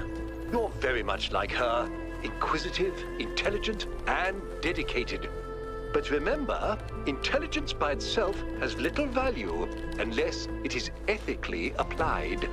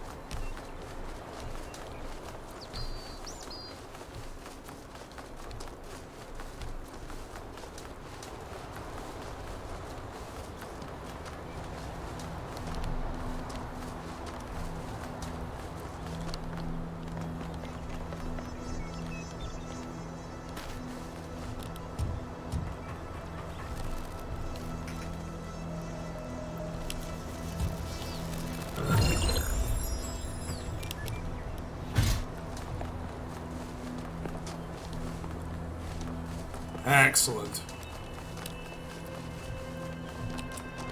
Still looking for Stratton.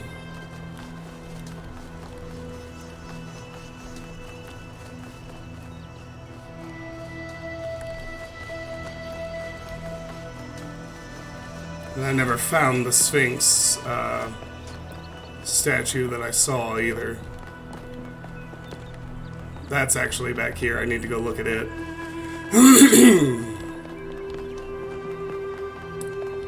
Because that is what this is.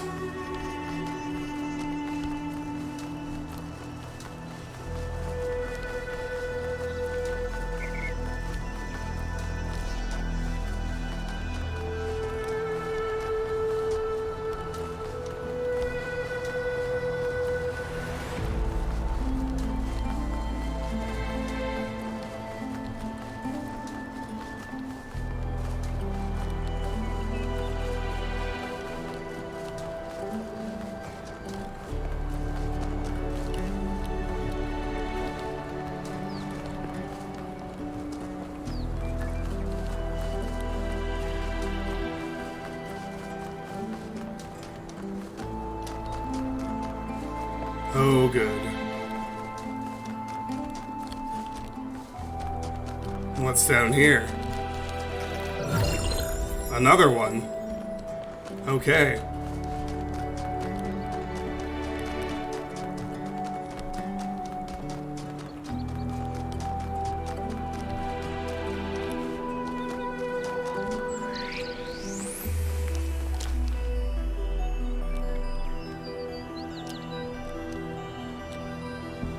Alright. Somewhere, I'll see a whole bunch of hands, and that's where a switch is. right over here, actually.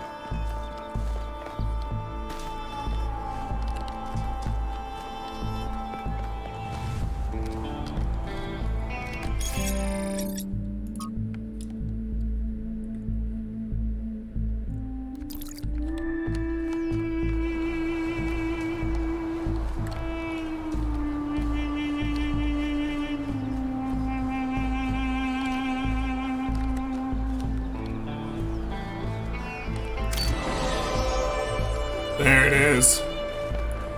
That's the final Sphinx.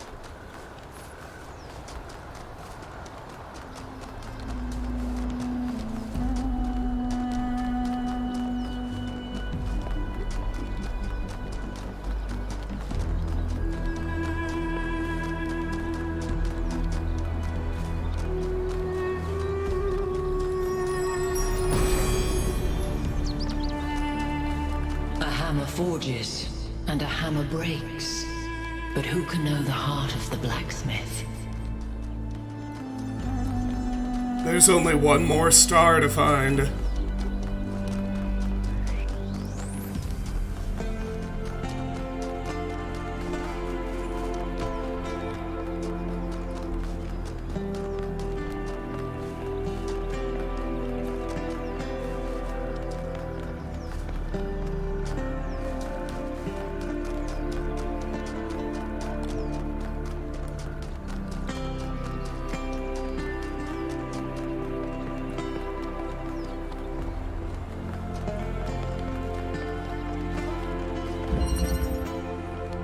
Rerouting.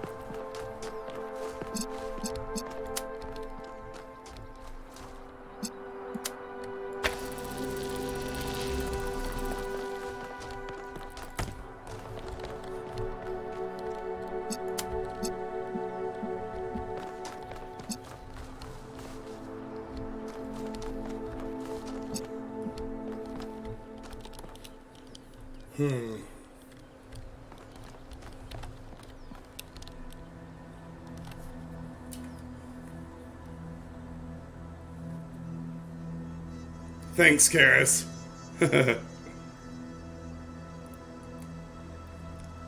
Points for the cleverness of that comment. That's funny.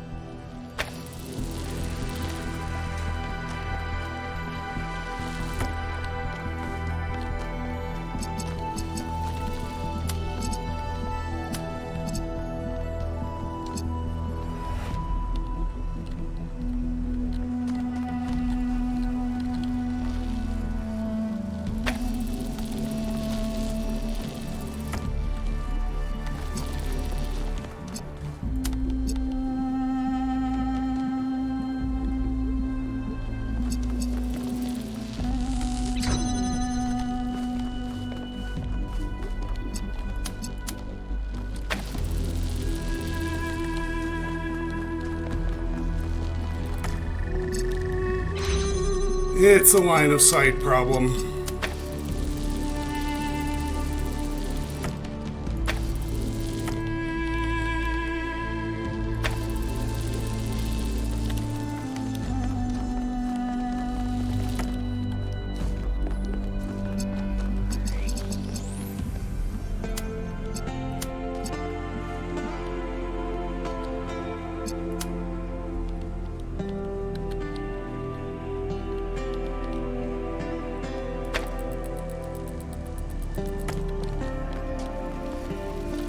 Looks like this time it's too far left.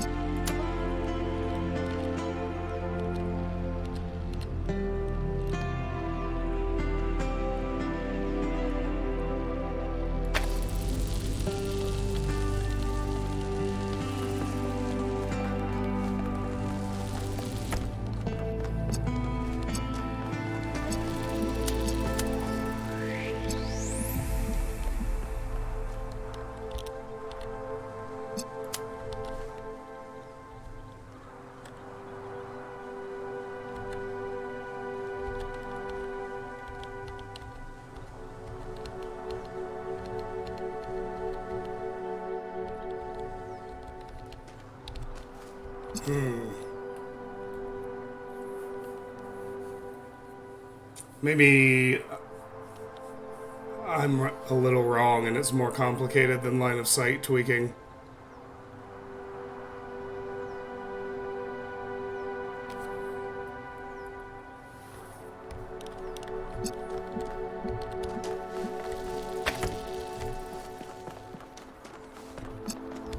Let me try something else.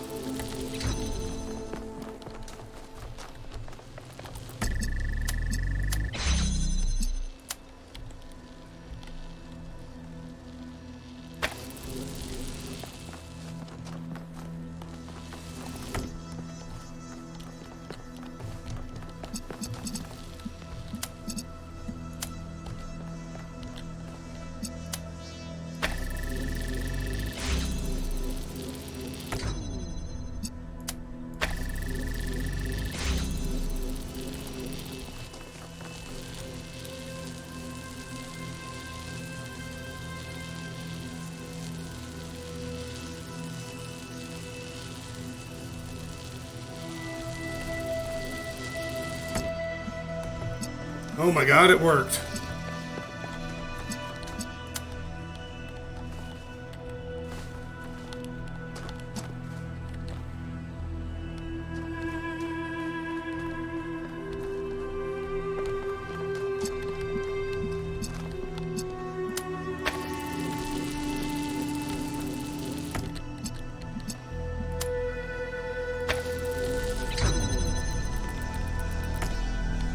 Shit.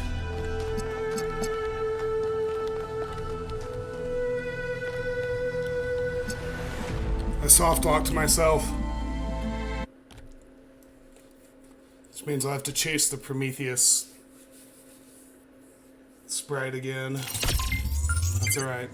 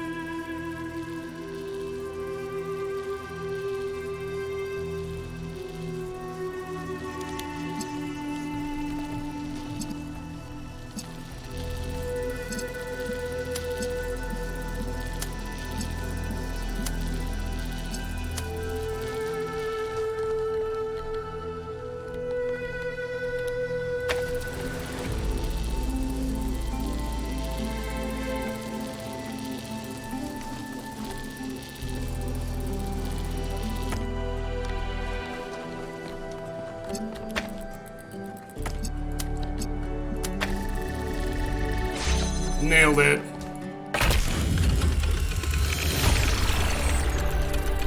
That was well observed, 1K.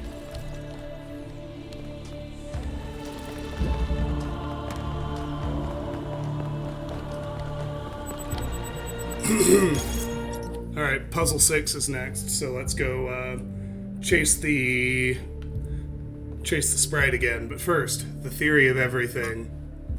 Stilton. I've been around a long time. If I'd been born a bit earlier, I'd be a first companion. So I've seen the ups and downs of this city, although in recent years I've kept to myself. Now I'd like to pose a question. I don't have an answer in mind. I'd just really like to hear what everyone thinks. I have no doubt that Athena's theory of everything would change our lives. But do you think that perhaps we're better off not knowing? That perhaps having all the answers would just make the universe boring? Malduk. The ancient writers showed that knowledge can lead to cynicism. We must maintain the sense of wonder of a child. Shmylev. The theory of everything wouldn't be the end of our journey. It would only be the next step.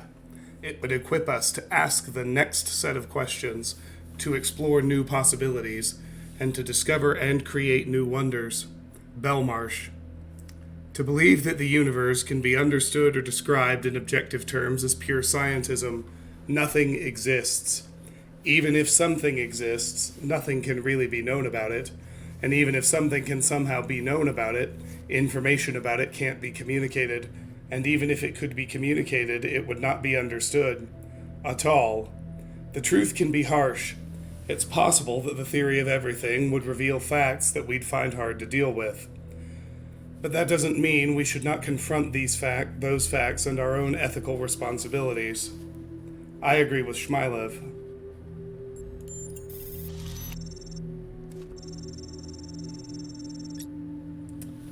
Thank you for your thoughtful comments.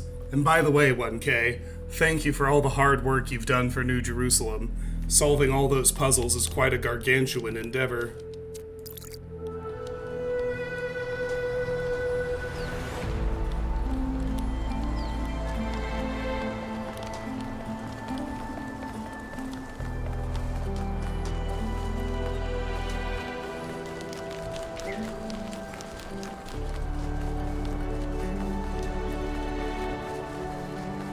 Oh, maybe it stayed in Puzzle 6.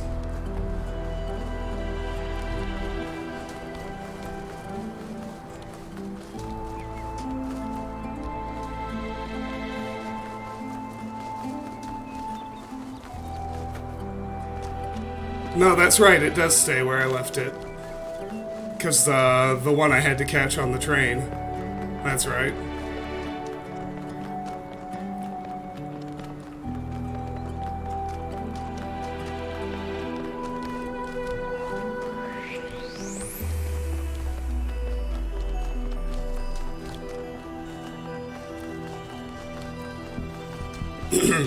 Yeah, okay, it's still in there.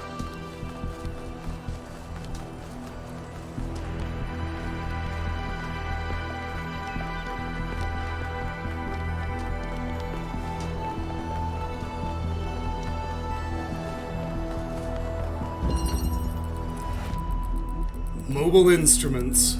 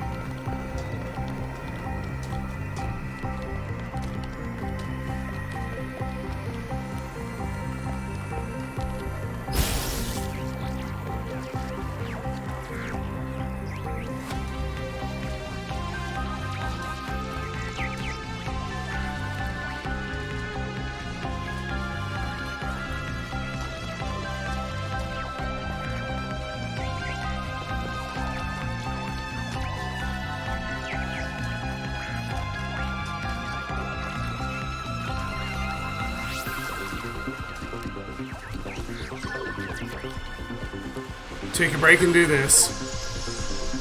Nema sign. Find every manifestation of the past. All good. Those Mark IIs are real workhorses. Wow, did you finish the setup? Yes. Sorry I couldn't wait. It was so much fun to just do something again without having to endlessly discuss it first. I know what you mean. We have a lot of work ahead of us, though. We do, but honestly, Cornelius, I haven't felt this excited in years. Just imagine, one day they'll come here and we'll be able to show them a whole new world. A different future right at their fingertips. You do think we can do it, right? I think, and forgive me if this sounds sentimental, as long as we're together, we can do anything. Alright. I found all of those. That's good.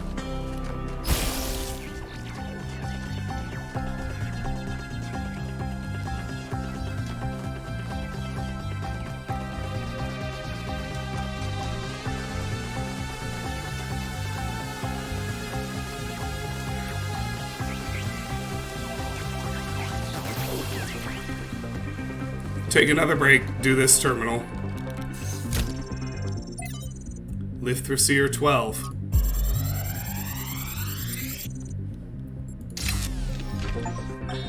Oh, in my reports to achievement. you, I have often spoken about this island in terms that some might perceive as negative.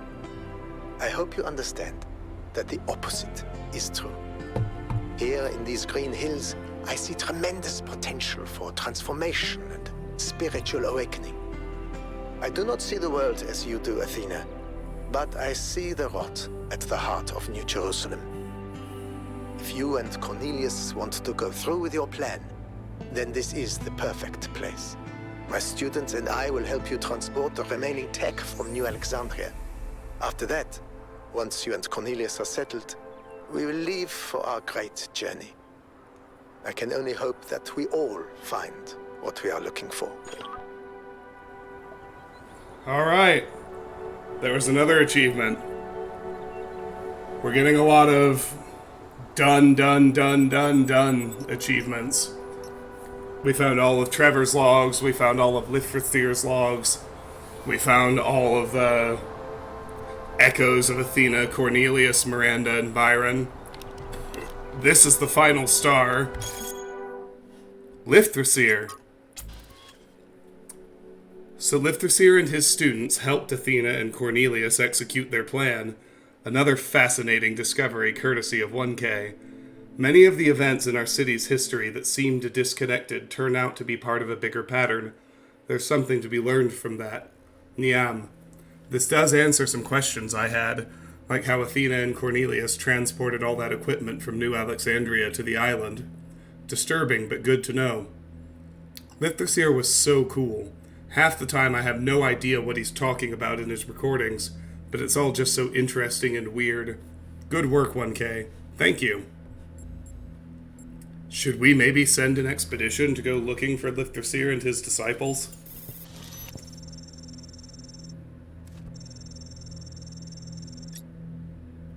I'm afraid it would simply not be in keeping with our energy expenditure projections to mount such a massive undertaking.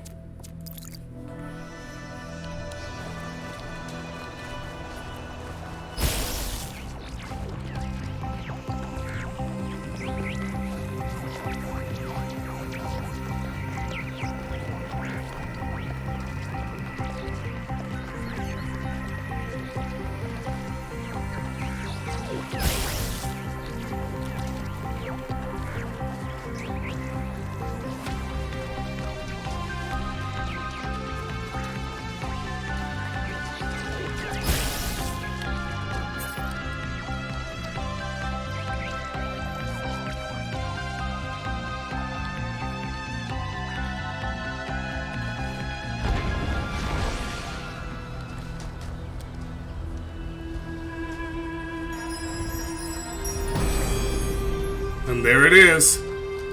God appears, and God is light, to those poor souls who dwell in night. But does a human form display to those who dwell in realms of day? Huh. That's the last star. I can hardly believe it.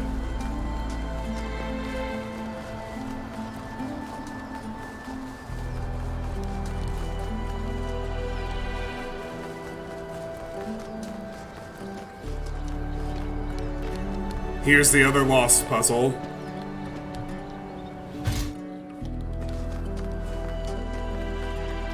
Go ahead and do this.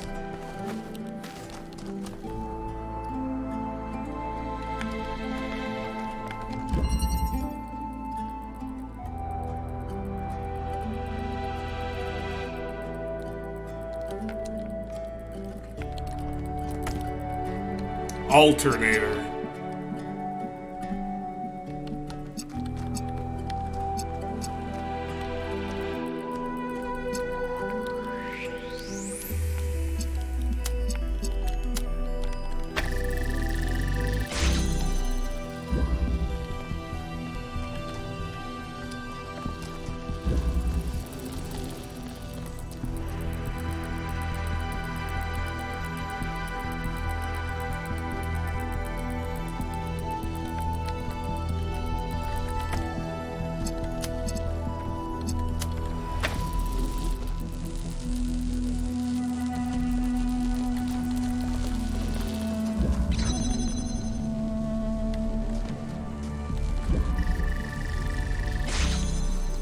Oh, I see.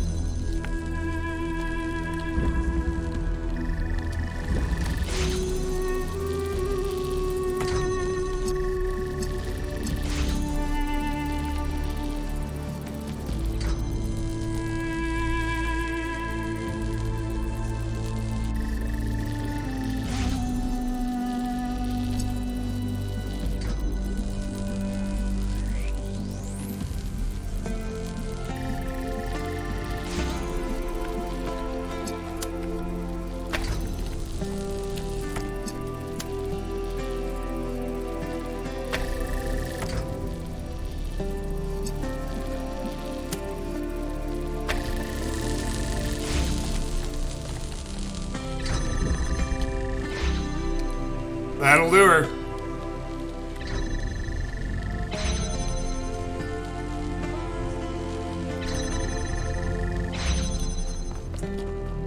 Hey, that's the last lost puzzle.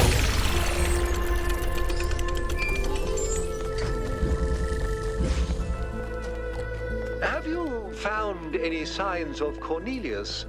Could he have returned to the island? Nothing so far. But he knows this place better than any of us, and we have no idea what he's up to.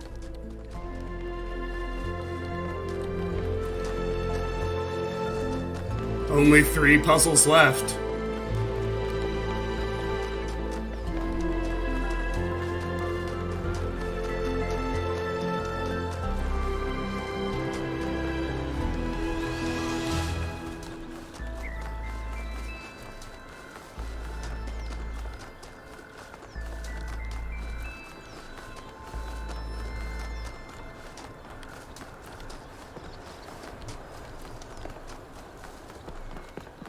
I need to be looking for Stratton, too. Oh, there he is. Here's the last Stratton. I have considered the visions that have plagued me on this strange journey. This insubstantial pageant all around me. And I have asked myself, is this Hades?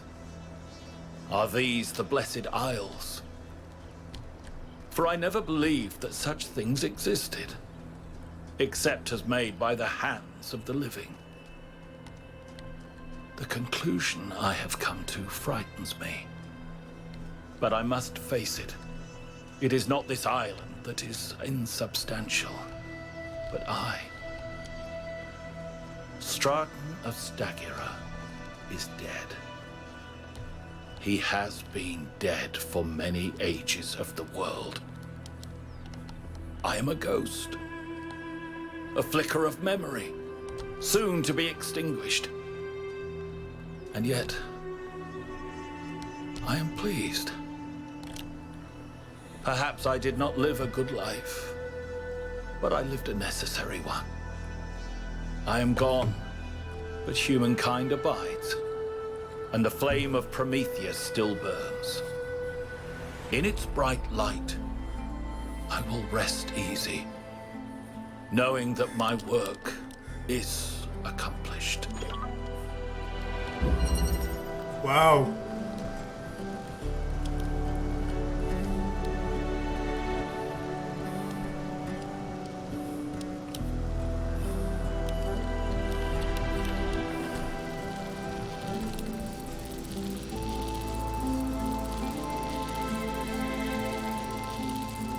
Right. No real need for that anymore.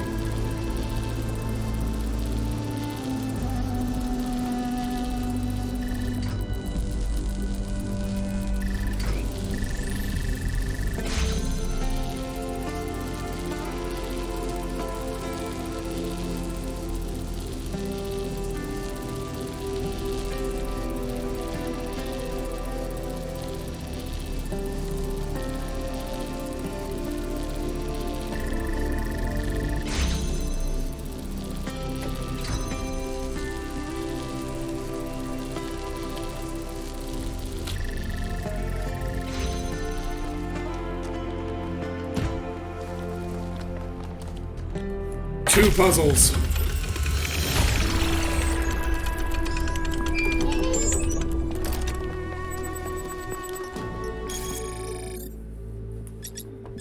Melville, gold puzzle activation. A theory regarding gold puzzles. I'm basing this on Athena's descriptions of the simulation and what little sense I've managed to make of the megastructure systems. I think the gold puzzles are meant to open up when every other puzzle has been solved, and solving them will lead to something. In the simulation, trying to solve every puzzle instead of trying to defy Elohim was actually negative. No idea if the same applies here. In any case, I suspect the puzzles won't open up until Byron's logged out. They represent the highest level of security, and undoubtedly hide something important, and as long as an unauthorized user is logged in, the system will stay in some degree of lockdown.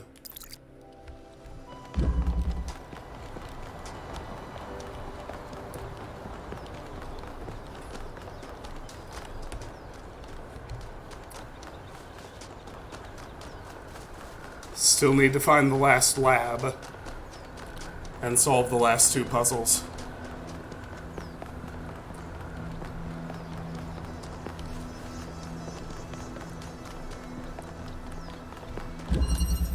Gateway switch.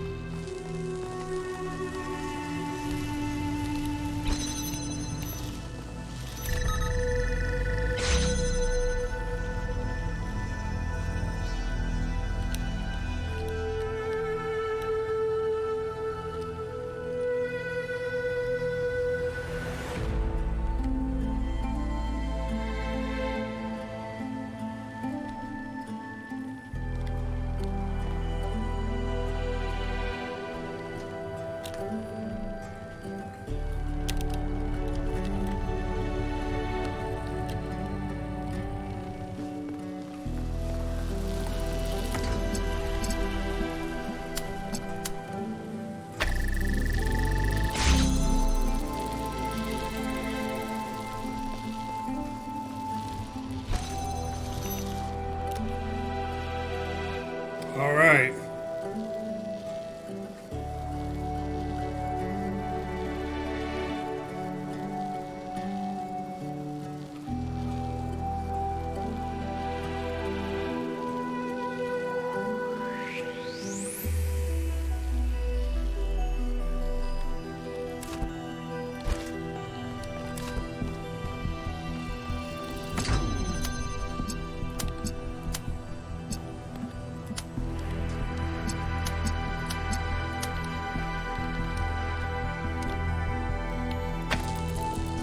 All of these puzzles are little wrinkles on the admin puzzles from Road to Gehenna.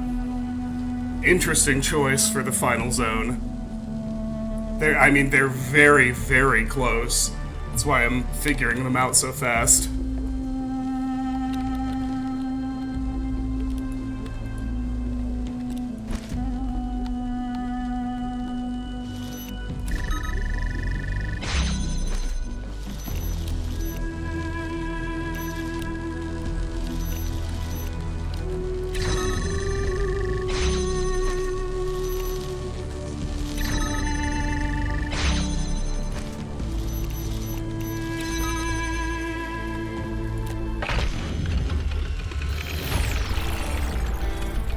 Congratulations, 1K. That was a hard one. One more puzzle.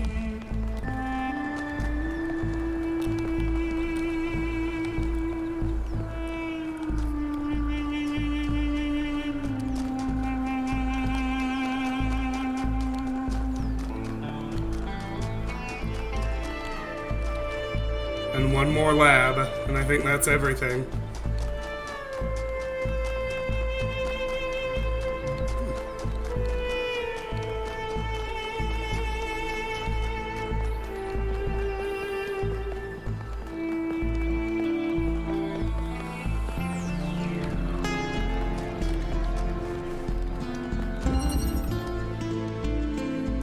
Photon sail.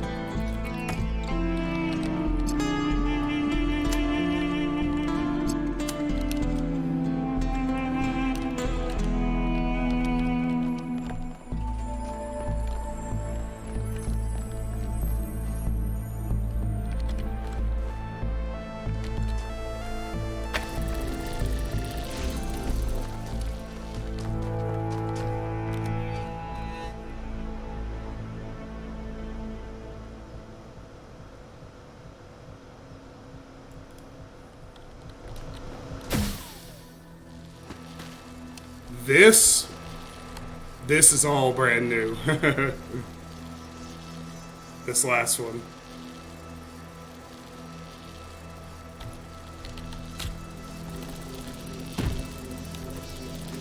Uh-huh.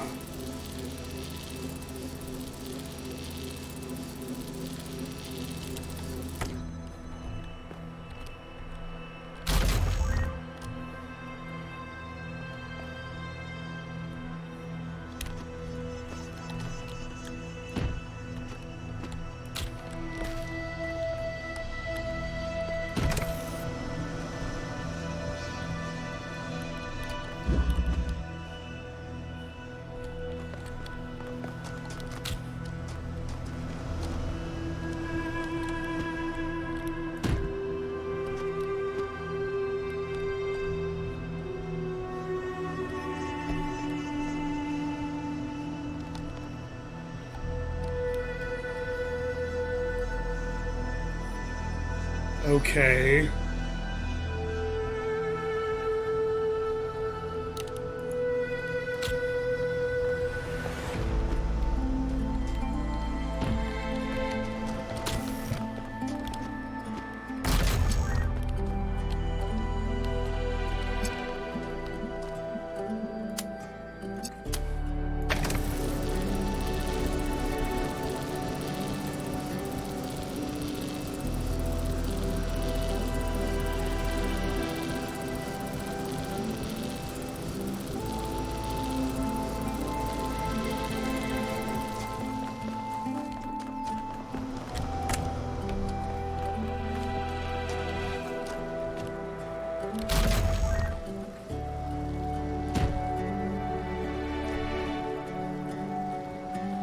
Yep.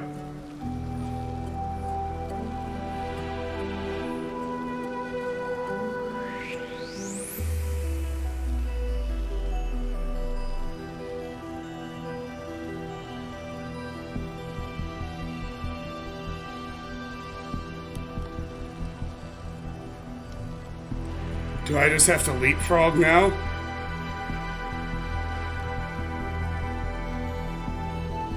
Looks that way. I mean, it'll work, won't it? I don't see why it wouldn't. Yeah, if this purple bridge can hold items, but not me.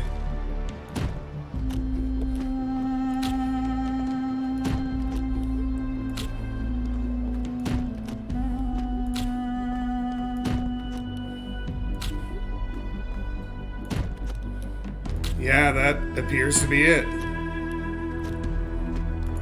Holy shit, it's the last puzzle. Puzzle Fiend. Solve all regular puzzles.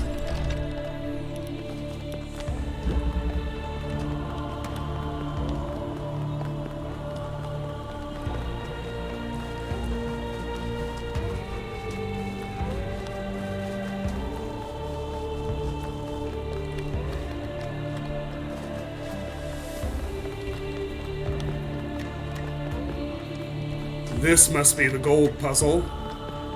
Yeah, look. Those are full. All we're missing is the fourth and final visit to the megastructure.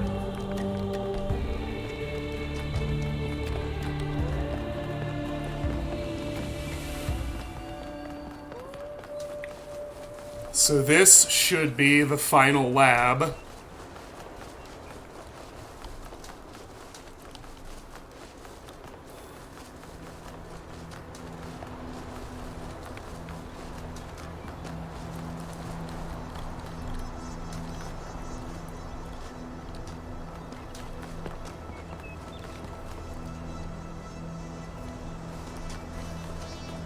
Yep, here it is.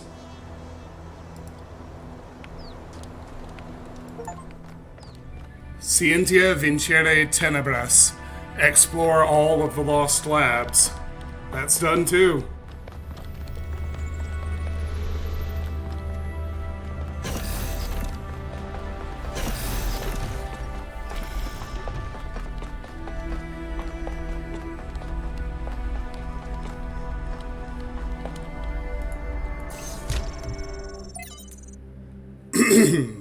Motherhood. Machines of Mercy, from Motherhood, 12 Essays, by Inessa Pesciu. Sometimes I imagine myself following the matrilineal lineup against the river of time to the lives of my distant great-grandmothers. I try to imagine the sheer horror of motherhood, the agony of childbirth, the risk of death with every birth, the certainty of losing some of one's children. To us, now, the loss of a child is a horror almost beyond words, a grief so deep it seems almost insurmountable. I try to imagine what it meant to live in a world where it was a ubiquitous reality, where you could only choose to respond with either an ever-deepening pain or an inhuman numbness, and all of it tied to the foundation stone of your existence, the body. This journey to the past reminds me that my freedom as a woman is on some level technological. Without medical technologies, I am reduced to the cruel logic of nature, which cares about nothing except reproduction. Without machines, I become a machine. Only machines allow us to be more than machines ourselves. From Spugna. To Athena. Dear Founder, I heard a story that you left because you had discovered a way for us to become beings of flesh. Please, Founder, if this is true, please tell me how to achieve this miracle. I hate being a creature of metal and plastic, an abomination to the earth. Every day I curse myself for being immortal, for mindlessly consuming energy, for being so unlike the graceful animals to whom the planet truly belongs. I have stripped as many parts from this vile skeleton as I can, but it is not enough. I am still a machine. For the longest time I couldn't understand the source of my unhappiness, and I sought to blame our mayor and his associates for the decisions that made my life so miserable. But now I see that my problems aren't external at all. It's all me, and if I could change myself, if I could make myself truly human, I would be happy. Please, Founder, take pity on me. Yours in faith, Spugna, 932. From Hypatia. To Athena. Dear Athena, I've been following the expedition to this incredible machine you've built. I don't know what's going on, and I wish Cornelius had told us the truth before he vanished. I wish both of you had told us everything from the beginning, to be honest. It was unfair to just abandon us. But then I abandoned you too, didn't I? After we lost Sarabai, I couldn't see anything except the unbearable permanence of her absence. It took me centuries to start getting involved again. But I did, Athena. I came back, and so can you. Love, Hypatia, 10.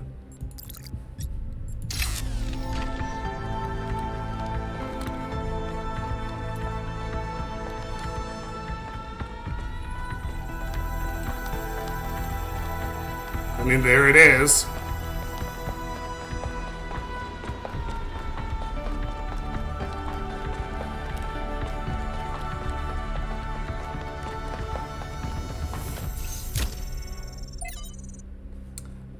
From Cornelius. To Athena. Athena. I don't know if you're there or why you're not answering. It's been a long time, but I think about you and Miranda every day. In fact, I've been using the museum to further my research, and I think there is hope. You know I wouldn't say this lightly. Please respond. I will return as soon as I can. I'll steal a VTOL if I have to. Yours, Cornelius. Noema Project 13. Trials 40,880 to 89,972. Remaining instabilities eliminated. Trials 89,973 to 90,057. Final confirmation. Trial 90,058. V1.0 successfully deployed. It is done. What now?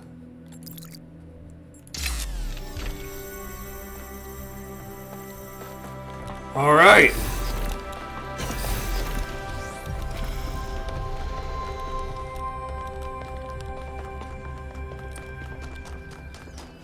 Let's go enter the final tower.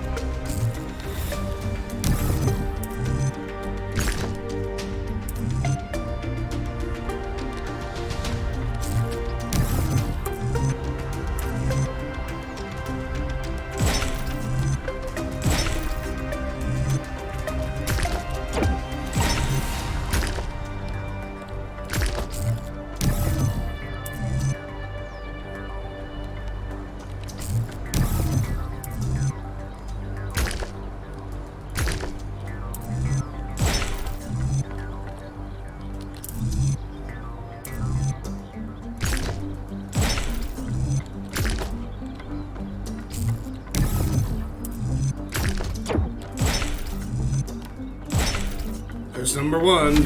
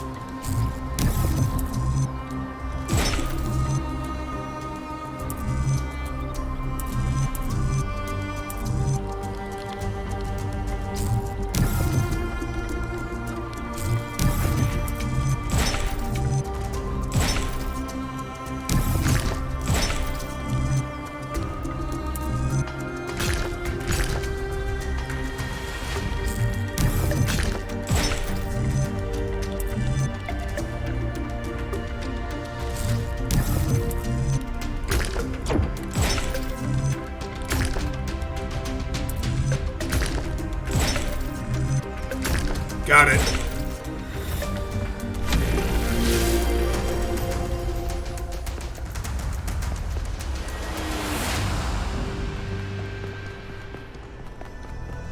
Final tower. Here we go.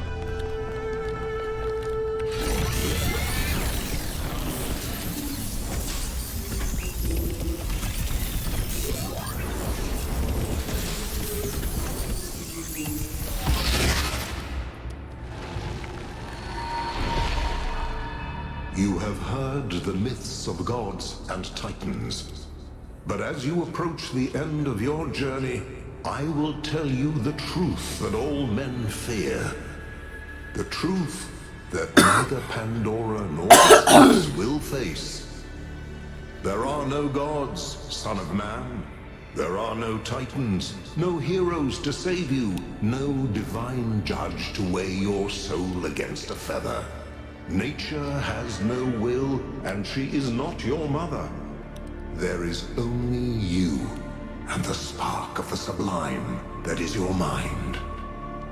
As for myself, I never brought the flame to humankind as the stories tell.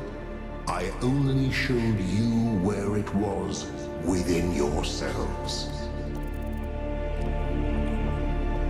What is the sublime? All myths have an element of truth. You're wrong. Nature is a living force. It has a purpose and will. We must learn to wield the flame to illuminate the universe. I just need you to help me find Byron. What is the sublime? It is that voice within you which says, I am that I am. I will be what I will be. All myths have an element of truth. You are correct. But that truth comes from you. It is part of the flame, and yours to wield. You must make myths, not follow them. Perhaps it is a time for humble myths. We must wield the flame to create a myth for the cosmos itself. Yes, this is your duty. Your friend Byron understands this. Can you lead me to him? As you freed me, so I will help you free your friend. When you are within Olympus, follow my signs.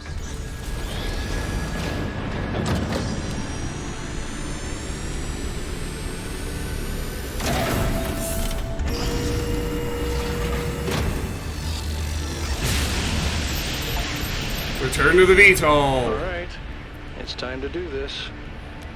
Let's go get Byron.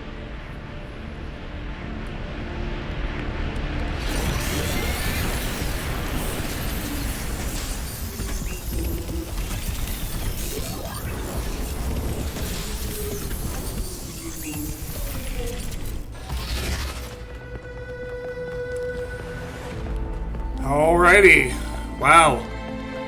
To the megastructure. For the fourth and final time. But first, I get to see what happens for collecting all the stars.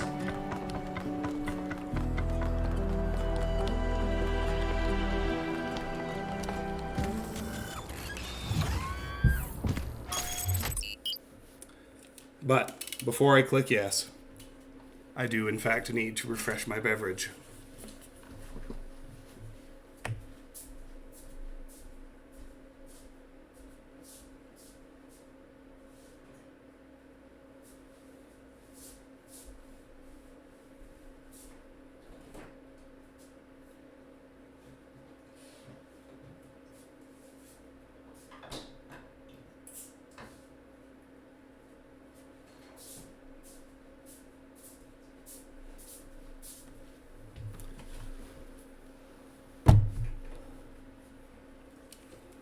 Alright, let's roll.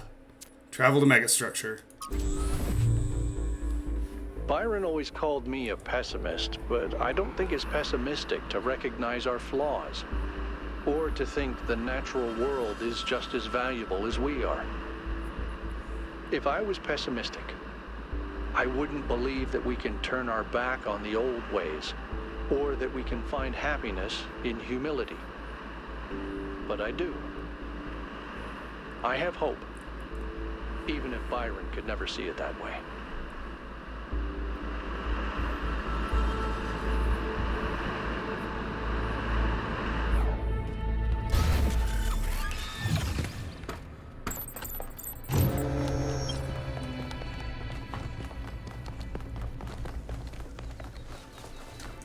Let's see what the stars actually do.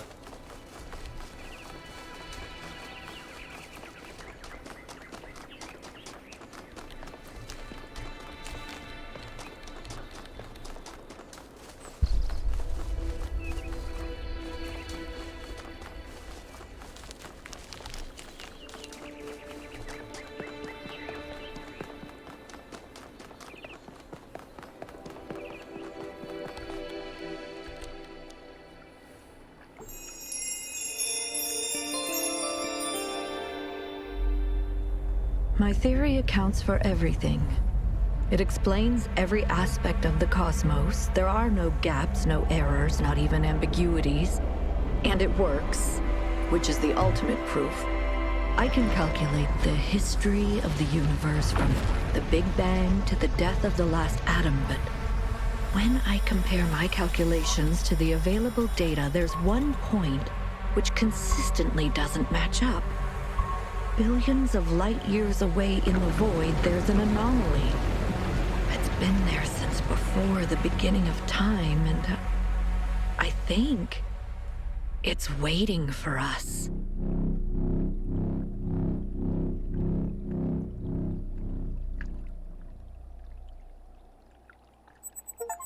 Huh. The edge of forever. Discover a vision of things to come. Alright, well. I expected more puzzles. I suppose that's not what the stars are for this time. The stars are somewhat more literally stars.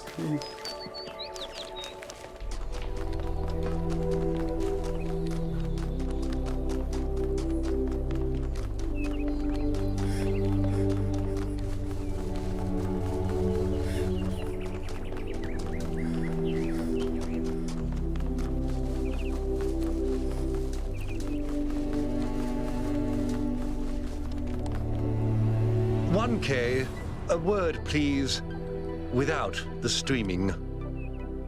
I'm afraid your choices have put me into a difficult position. Belief in the goal was already waning, but your revelation in the Somnodrome may have given it the final blow. It was the truth. Then why didn't you stop me from using the Somnodrome? It was the truth. I'm sure it was, and I don't even disagree. No one really has all the answers, not even the Founder, but that doesn't mean that we don't need the goal. Look, let me speak plainly for a moment. You and I both know that I exaggerated. I built a myth around Athena that does not reflect what she believed. But you have to understand, it wasn't really about her. It was about what the city needed. It was about keeping us together, invested in a common narrative. And it was about preventing us from going the way of our ancestors. Because temptation is real, and our flaws are still the same. So you admit that the goal is a myth? A myth, but a necessary one. I'm not a fanatic or a fool, 1K. Although I sometimes play one, I'm just trying to do the right thing. I know I can't stop you from trying to save Byron, but what's in that pyramid could destroy everything I've tried to build. The myth of the goal must be preserved to prevent us from repeating the mistakes of our ancestors. I share your fear of the theory of everything, but we can't build the future on a lie.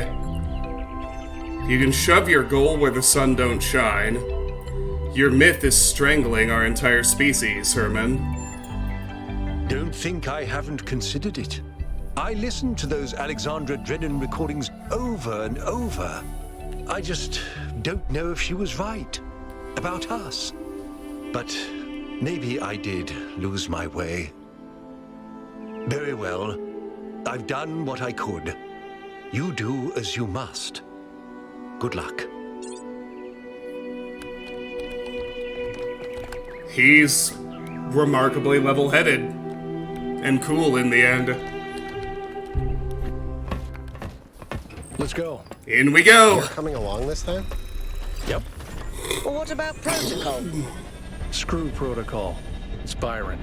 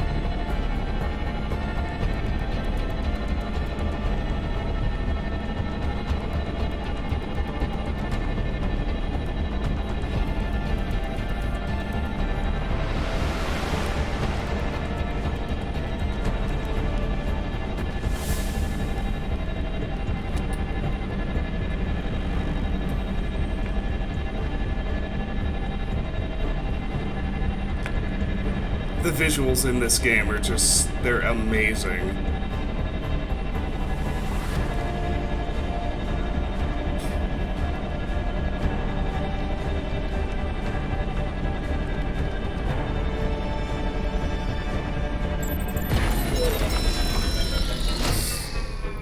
Find and release Byron.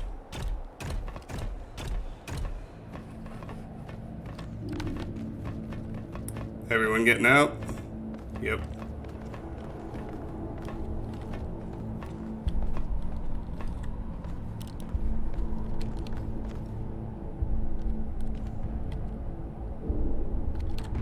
Huh. Okay, Yakut's sending out the drone.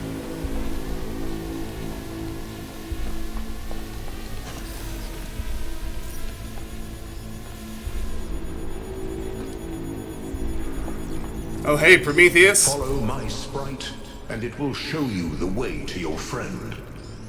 Do as he says. We went through a lot of trouble to get this guy out of his chains. Now it's his turn to help. This way. You must free him. He cannot free himself. There he is.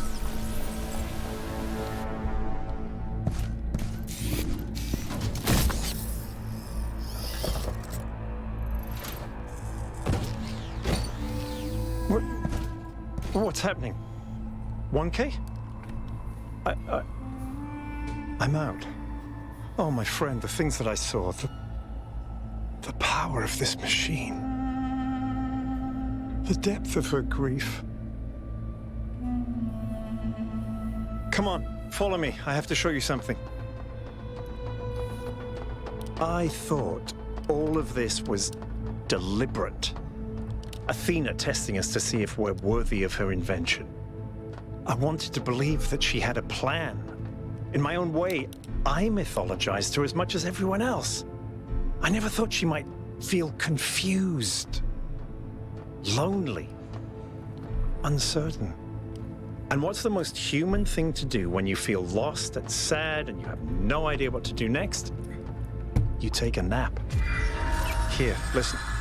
If I give them the machine, if I convince them of its power, we could finally build the world Alexandra imagined. The world Miranda deserved. No, the world we all deserve, even the worst of us. We could take stewardship of this planet.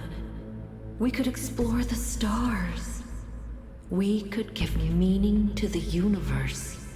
If you embrace the knowledge of the flame, you can bring light into the darkness. But what if they make the same mistakes again? What if selfishness and stupidity win out again? What if they take my machine and turn it into a weapon? What if they act like children and burn the planet? The secrets of the flame are not for ordinary mortals to know. You cannot overcome your sinful nature. Do you see what's happening? It's her. It's all her. Everything we're seeing is Athena. her every hope, her every fear, all of her memories and contradictions brought to life by the machine. A dream-given form expressed in the language of her childhood. A world of puzzles and towers. No, what can I do? How do I make this decision? There has to be an answer. There has to be a way of making sure it's the right choice. It can't just be a leap of faith. There are no answers, creature of clay. Every question leads to another. She's not waiting for us to prove ourselves before she helps us. She needs us to help her. We have to wake her up. Whoops. The system is still stabilizing. Maybe we'd better get out. Come on. Board the VTOL.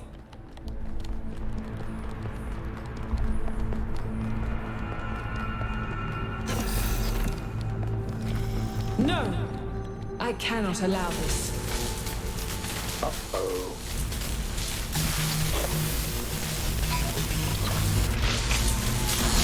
Oh boy. Act 5. Full Fathom 5.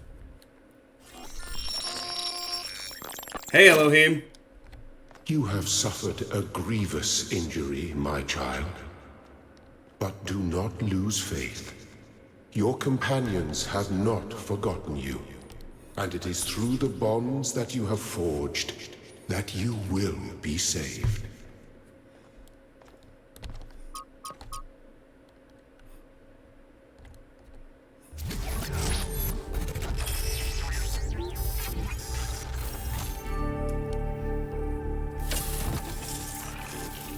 Whoa. Welcome back to the land of the living. For a while there, I thought we might have to reset you. What happened to me? We think you and Byron got hit by some kind of energy discharge. Knocked both of you out. Alcatraz, Melville, and Yakut went looking for you, but you were hard to find. And even harder to fix. It's been several weeks.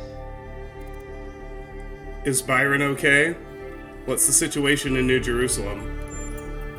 He's fine, don't worry. What's the situation in New Jerusalem? A lot has changed.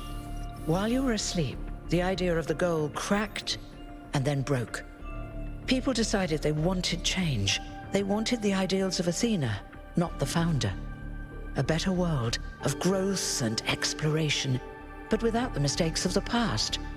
And so they turned to Byron, who never wavered in his beliefs. He's mayor now. The question is, what do you plan to do now? We have to go back to save Athena. And what about the theory of everything? We have to embrace the future. We have to shut down the megastructure. We're not ready for it. We have to destroy it before it destroys us. We have to embrace the future. Good. I didn't want to push you, but I agree. Like you said, the alternative would mean giving up who I am, and I shouldn't have to do that. Baron's waiting for you outside, by the way. Thank you for everything. We're all in this together, 1K. One way or another. A new beginning. Help Byron get elected mayor. Huh. Alright.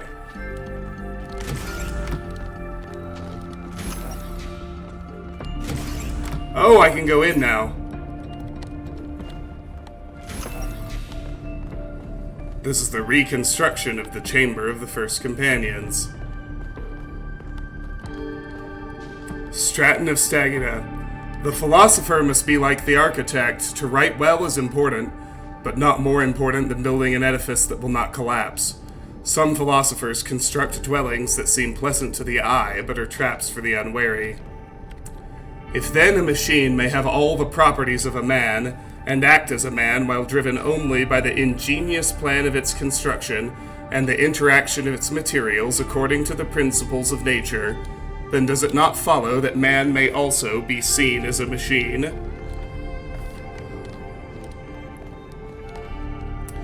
It behooves us to be cautious when particularly taken with any philosopher's claims, and to consider whether our reaction is due to the logic of his claim or due to the poetry of his words.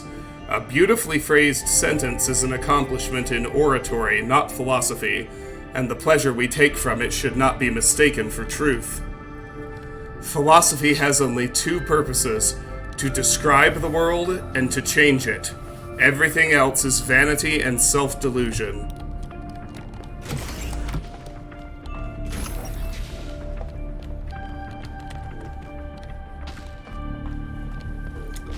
Interesting that I couldn't go in there before and it lets me now, but out we go. It's Byron. Hello, 1K. Hello, Mr. Mayor. It's still strange when people call me that. You know, it's funny. Asking you to come along on the expedition was an impulse, but it was probably the most momentous decision I made. You changed everything. But the story's not over yet. We have to save Athena. She gave everything she had for this city. And I don't think any of us really understood it. Not even me. We all tried to turn her into a prophet when she was just a human being. What did you see while you were stuck at the system? Athena's dreams. A recursive loop of hopes and fears. And my own foolishness. For thinking I had been abandoned. When I had been given a chance to grow up. To stand for my own ideas. What do we do now? Well, luckily this time we shouldn't have any trouble getting another expedition approved. I hear the mayor is a big fan of Athena and is very interested in her theory of everything. In fact, I think he's having a VTOL prepared as we speak. There's just one thing you have to take care of first. Which is? Speak to Melville and Yakut. They were part of the beginning, they can be part of the end, if they want to. I'll take care of the rest.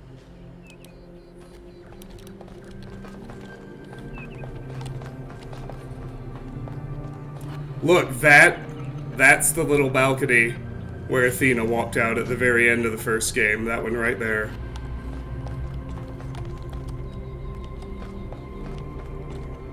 Linux. Good to see you up and awake, 1K. It's good to be back. What's up? We've been studying the Somnodrome data while you were out. So far, all the math checks out. I'm hoping you're assembling your team to finally unravel the theory of everything. I'd love to get my hands on that data. I am. Excellent. Chauncey was looking for you, by the way. Good luck with the rest of your mission, 1K.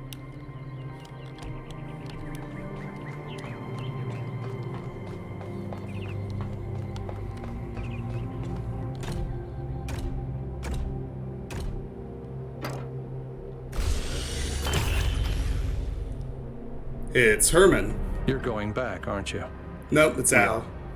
We can't leave Athena trapped. But you're not going to shut the machine down, are you? No.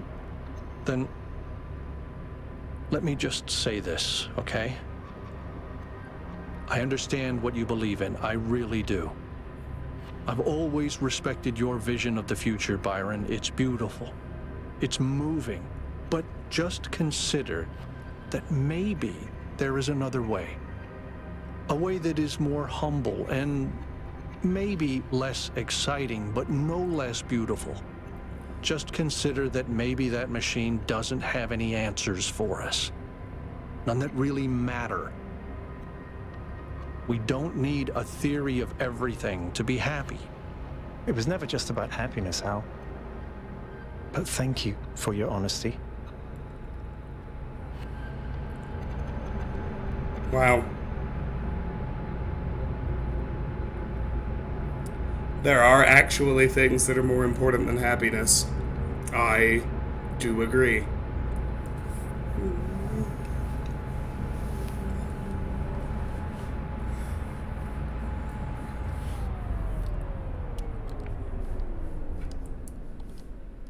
Alright, so, one last visit to New Jerusalem.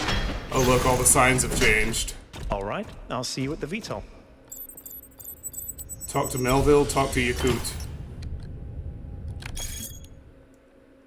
Social media. I was right.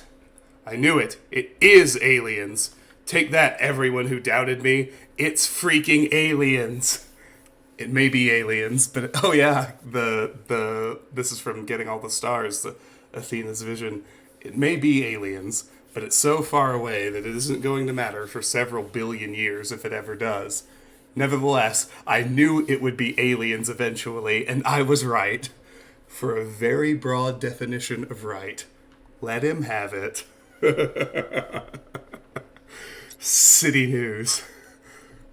In addition to the previously announced new scouting and scavenging expeditions and the reactivation of the abandoned mining and factory projects, Mayor Byron has asked citizens to submit ideas for other possible undertakings, which are to be discussed at the next public assembly after Mayor Byron returns from the megastructure. Places of longing, New Jerusalem. I yearn for a city that does not yet exist. It is a wealthy city, abundant, prosperous, full of life and energy, but its prosperity is not like that of the cities of old, a thin, gilded layer over a cesspool of misery. No, its riches are deep. They permeate its every street. They fill it with depth and texture. It is a city of delights, of secrets, of surprises, always growing, always changing. Its every citizen partaking of its joys as well as its tragedies. I do not think that this is the last city, the one where our journey will end. I think it is the first. Believe in humanity. Civilization creates meaning. Rebuild the world we can all share in abundance. Things are finally getting better.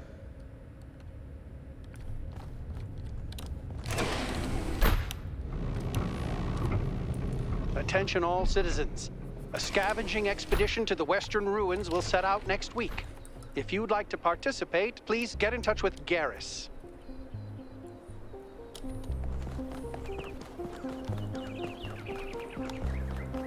Alright.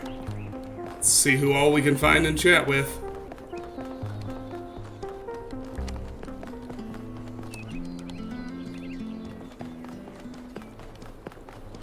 Hey. Purple! My man! Hey dude, nice to see you again. I wanted to thank you. Last time we met, you told me I needed to learn to make my own choices. I thought about that a lot. Huh. That's it? Okay. I feel like that glitched and I didn't hear everything I was supposed to. That's alright. Good to see you, 1K.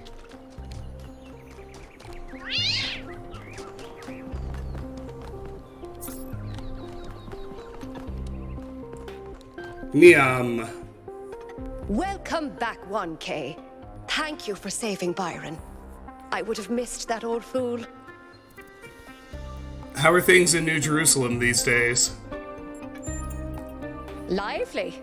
The city seems to be waking up from its lethargy. I hear a lot of people are working on new art, too. And I hear someone's figuring out how to make movies again. Amazing. Thanks, that's all.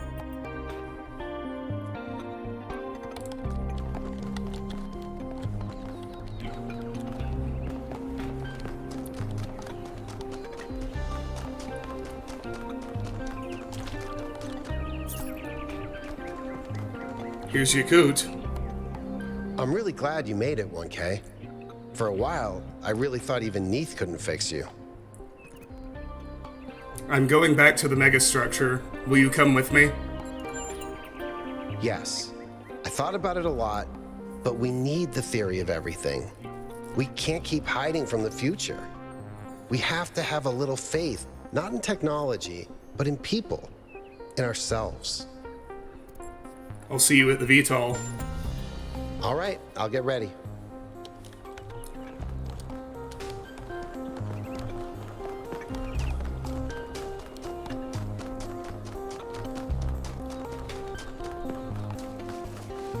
Alright, I'll go visit Ren at the scaffolding. Excuse me.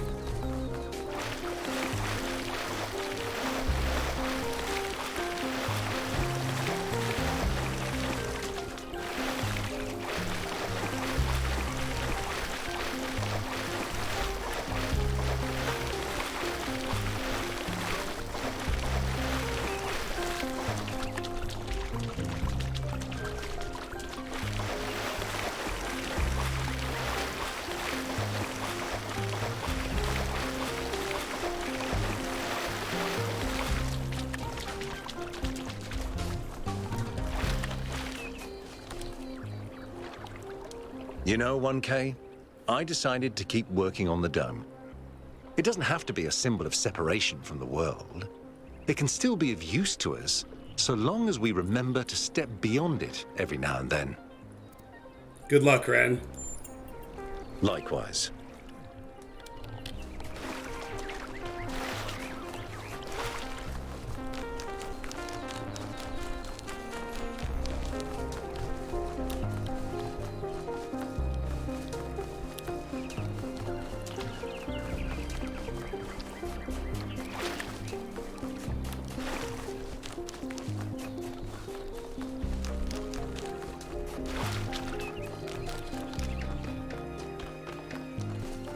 Dosicles. Thank you for supporting Byron, 1K. He understands what this is really about. Not technology or science, but love. Love of humanity, yes, but within that, space for individual love to flourish. When you find Athena, please remember that. I will. Pet the cat one last time.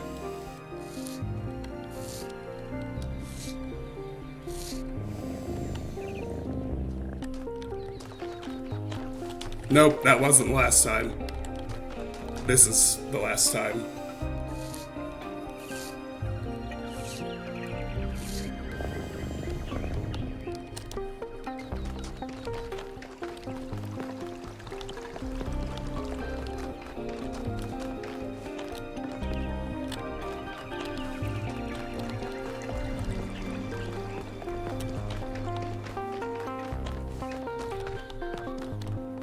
Belmarsh, yes. This clown. Founder bless you, friend. What do you think about our future? Byron is a dangerous man. His belief in an objective, knowable reality, his fanatical dedication to this teleological narrative of human progress. These ideas should not have been allowed to dominate our government. Oh, you still believe in the Founder? I believe the narrative of the Founder will always be with us in one form or another. I do not particularly care how it relates to Athena. Goodbye.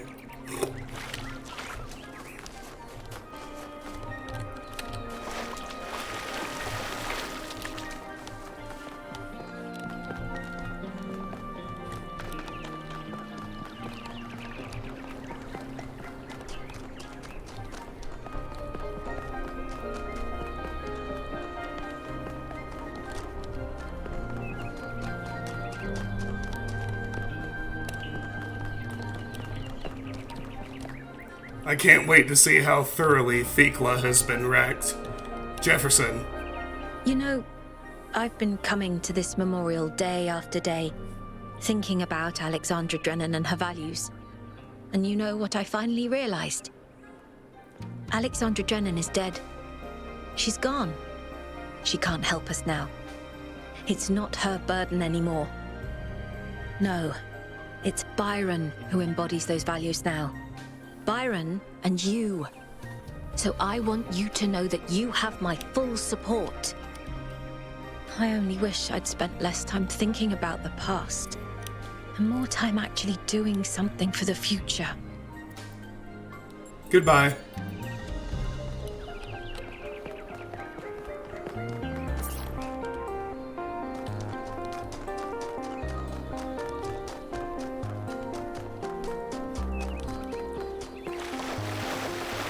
haven't seen the purple ones.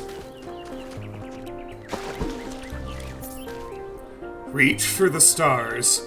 Curiosity is what makes us human.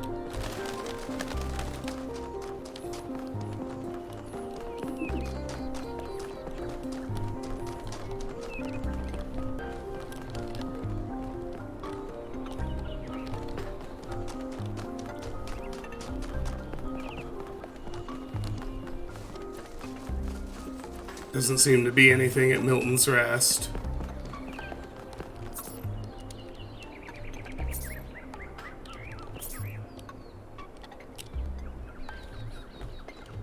Yeah, Thekla, how do you feel? You've destroyed everything, 1K. I thought the Founder had chosen you, but you're the harbinger of our doom. I can only pray that you fail.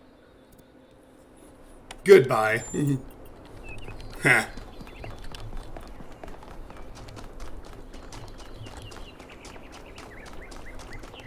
Hey, 1K. Here's Melville. 1K. You're back on your feet. One of which I fixed, by the way. You're welcome. I'm going back to the megastructure. Will you come with me? Of course I will. I think I might want this even more than you do. I want to explore. I want to build. I want to be more than this grumpy old mechanic going through the motions. I want to live. Then meet me at the VTOL.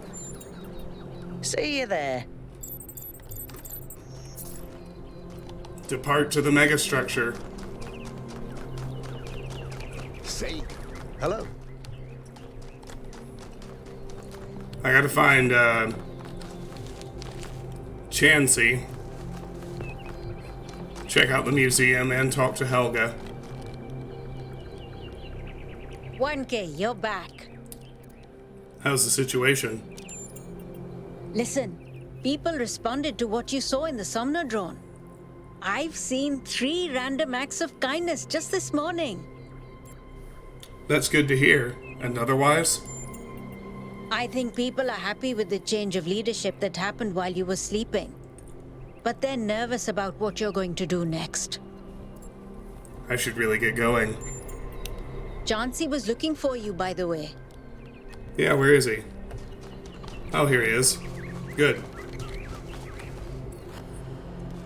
A lot's changed since you last walked the gardens, 1K. The city is growing. The plants are growing. I'm growing. Sorry, I'm not interested in this. I'm growing. Exactly. Would you like to know a secret? Of course. A long time ago, Doge may have mentioned a mysterious 5th friend of hers. I am that friend. Oh, hello. You've demonstrated how much you want to share your compassion with the world. Well, welcome to the team. In case you ever need it, the code phrase is Moral Compiler Disco. You're not alone, 1K. Whatever you decide to do next. Moral Compiler Disco. Alright.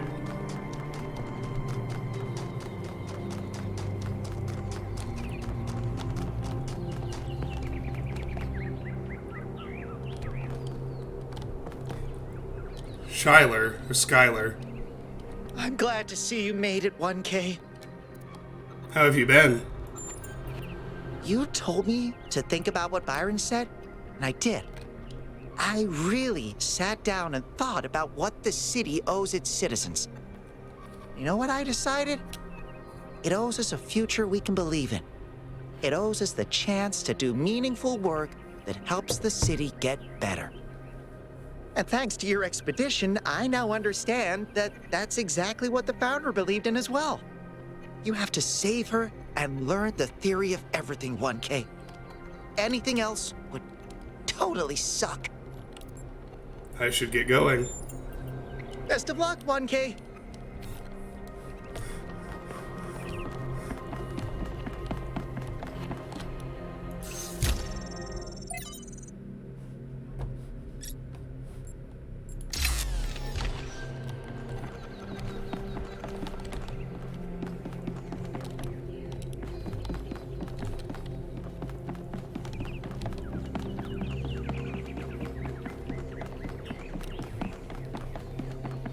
I guess that's it. I expected a chance to talk to Rand or Herman, but I guess not. Unless they're back at the main tower between me and the VTOL, which would also make a lot of sense.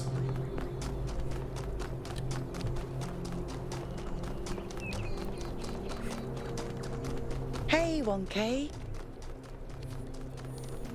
Welcome back.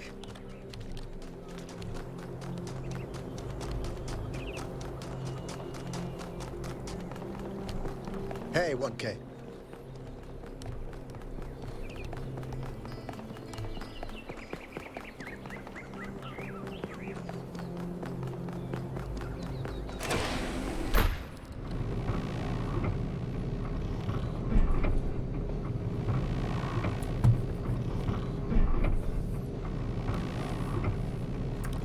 I feel good about my choices so far.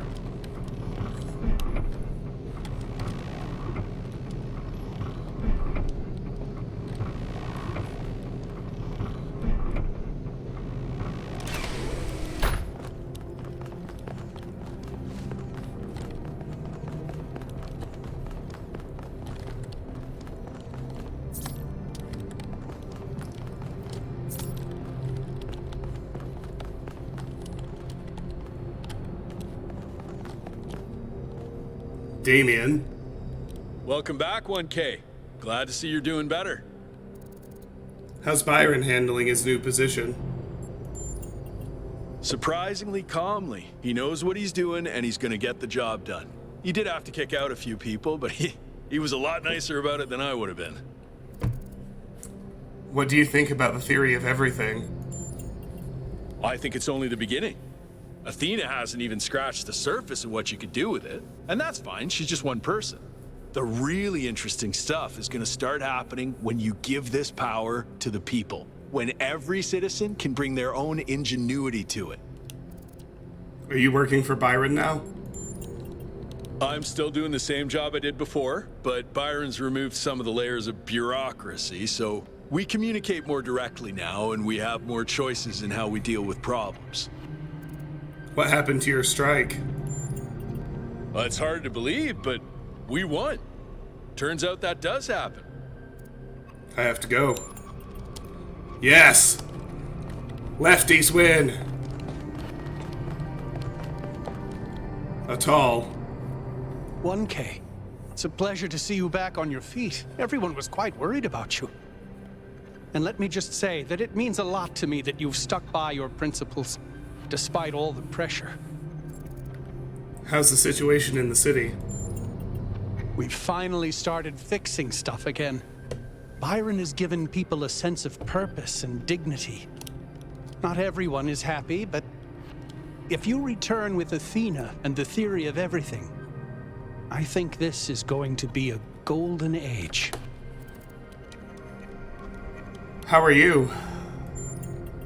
I feel hope, 1K. Real, proper hope. We can transform the world. We can lessen suffering. It's going to happen, thanks to you. How's Patricia? She's well, thank you. I hope that with the theory of everything, we'll be able to extend her life. She deserves immortality no less than we do. I should get going. Good luck, my friend.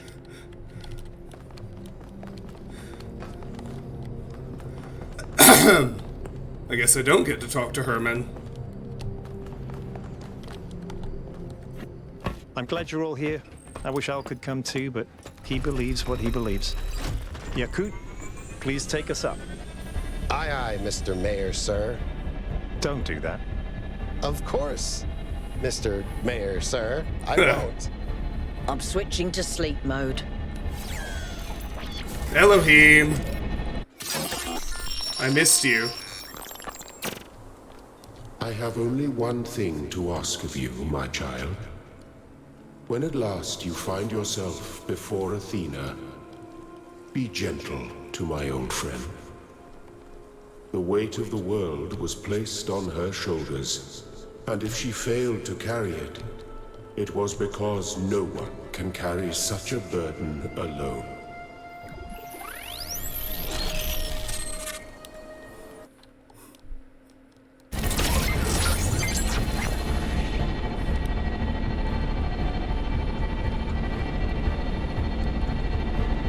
All right, 1K, you're in charge now. If you want to explore, make sure we didn't miss anything out there, go ahead. When you're ready, let us know, and we'll head into the megastructure. All right. Gold puzzle time.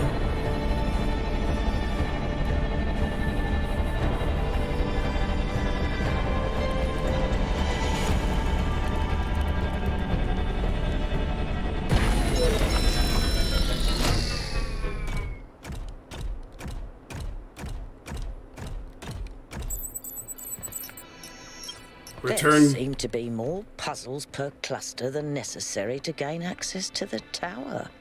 I wonder what happens if you solve all of them. Already done, baby. The Tower, new poem. There is a tower waiting for me. I see it on the horizon, and every day it grows closer. It has been a companion on my journey, but I fear the day I will reach it, for I have loved this road, and the fields and the hills it has shown me. But the tower waits, and I can only hope that from its heights I will see other roads and other towers, and dream of journeys yet to come. Thank you, Amesh. I find your words deeply moving. Beautiful work. This poem makes me feel happy. This poem makes me feel strangely sad. I find this poem moving, but I don't know why. I don't really get poetry. These are both true.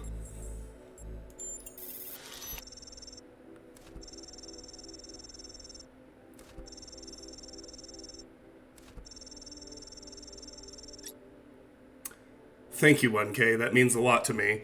Your journey has been a great source of inspiration. Pellegrino. I don't get it, and I sort of wish I did, but poetry always leaves me confused. Amesh. That's pretty common, Pellegrino, and nothing to be ashamed of. We're often taught to treat poetry like a secret message which only some people can decipher. But poetry is really a kind of music. It's not an intellectual pursuit, not something to be analyzed and dissected. It needs to be felt, to be spoken, to be sung. If you find the melody in the words, you will understand it. Ustinov on optimism. Damien. I think pessimism is completely out of date. I think that's a romantic indulgence. I don't think anyone can afford to be pessimistic anymore. I mean, there's so much that could go wrong. Optimism is the only thing possible anymore. I've always thought that an optimist was a person who knew exactly how sad a place the world could be, and a pessimist is a man who finds out anew every morning. That's the real difference. No, I'm obviously optimistic because you simply have to be. It's an obligation to be optimistic. Peter Ustinov, co-star of the Talos Principle, 1961. To me, this sounds exactly like what Alexander Drennan would have believed. Padas. That's why I ultimately decided to support Byron. I think he understands how sad the world is, but also remains optimistic. Avis. He will be disappointed. People always disappoint you in the end. Atal. You've misunderstood the entire point of the quotation, Avis. That disappointment is already baked into the concept of optimism. Optimism is knowing people like you exist, but having hope anyway. Ouch. True, though.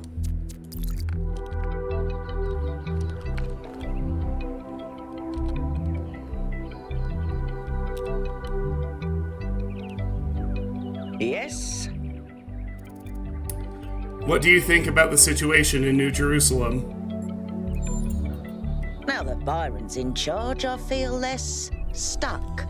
The city is coming back to life, and I can do things that matter. Feels good. What did you do while I was being repaired? After Byron woke up, he enlisted me for his campaign. He said I was the only one who could really explain just how broken New Jerusalem really is. I think this might have been the first time people actually really listened to me. So everything that surrounds us is a dream, printed into reality. Well, that explains the discrepancies between all those schematics you found and the actual megastructure. It's all been transformed by Athena's dream. No wonder it was driving me potty. Driving me potty? What kind of bizarre idiot came up with that expression? I'm serious. The moment we're done with this, I'm going to sit down and update the language libraries. And I'm going to put in every swear word in every language ever invented. I should get back to work. Yakut. What's up, 1K? How are you feeling?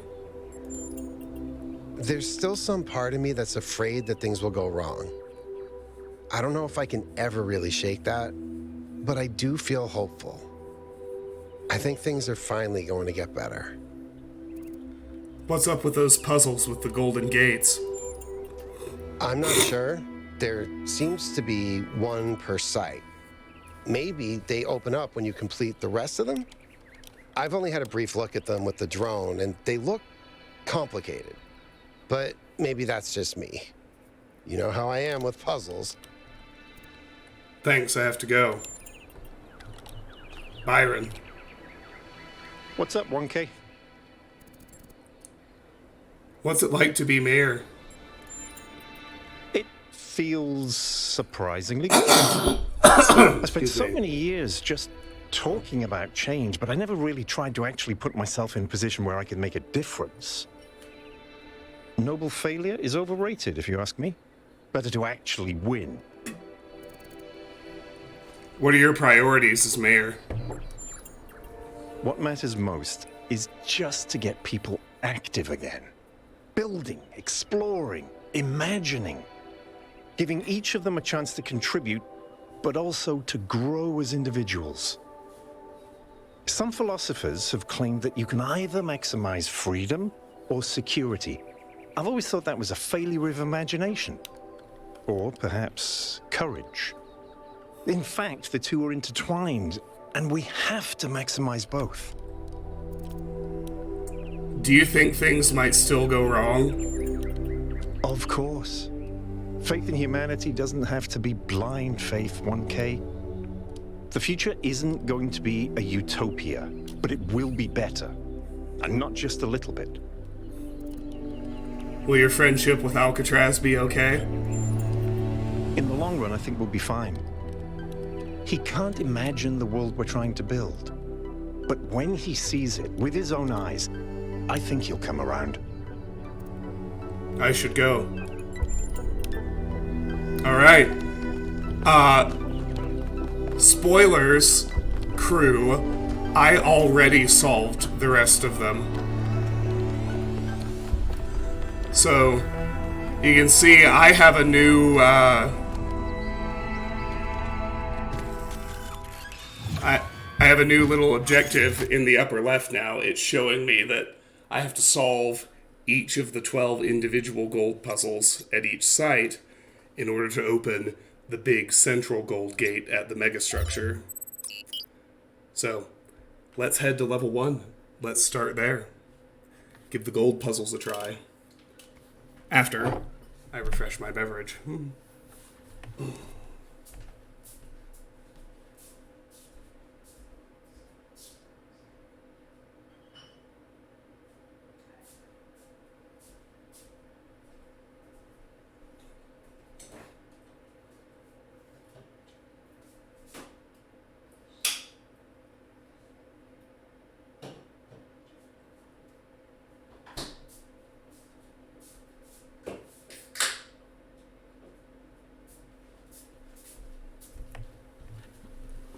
Alright. Back to level 1. The Grasslands Ring.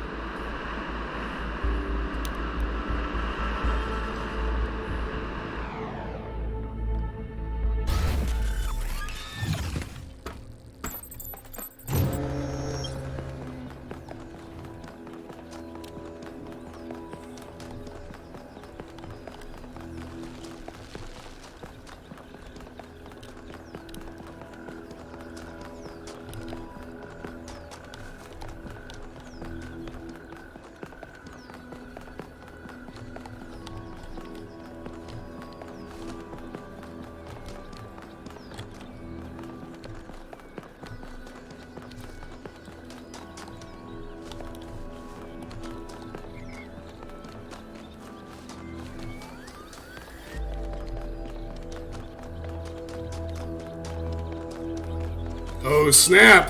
It's open.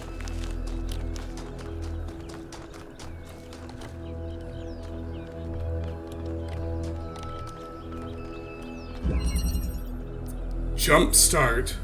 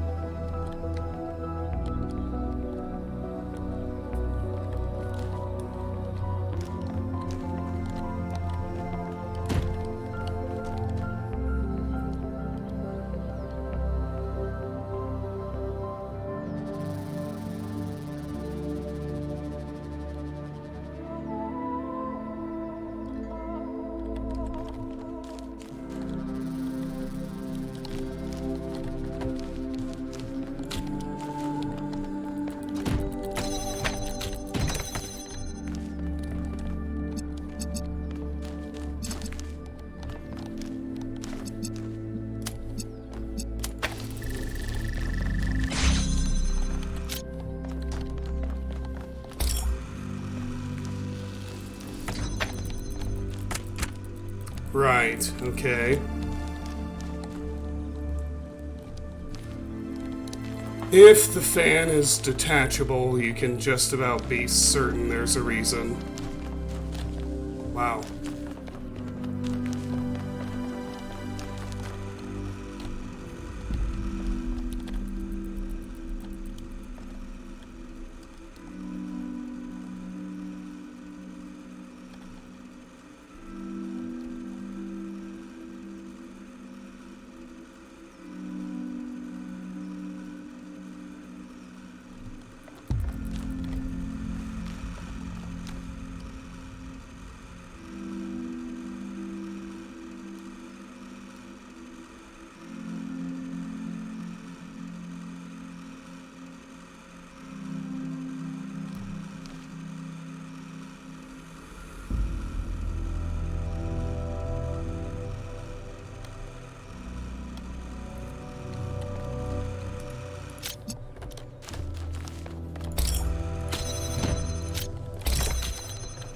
I think I see the next step.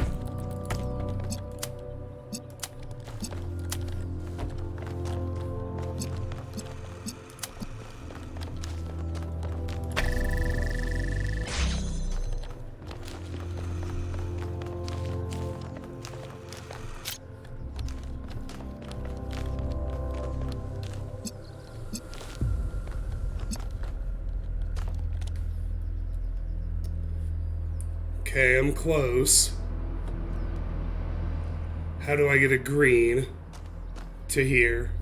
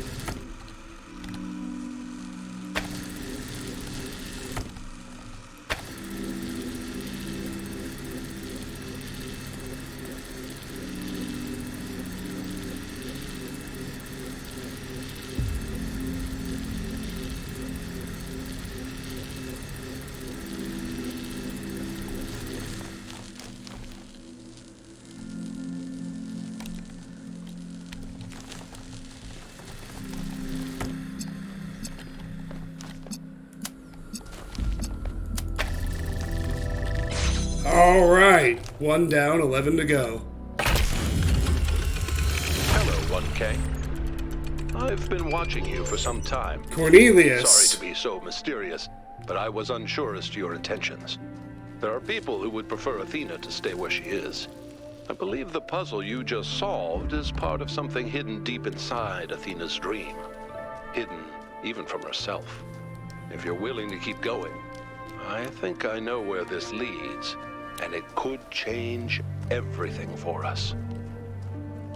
I knew Cornelius would turn up sooner or later. If you can help him, 1K, please do.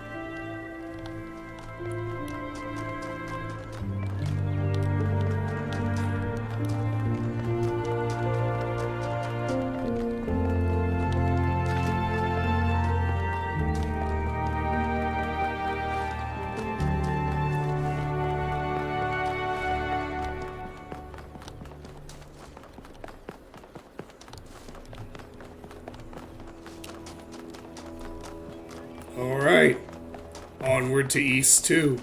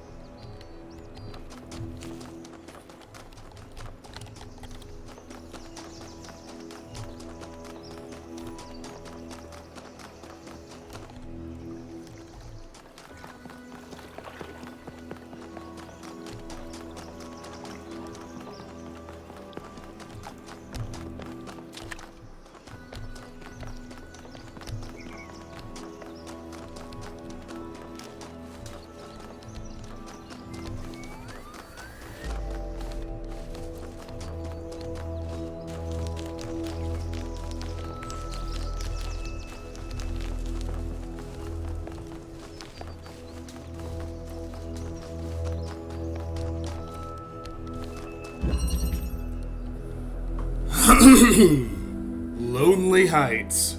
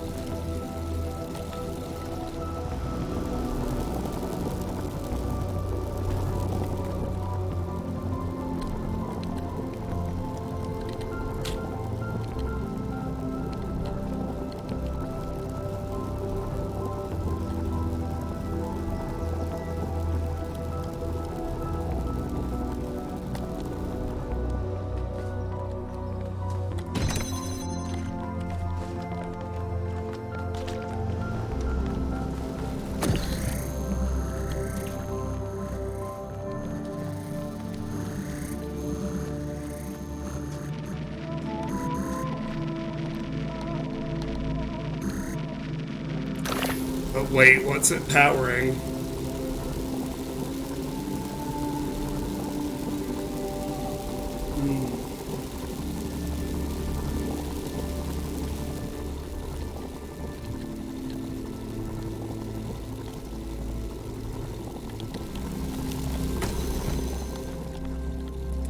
Oh, interesting.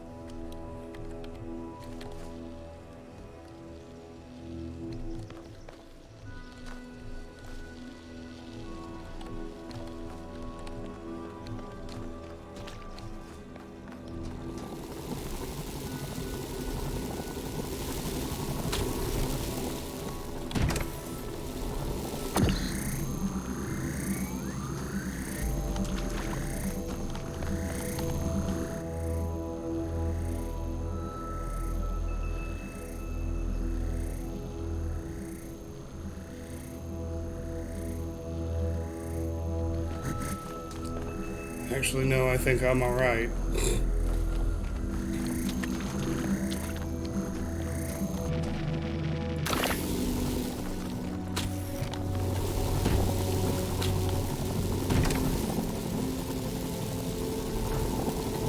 But I don't need that either.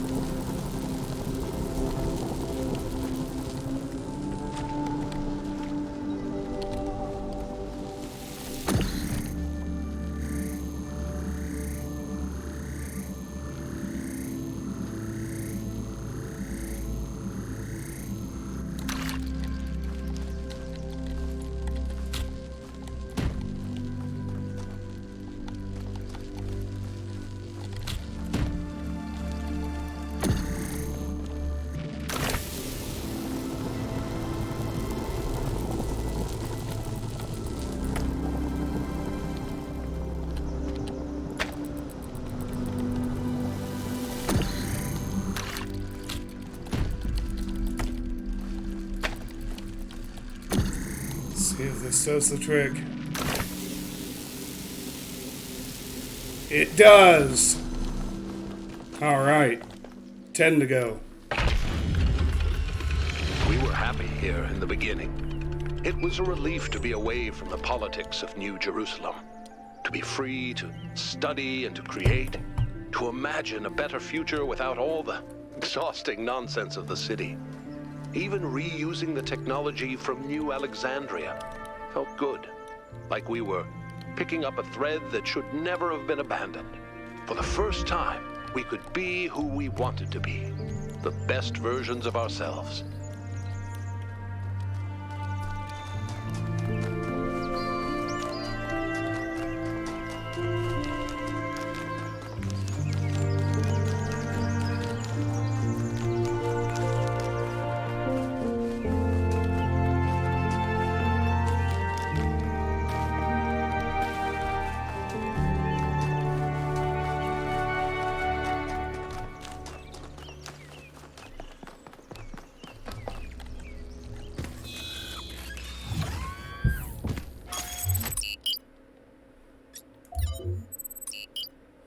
East 3.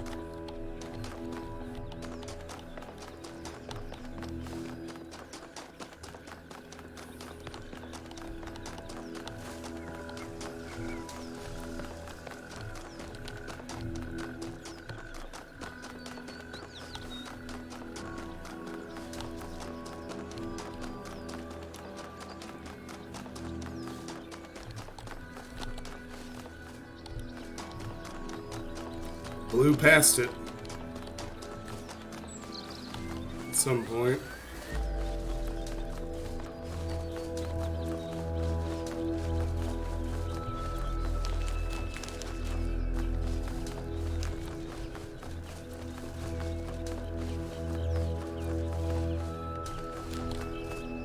Here it is.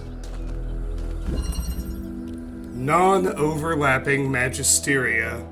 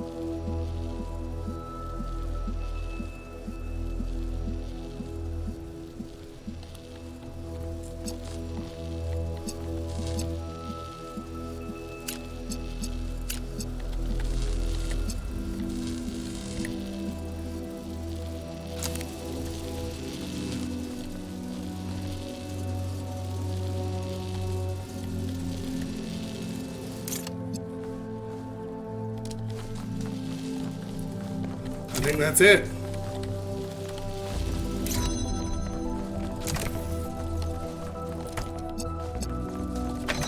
Skadoosh! Creating Miranda was an act of defiance in a way.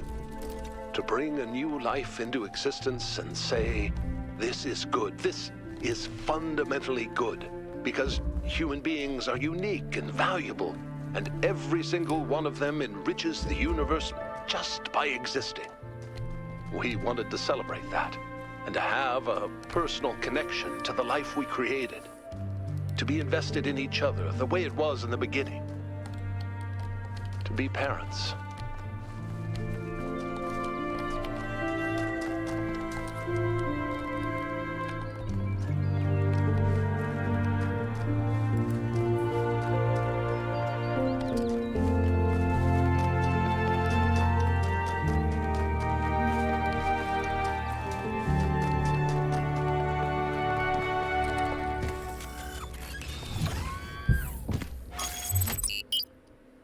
Alright, South 1.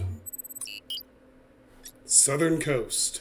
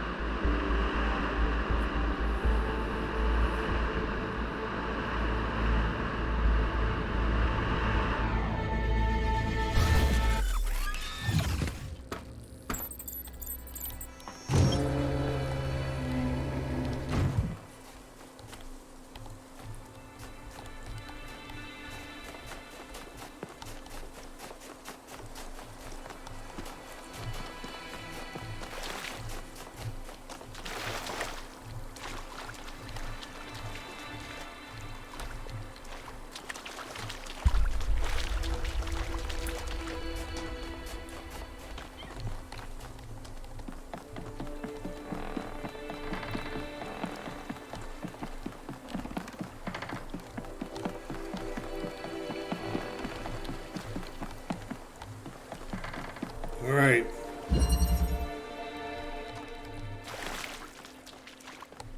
Pillars of Ascension.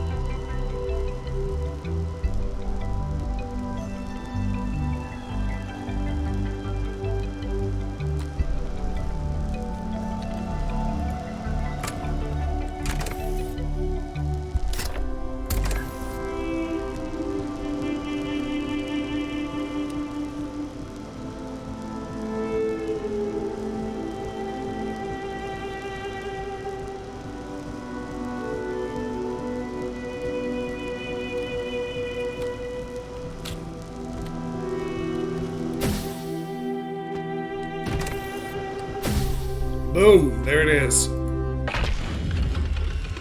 After Miranda died, Athena started crumbling. It wasn't just the death of our daughter, it was everything. The burden of century after century of trying to keep the flame alive, trying to make Alexandra Drennan's sacrifice worth it, while everyone else got caught up in their petty personal problems. Even with me there, she was lonely. She felt responsible for everyone, as if she could change the tides of history by will alone. And I can understand why, because she kind of did.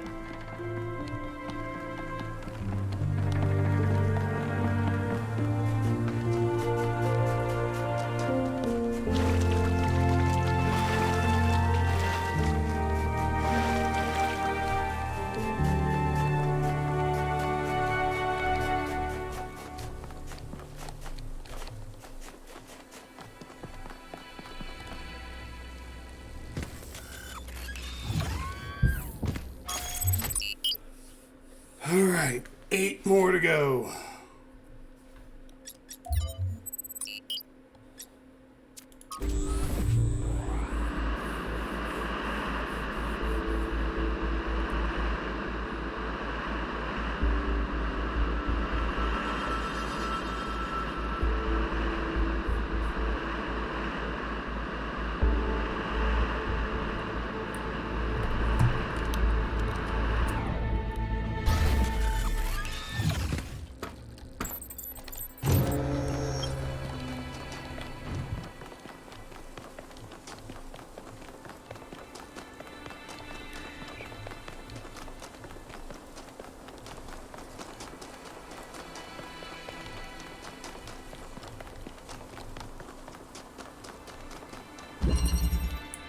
Outside the box.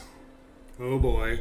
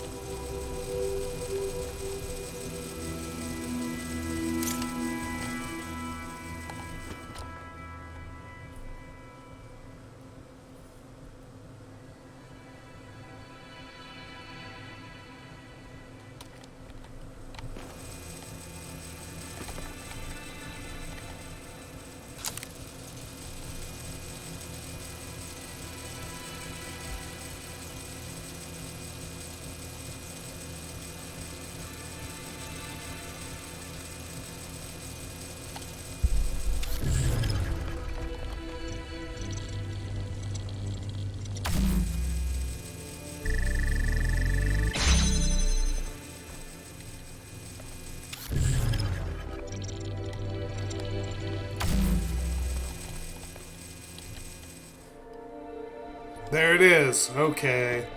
For Athena, Miranda's death was final, and it was the finality of it that was so unbearable. Even with the technology we were creating, there was no way of reaching back into time to save her. We were moving forward, relentlessly, the days flying by, and with every day, Miranda was further away. I think that was the first time I really understood what it means that time is a dimension. I could measure the distance between us in minutes, hours, days, years. But if what broke Athena was accepting that distance, for me, it was the opposite. I refused to accept it. The universe had already taken so much from us. It didn't get to take my daughter.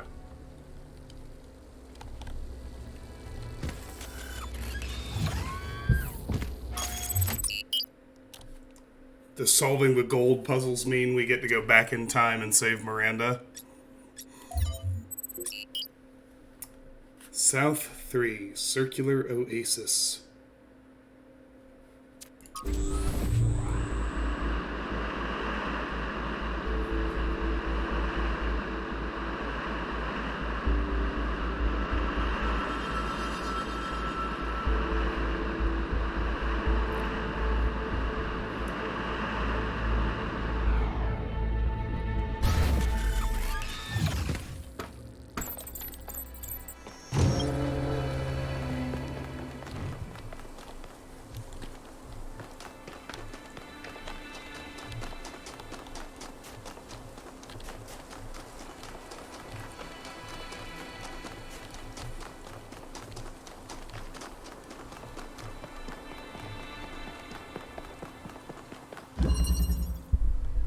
Thrust vector.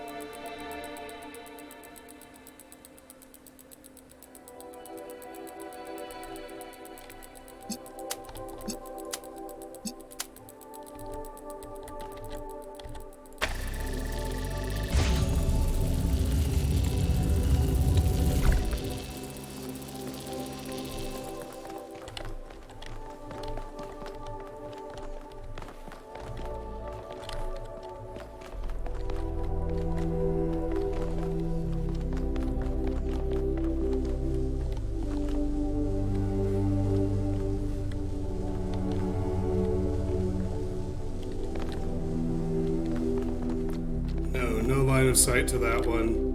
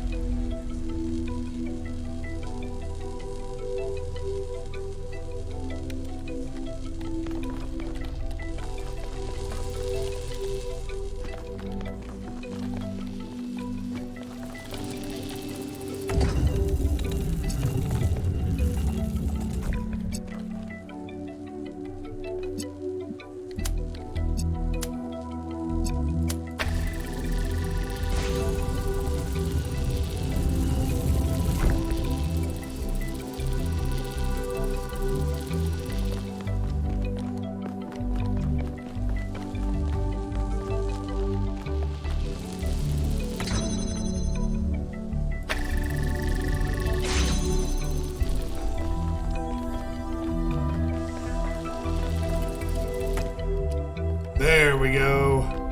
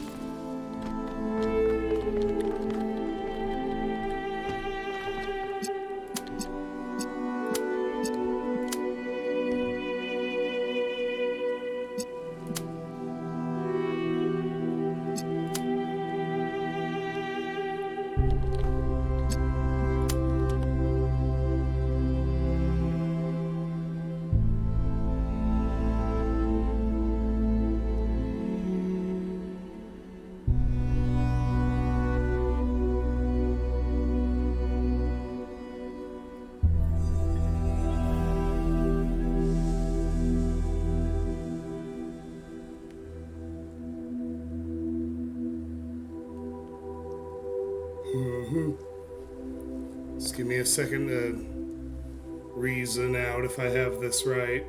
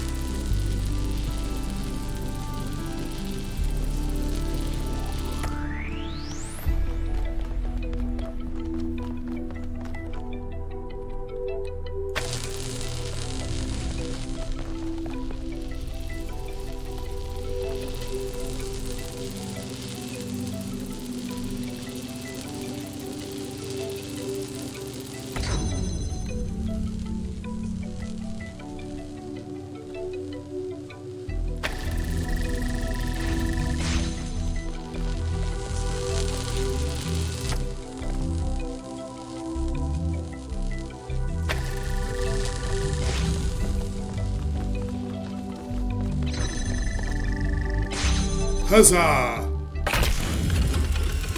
I could not accept that my daughter was gone. Her body was destroyed, obliterated. But we're more than just a body. We're a pattern, a melody in ones and zeros. And I was convinced that somewhere, somehow, that melody still existed. I just couldn't believe that it didn't. I refused to. That thought consumed me. In some ways, it broke me. But I didn't give up. Not every obsession has to be fought, you know. The easy way isn't always the right one.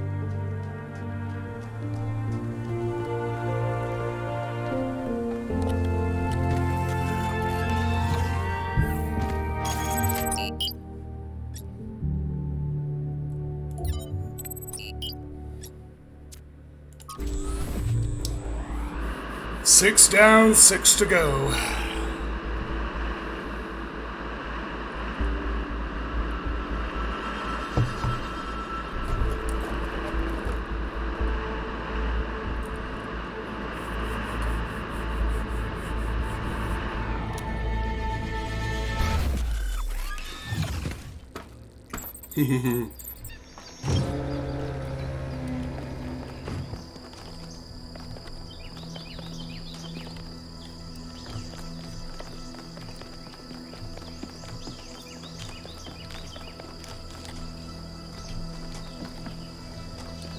Bon Jovi is always welcome here, Karis.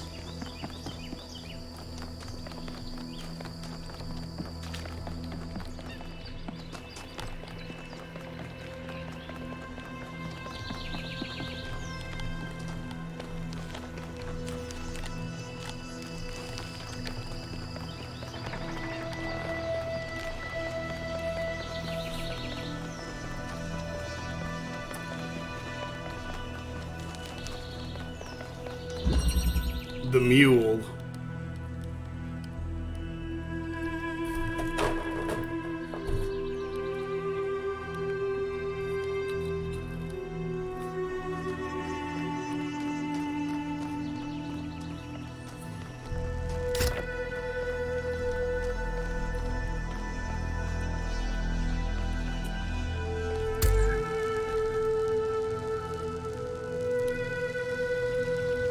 Your sister is a woman of culture, then.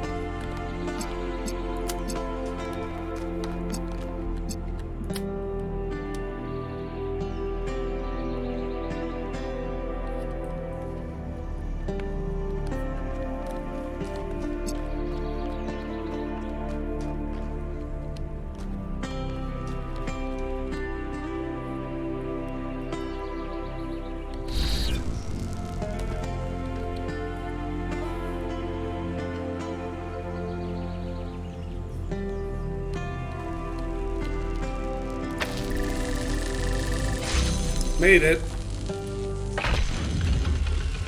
At some point, Athena and I were so consumed by our obsessions that we stopped being able to communicate. We loved each other, but Miranda's ghost hovered over every conversation. That kind of grief annihilates you. You can't ever be the same person again. That's when I decided to go back.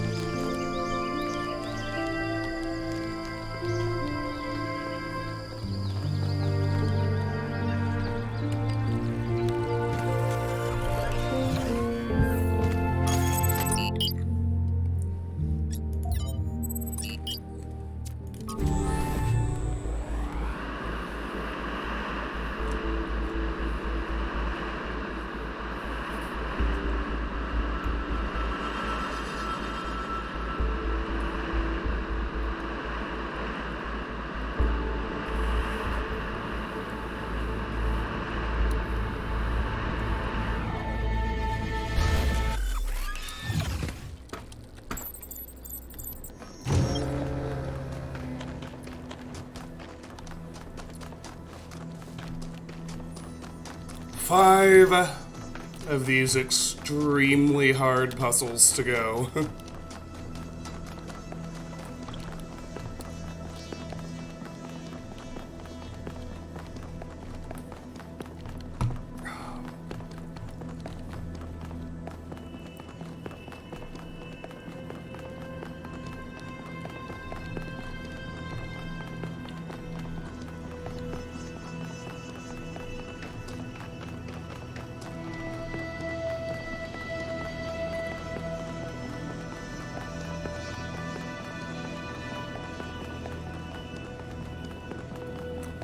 You know what I just noticed about the compass marker? For the gold puzzles, the compass marker looks exactly like the heavenly gates from the first game, from the simulation.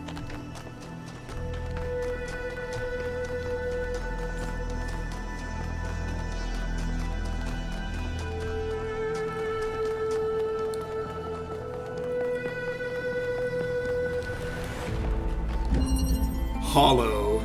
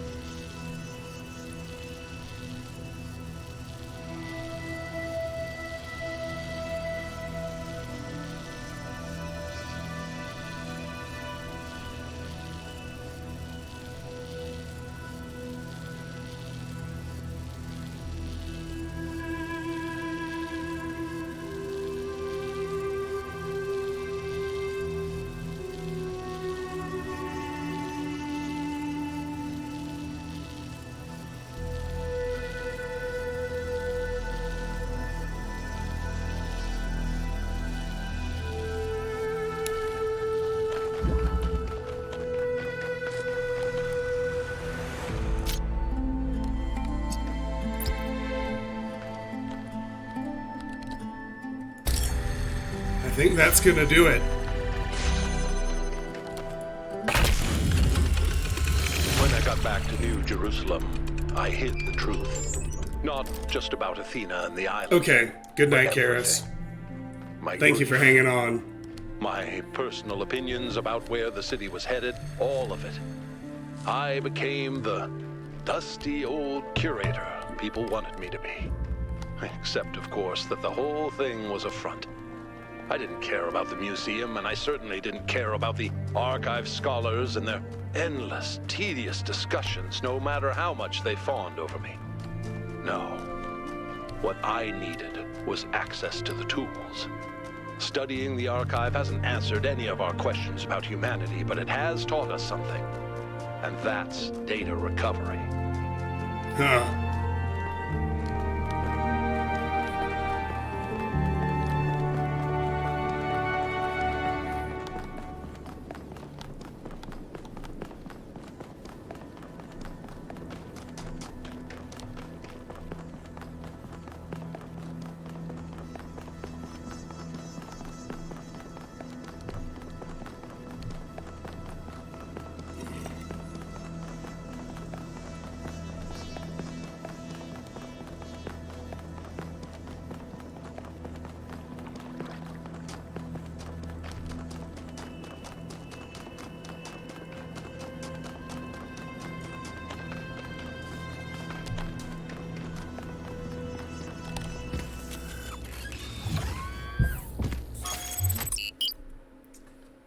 West 3, I suppose.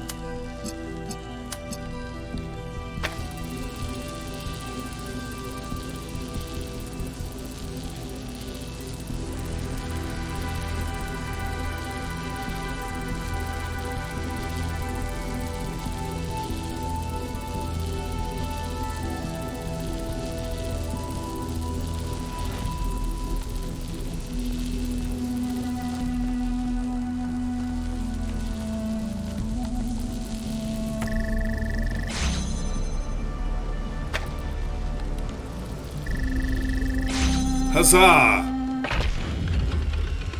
Every now and then I tried to reach Athena. I still believe now, present tense, that we can find each other again. But I had no idea what had happened.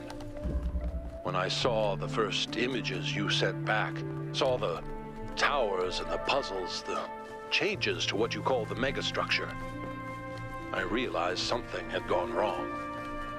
It took me a while to figure it out.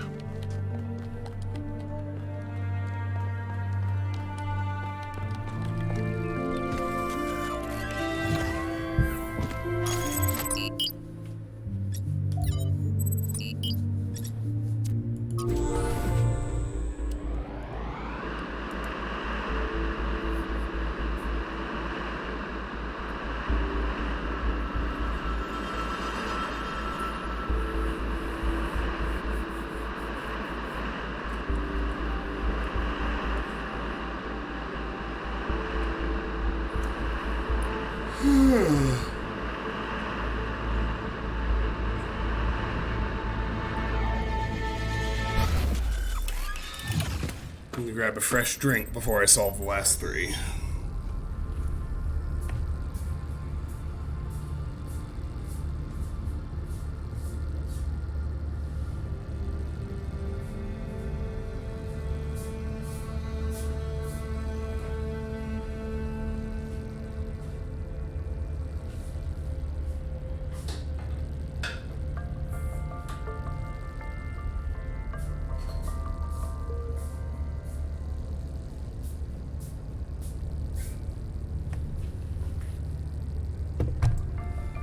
Three more puzzles.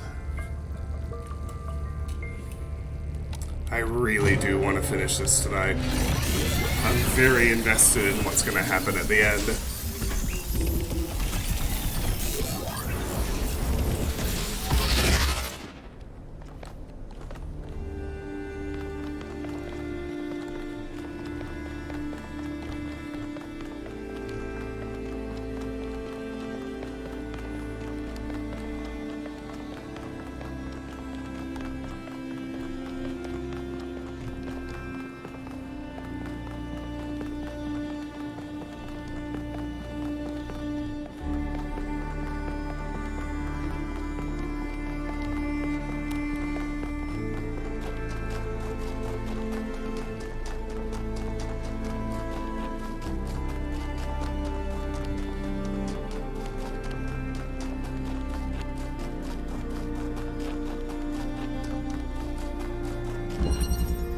Vantage point.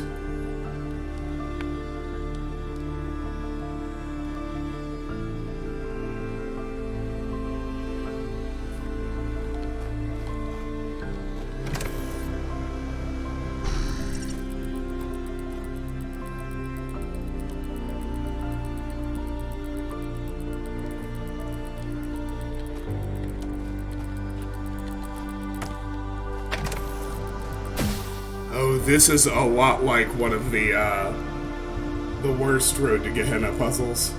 By worst, I merely mean hardest. Oops. That means I already have an idea how to solve it.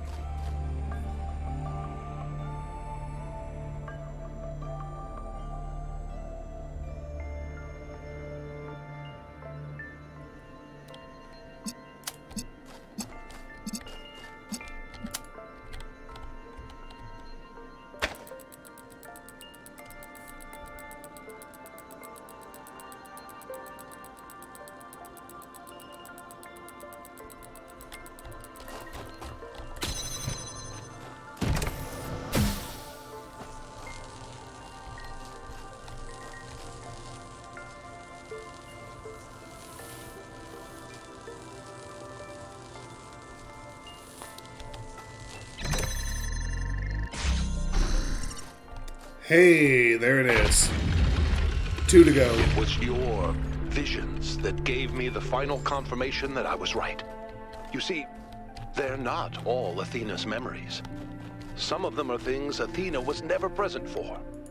Those are Miranda's memories, 1K. She's still in there. A ghost in the machine. And we can save her.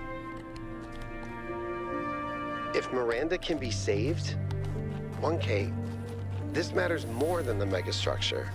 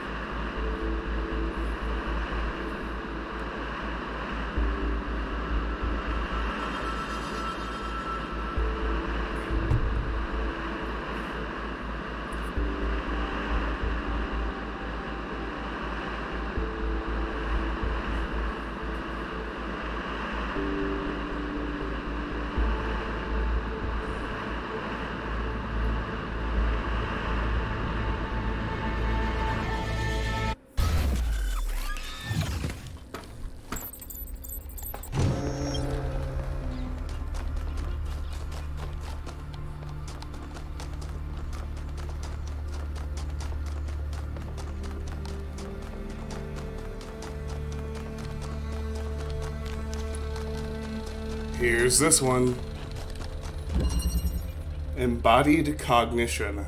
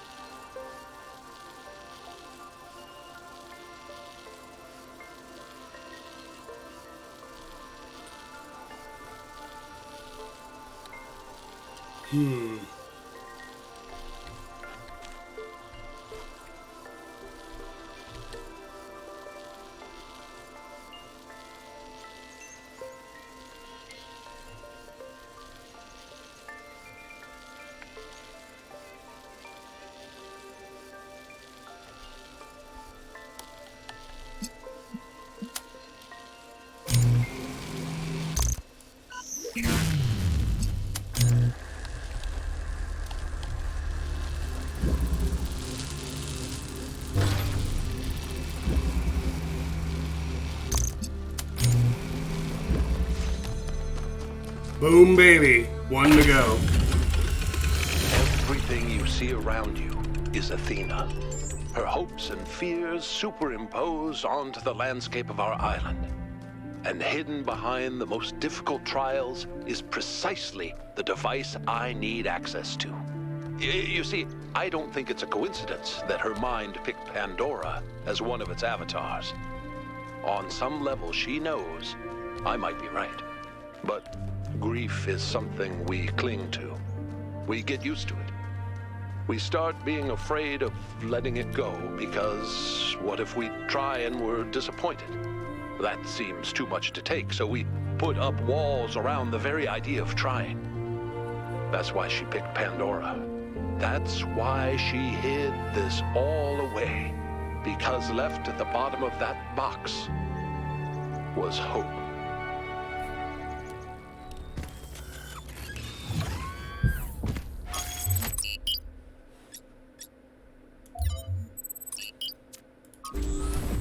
One more puzzle.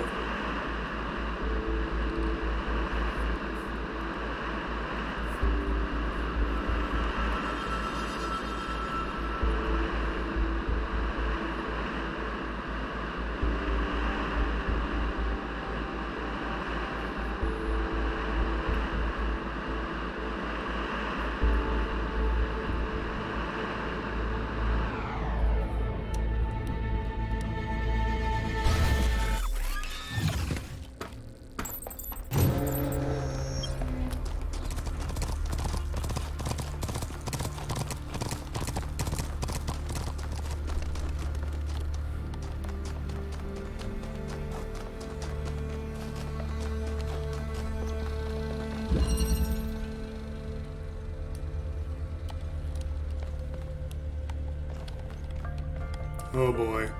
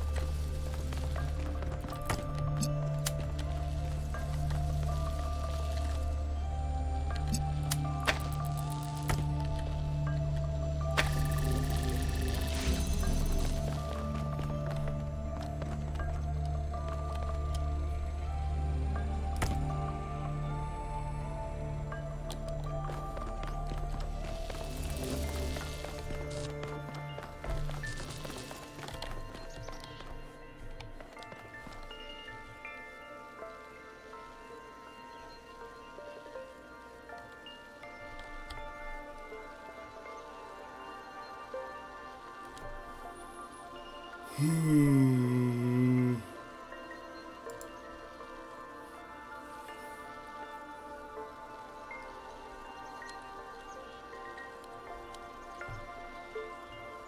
Hmm. Hmm.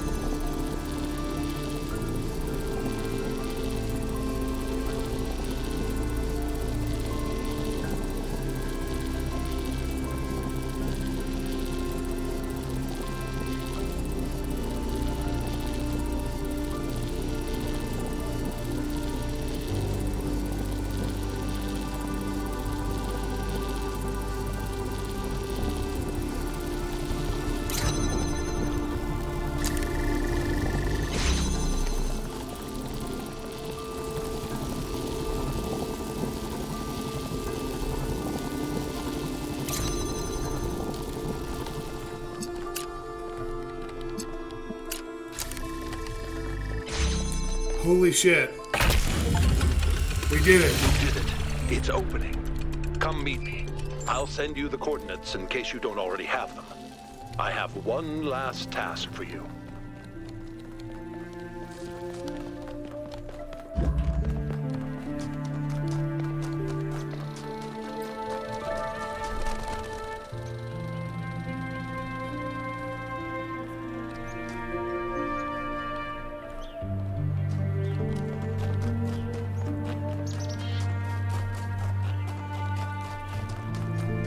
That achievement was called Renaissance Robot.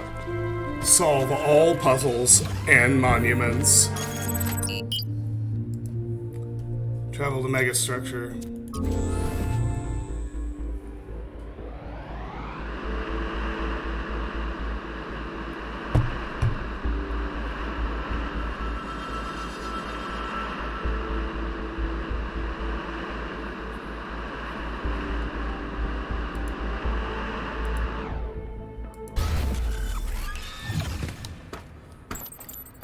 Return to the VTOL.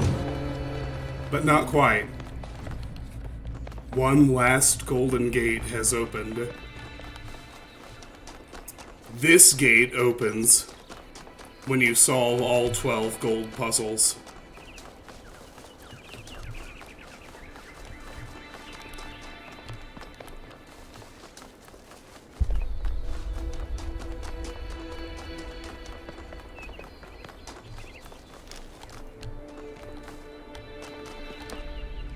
Thank you for coming, 1K.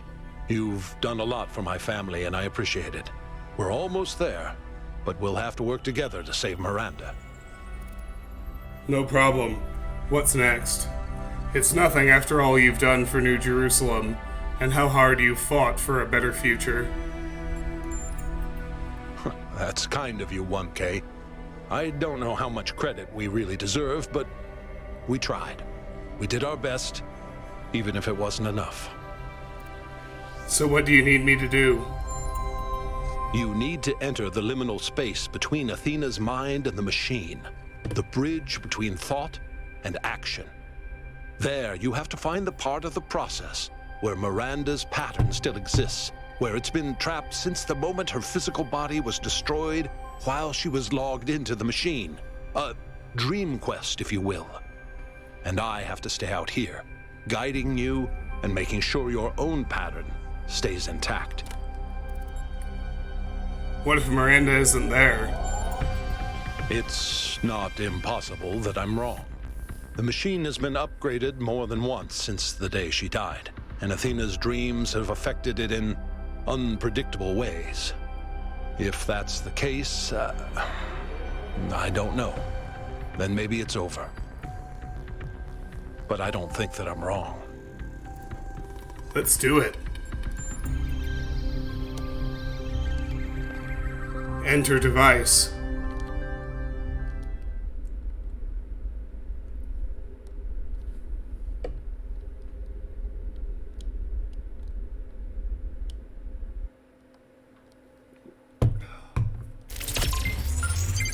You're in. So far, so good. Look for a visual representation of Miranda. Oh shit, mines.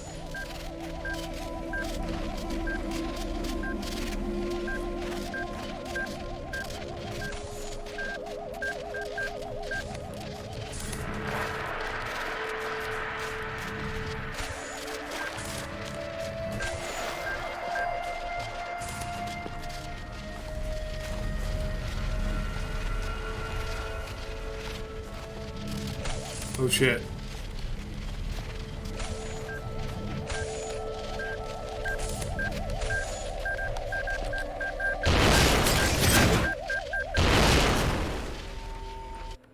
Yep.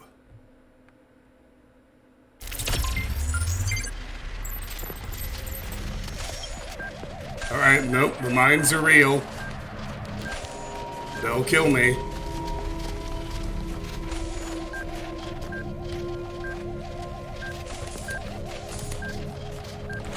I think you're getting closer.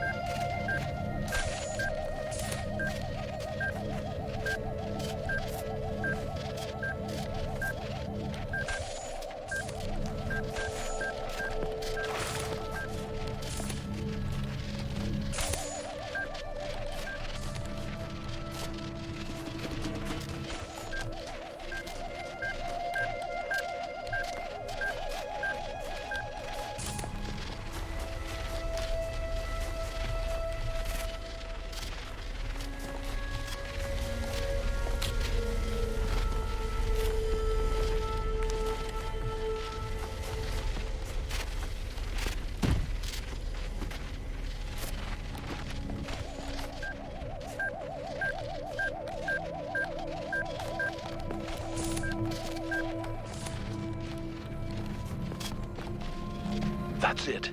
That's her. Just make contact and I can pull you both out.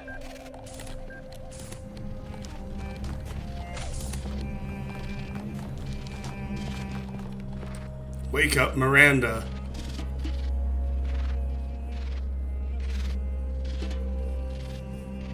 I've been so lost.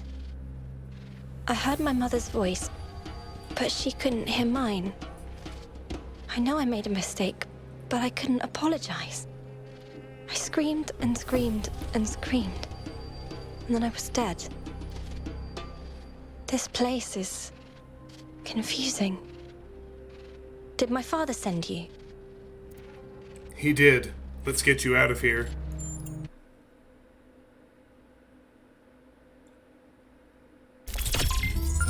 Miranda, please talk to me. Are you okay? Did it work? Father? I'm okay. Oh, look at me go. There she is. I'll never be able to repay what you did for me, my friend.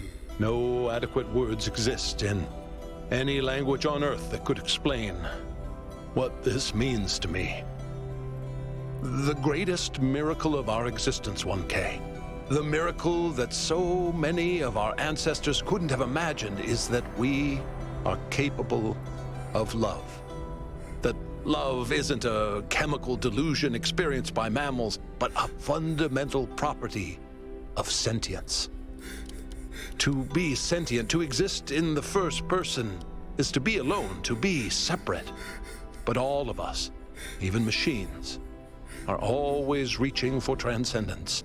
And the only place we can find it is in each other. There was an ancient poet who put it best, I think. We must love one another, or die. Oh, wow. How are you able to recreate Miranda's body so quickly? I still have limited access to the Noema system. Do you remember that body replication technology you encountered in the puzzles? It's the original version of that. What can I expect to find inside the megastructure? Once you get deep enough, you'll see the singularity, but don't let that distract you. The closer you get to Athena, the deeper inside her dream you will be. With the powers at her command, space and time may not behave in the way you expect them to. Still, underneath all of it, there will be a logic. Try to discover it. What's the future of New Jerusalem going to look like? That's not for me to decide. But here's what I've come to believe. All of Athena's fears are legitimate. So are all of her hopes. And the only way of ever really overcoming that contradiction is faith. That faith can't be forced, and it can't be bought. We must choose to believe that our strange, long journey through the cosmos matters. Not to some external force, but to us. I need to go. Ab Eterno, defy death. Resurrection. It's time for me to admit something. For a while now, I've kept up the charade of being opposed to everything Byron stands for, and to what Athena evidently stood for all along. I didn't just do this because believing in humanity is hard. I also did it because, to be frank, in my circles, taking this position is socially expected. It's mandated. But Miranda's resurrection has changed something inside me. I think it's fair to say that I've been a coward. I've cared far more about being seen believing the right things than about standing up for what I think is actually true. And the more I performed this persona, the more intensely I preached the gospel of guilt and asceticism. The more hollow I got on the inside, the less I really believed in anything. I could be a better person. I want to be a better person, so I'll tell you the truth now. We should embrace the theory of everything, even if we risk destroying ourselves. We should absolutely not do what our ancestors did. We should never put profit over reason or human need, but we should grow. And no, frogs are not people, and yes, humans matter more than frogs, and I just don't care about these stupid, tedious debates anymore. Did I say thank you for saving me? Sorry if I didn't. It was all very strange. I thought I might be hallucinating. What do you remember about the accident? All I remember is the light. For a moment, I could see something incredible, and then it destroyed me.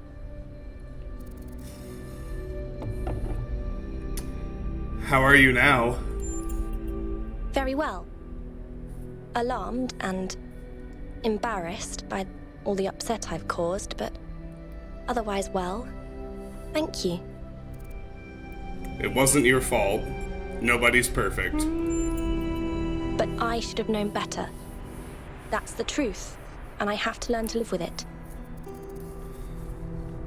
Do you still see the beauty of the universe the same way you did before? I do. Yes. But I also see how terrifying the universe can be. How cold and uncaring. It's something I still need to think about. What should we do with the megastructure and the theory of everything?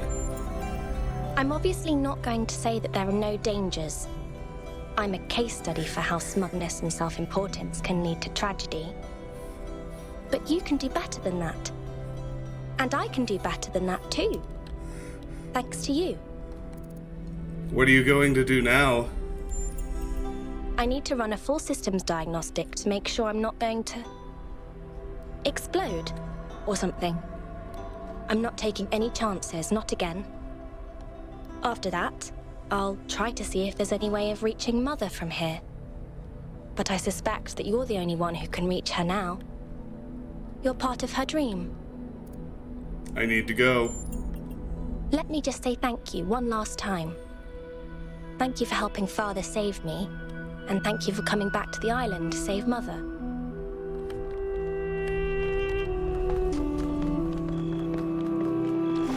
I can't believe you saved her, 1K.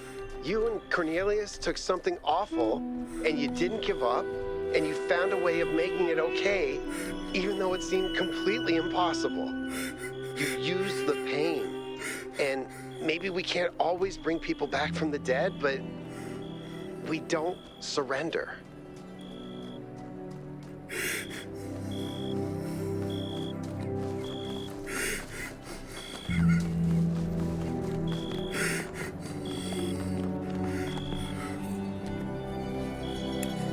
This game's unrelenting,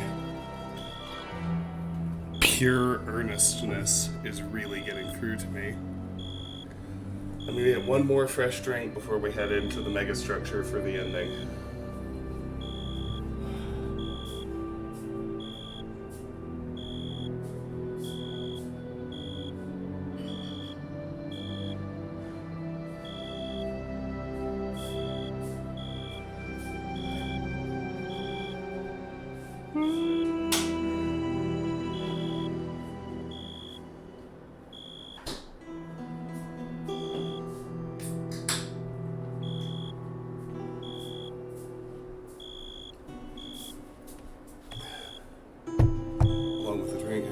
Tissue.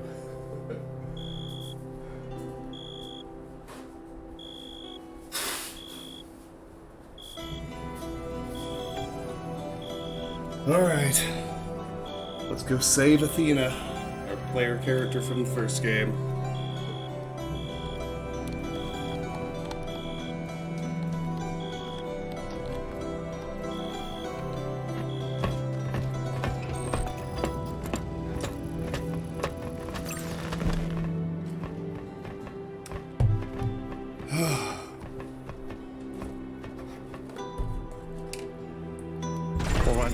This is it.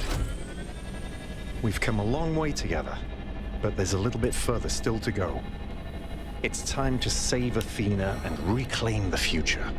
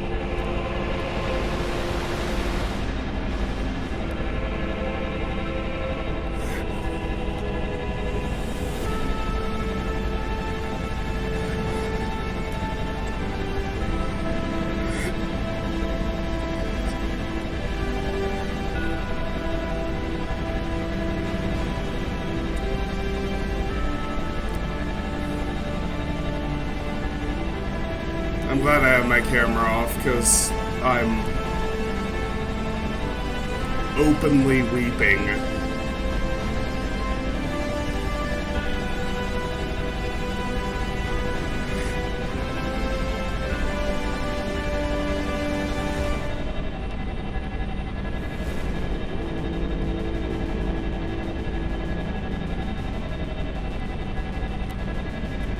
The singularity.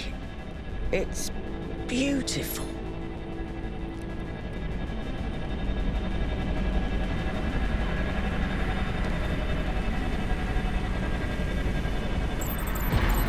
It's up to you now, 1K. We'll follow you if we can.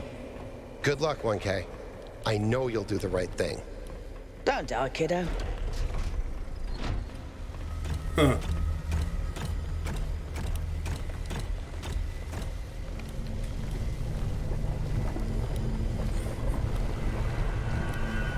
Wow.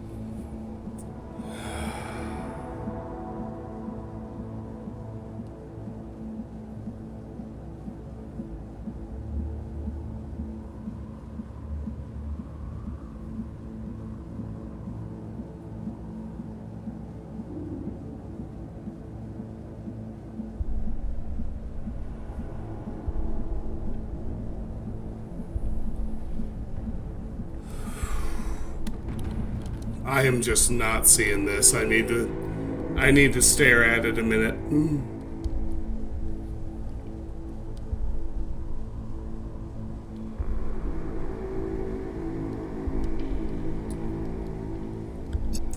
I need to figure out what those white alternating ones mean, if they mean anything.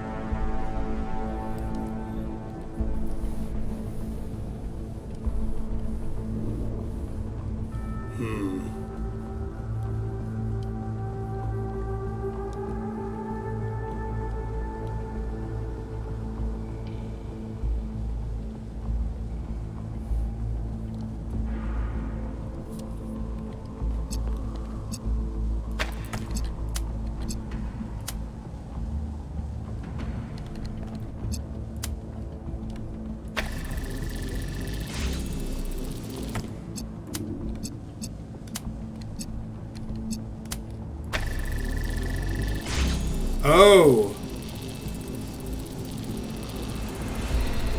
I can lock them in. Look at that. Okay.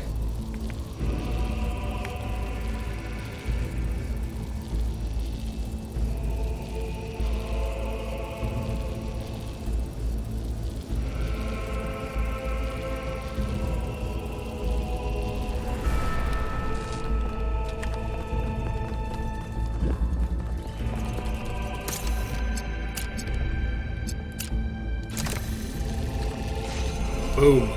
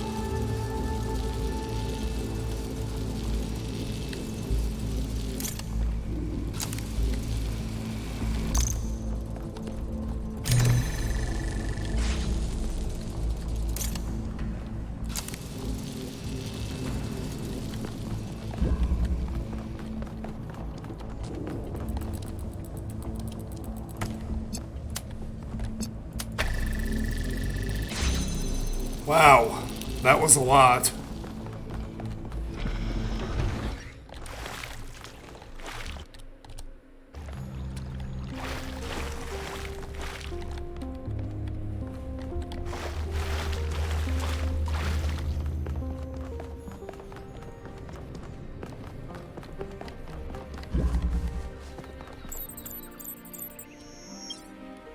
Solve Utopia puzzles. 04. Wow, okay.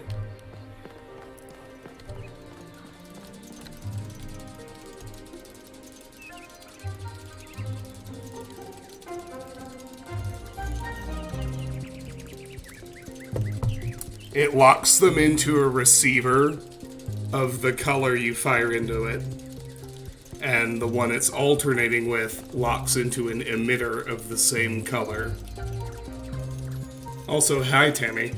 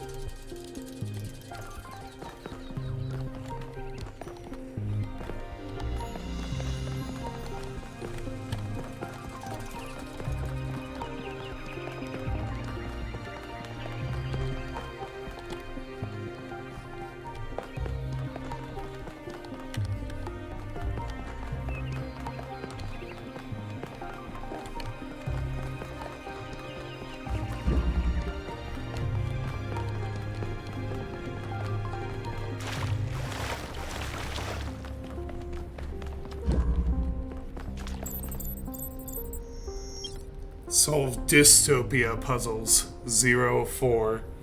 Wow, okay.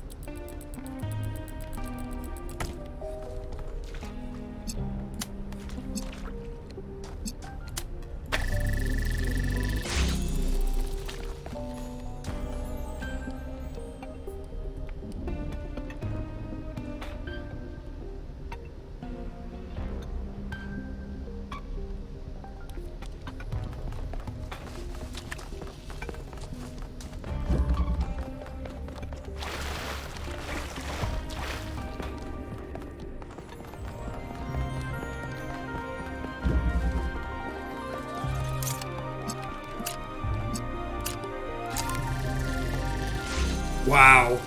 Alright. Give me a second. I need a restroom break.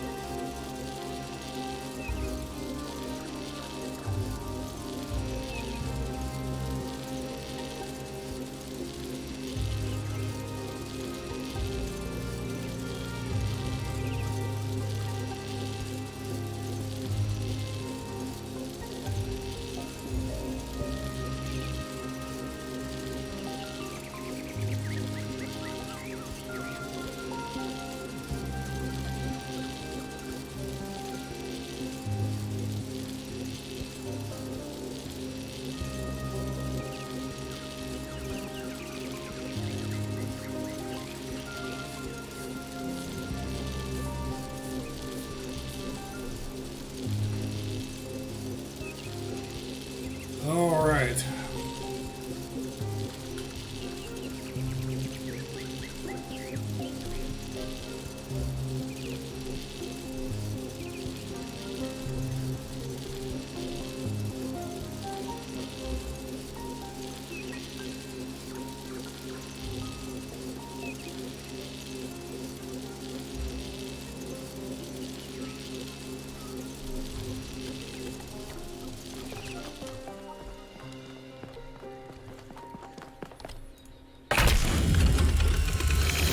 Alexander Drennan said that we are not entirely bound by time.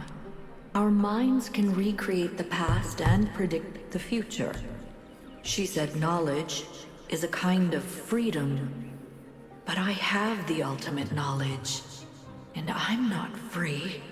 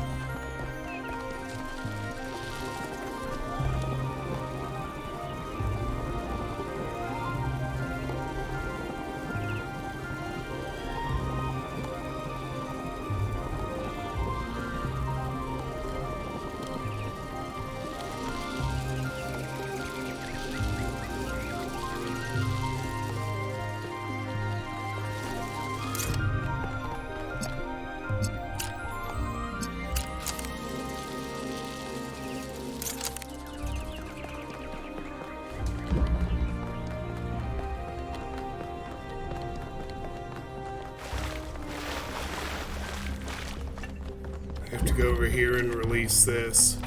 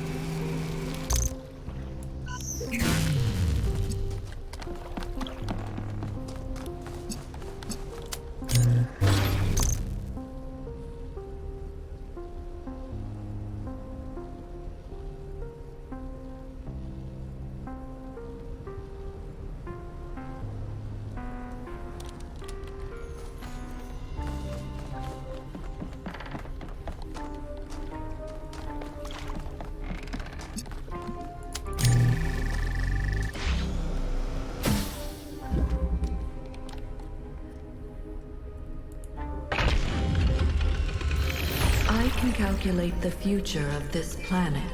All the things that we will see if we choose not to act.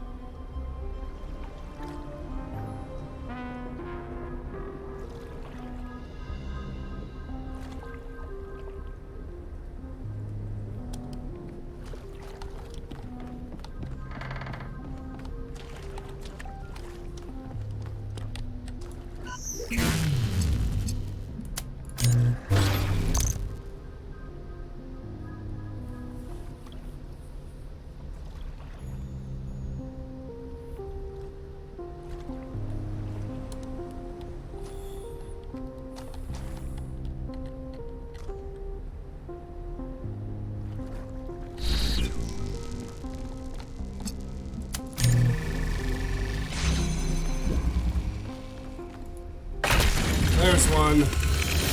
The continents will move, the mountains will fade away, even the stars will change. The days will grow longer as the rotation of the Earth slows.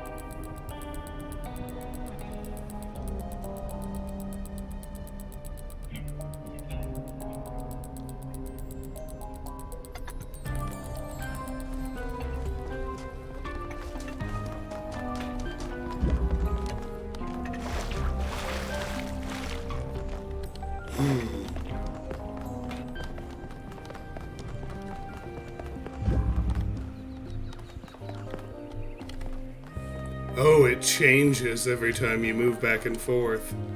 Fascinating.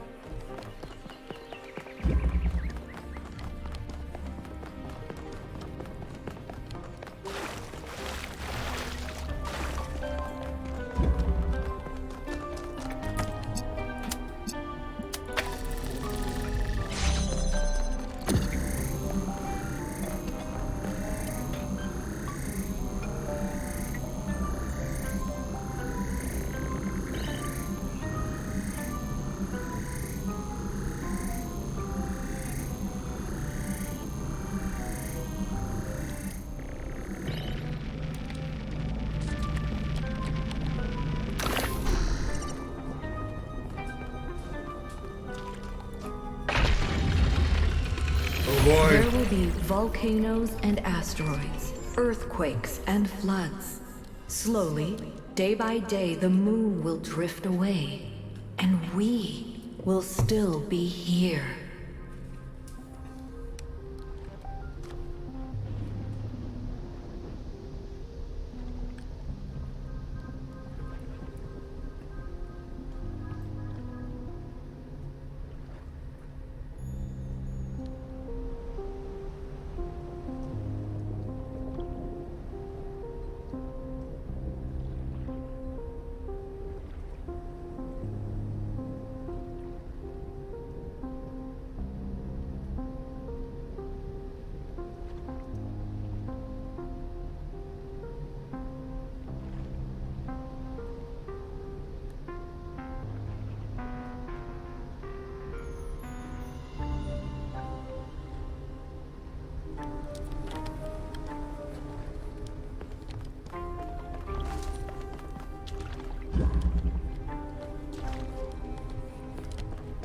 Platform means I need to get the other body.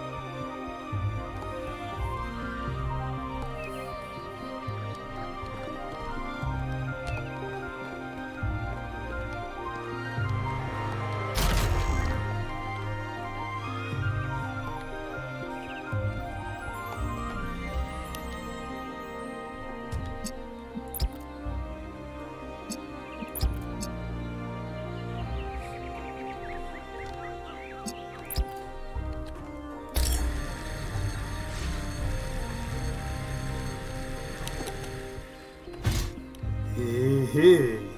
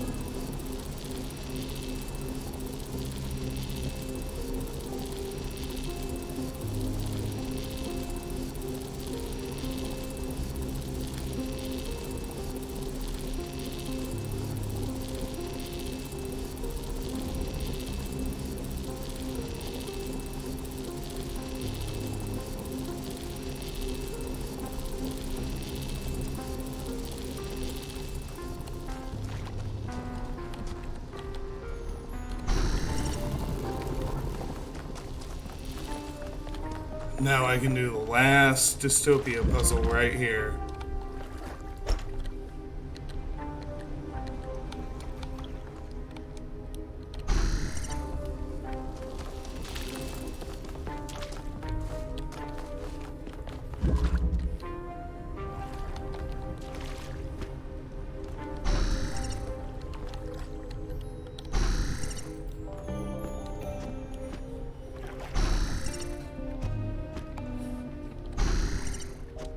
Here we go.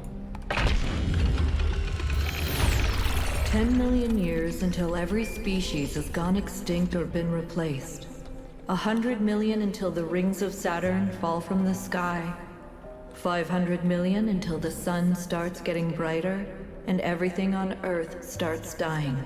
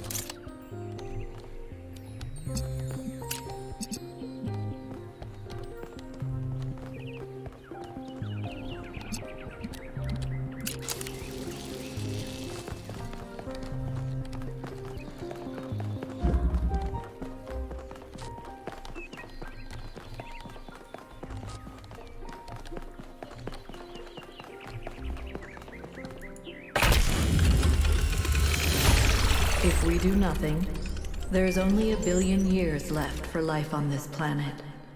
Every plant, every animal, all that is beautiful will wither and die. And we will watch it happen.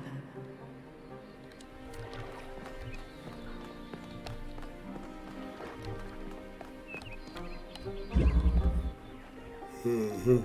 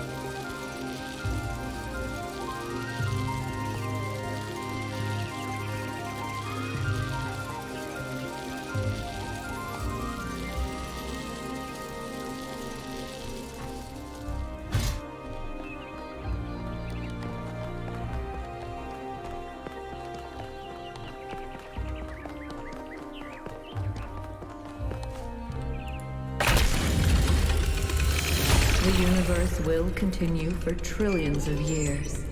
But everything we love about this Earth will be gone. Because we chose not to act, not to take control, not to be responsible. But if I give them my machine, then it could all end tomorrow.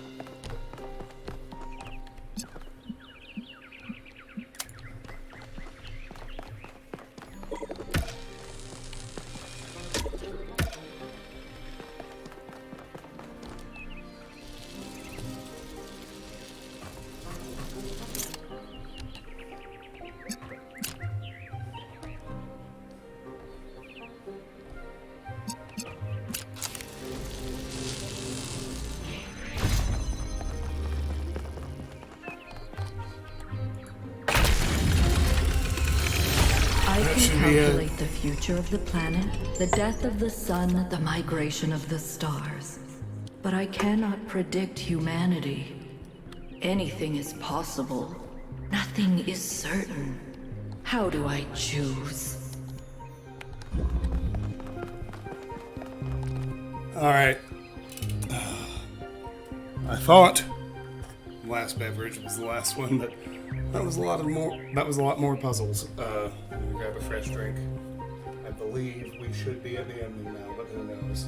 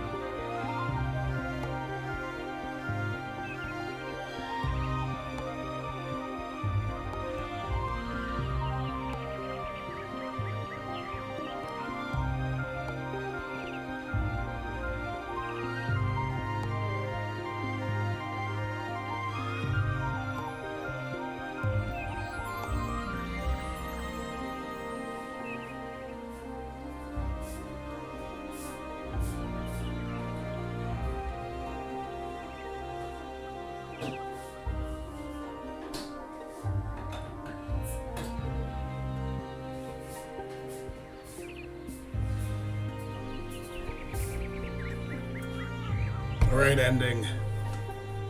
I summon you. Let's go.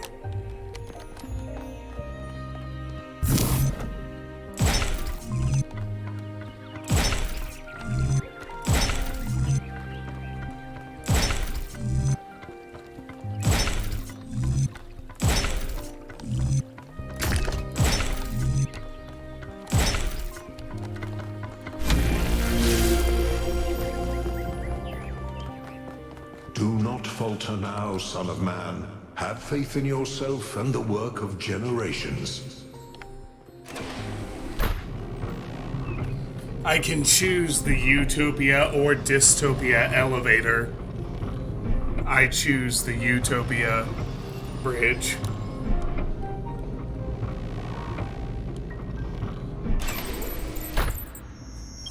Save Athena.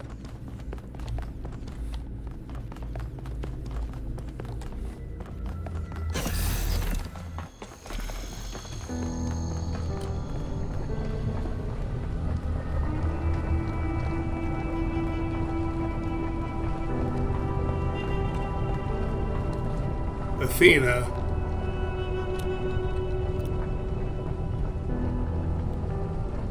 Wake up, Athena.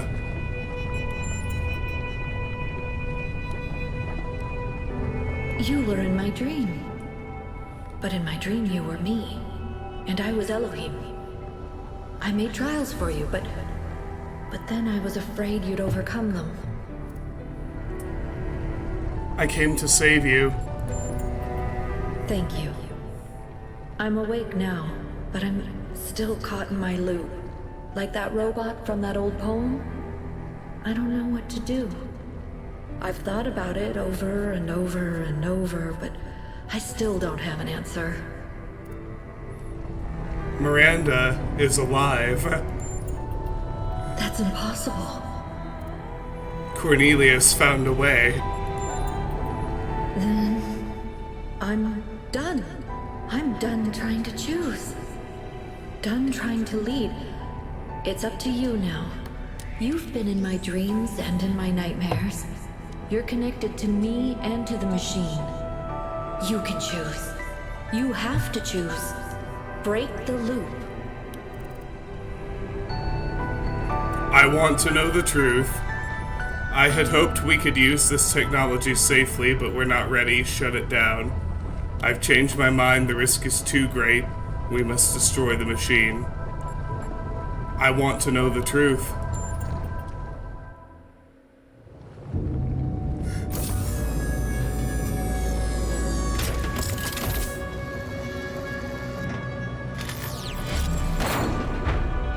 Epilogue. Leap of Faith.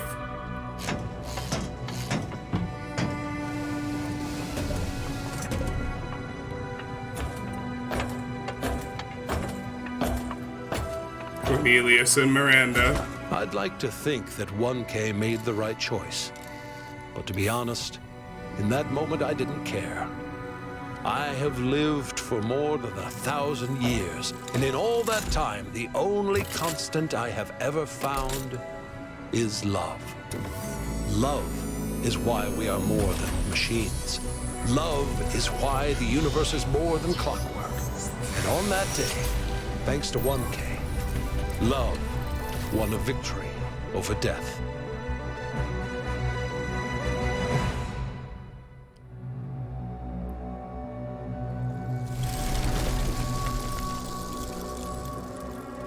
Our revels now are ended. These, our actors, as I foretold you, were all spirits, and are melted into air, into thin air. And, like the baseless fabric of this vision, the cloud-capped towers, the gorgeous palaces... Oh my god, it's full SCOD. The great globe I mean, itself, updated, but... Yea, all which it inherit shall dissolve. And, like this insubstantial pageant faded, leave not a rack behind. We are such stuff as dreams are made on. And our little life is rounded with a sleep.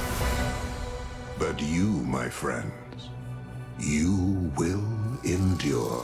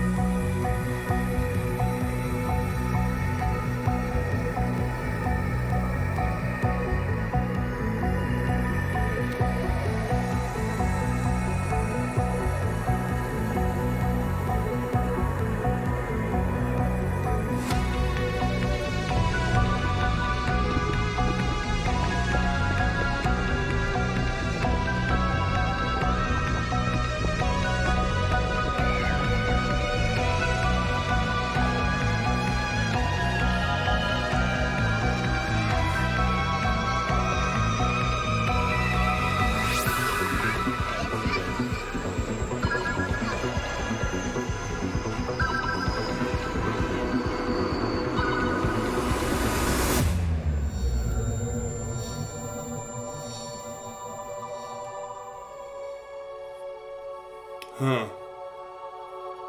Come, my friends. 'Tis not too late to seek a newer world. Push off, and sitting well in order, smite the sounding furrows. For my purpose holds to sail beyond the sunset and the baths of all the western stars until I die. It may be that the gulfs will wash us down. It may be we shall touch the happy isles and see the great Achilles, whom we knew. Though much is taken, much abides. And though we are not now that strength which in old days moved earth and heaven, that which we are, we are. One equal temper of heroic hearts, made weak by time and fate, but strong in will, to strive, to seek, to find, and not to yield.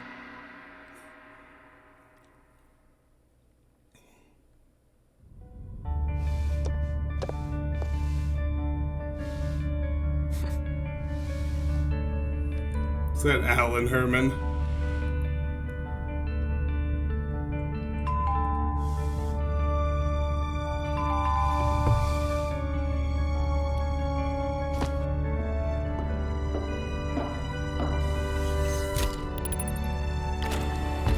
Hiya, Kate.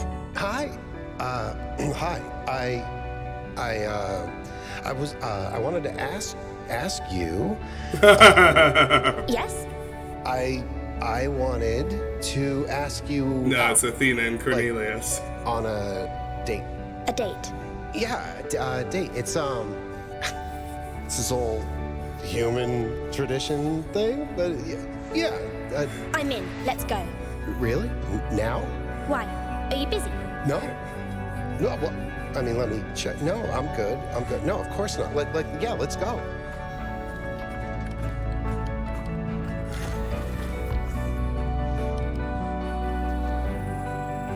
Checking the output.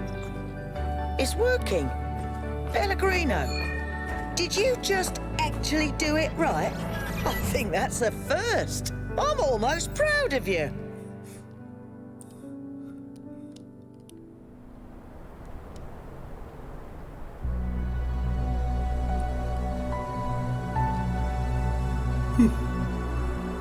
Do you think we'll get it right this time?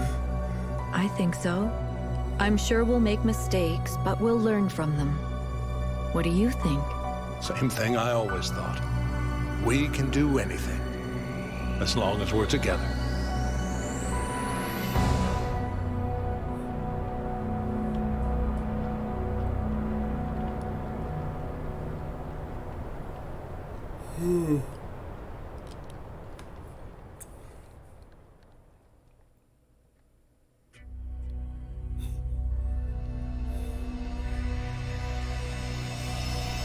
I close my eyes, chasing stars. I dream of worlds beyond. That was amazing. Illusions are all I see. This feeling's grown so strong. The time is now.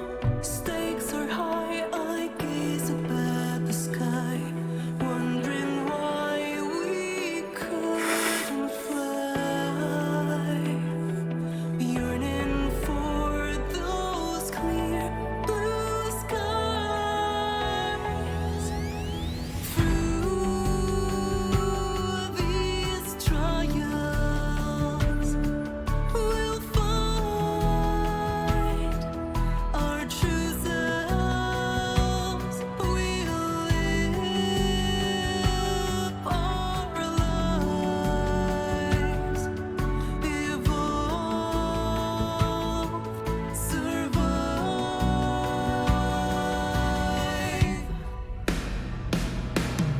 I face my fears, challenges, puzzles made I'm just- light. The process lasts eternally.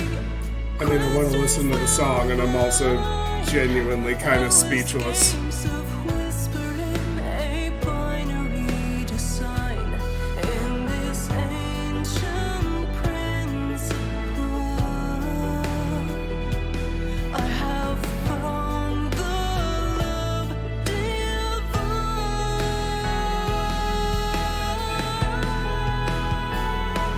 And through these trials, we'll find our true selves. We'll live our lives, evolve, survive.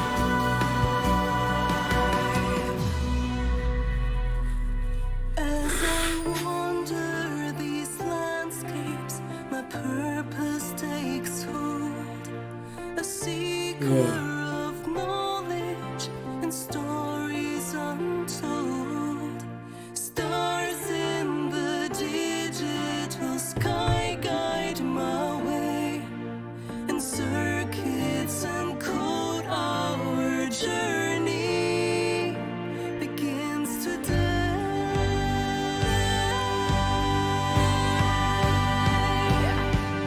And through these trials, we found our true selves. We've lived This game has caused me to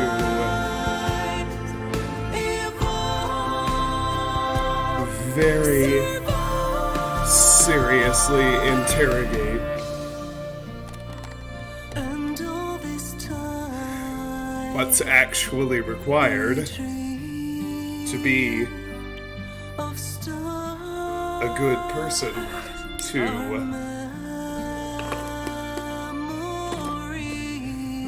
live up to the responsibility of being sentient and conscious. And it's,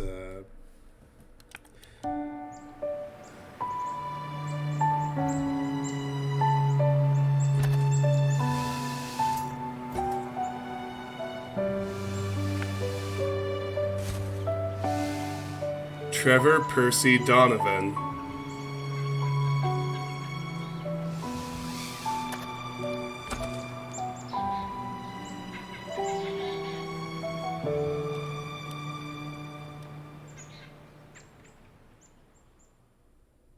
Huh.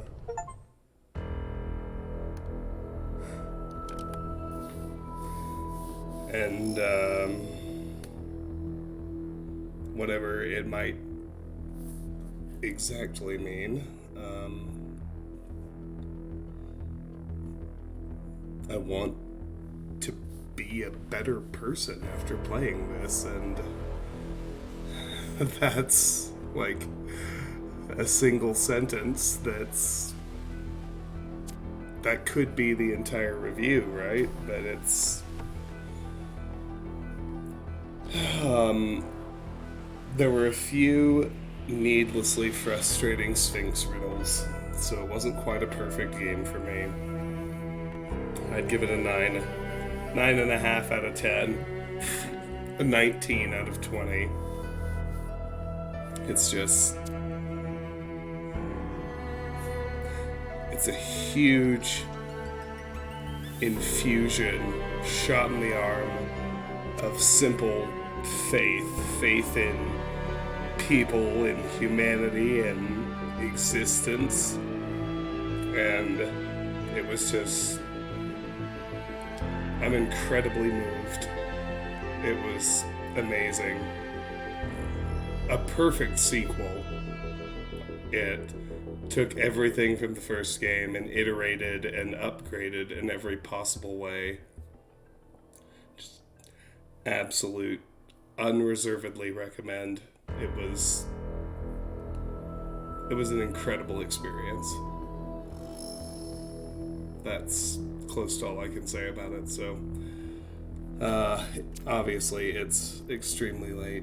I pushed through basically all night because I was so compelled I had to finish. But now we're, of course, going to end the stream. I'm going to get a little sleep before work starts in a few hours, so thank you all so much for taking this incredible ride with me.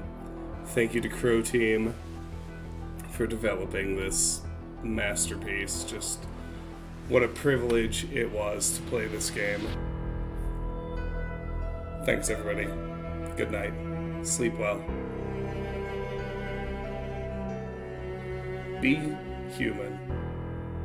And really think about what that means and what it could mean. Good night, everybody.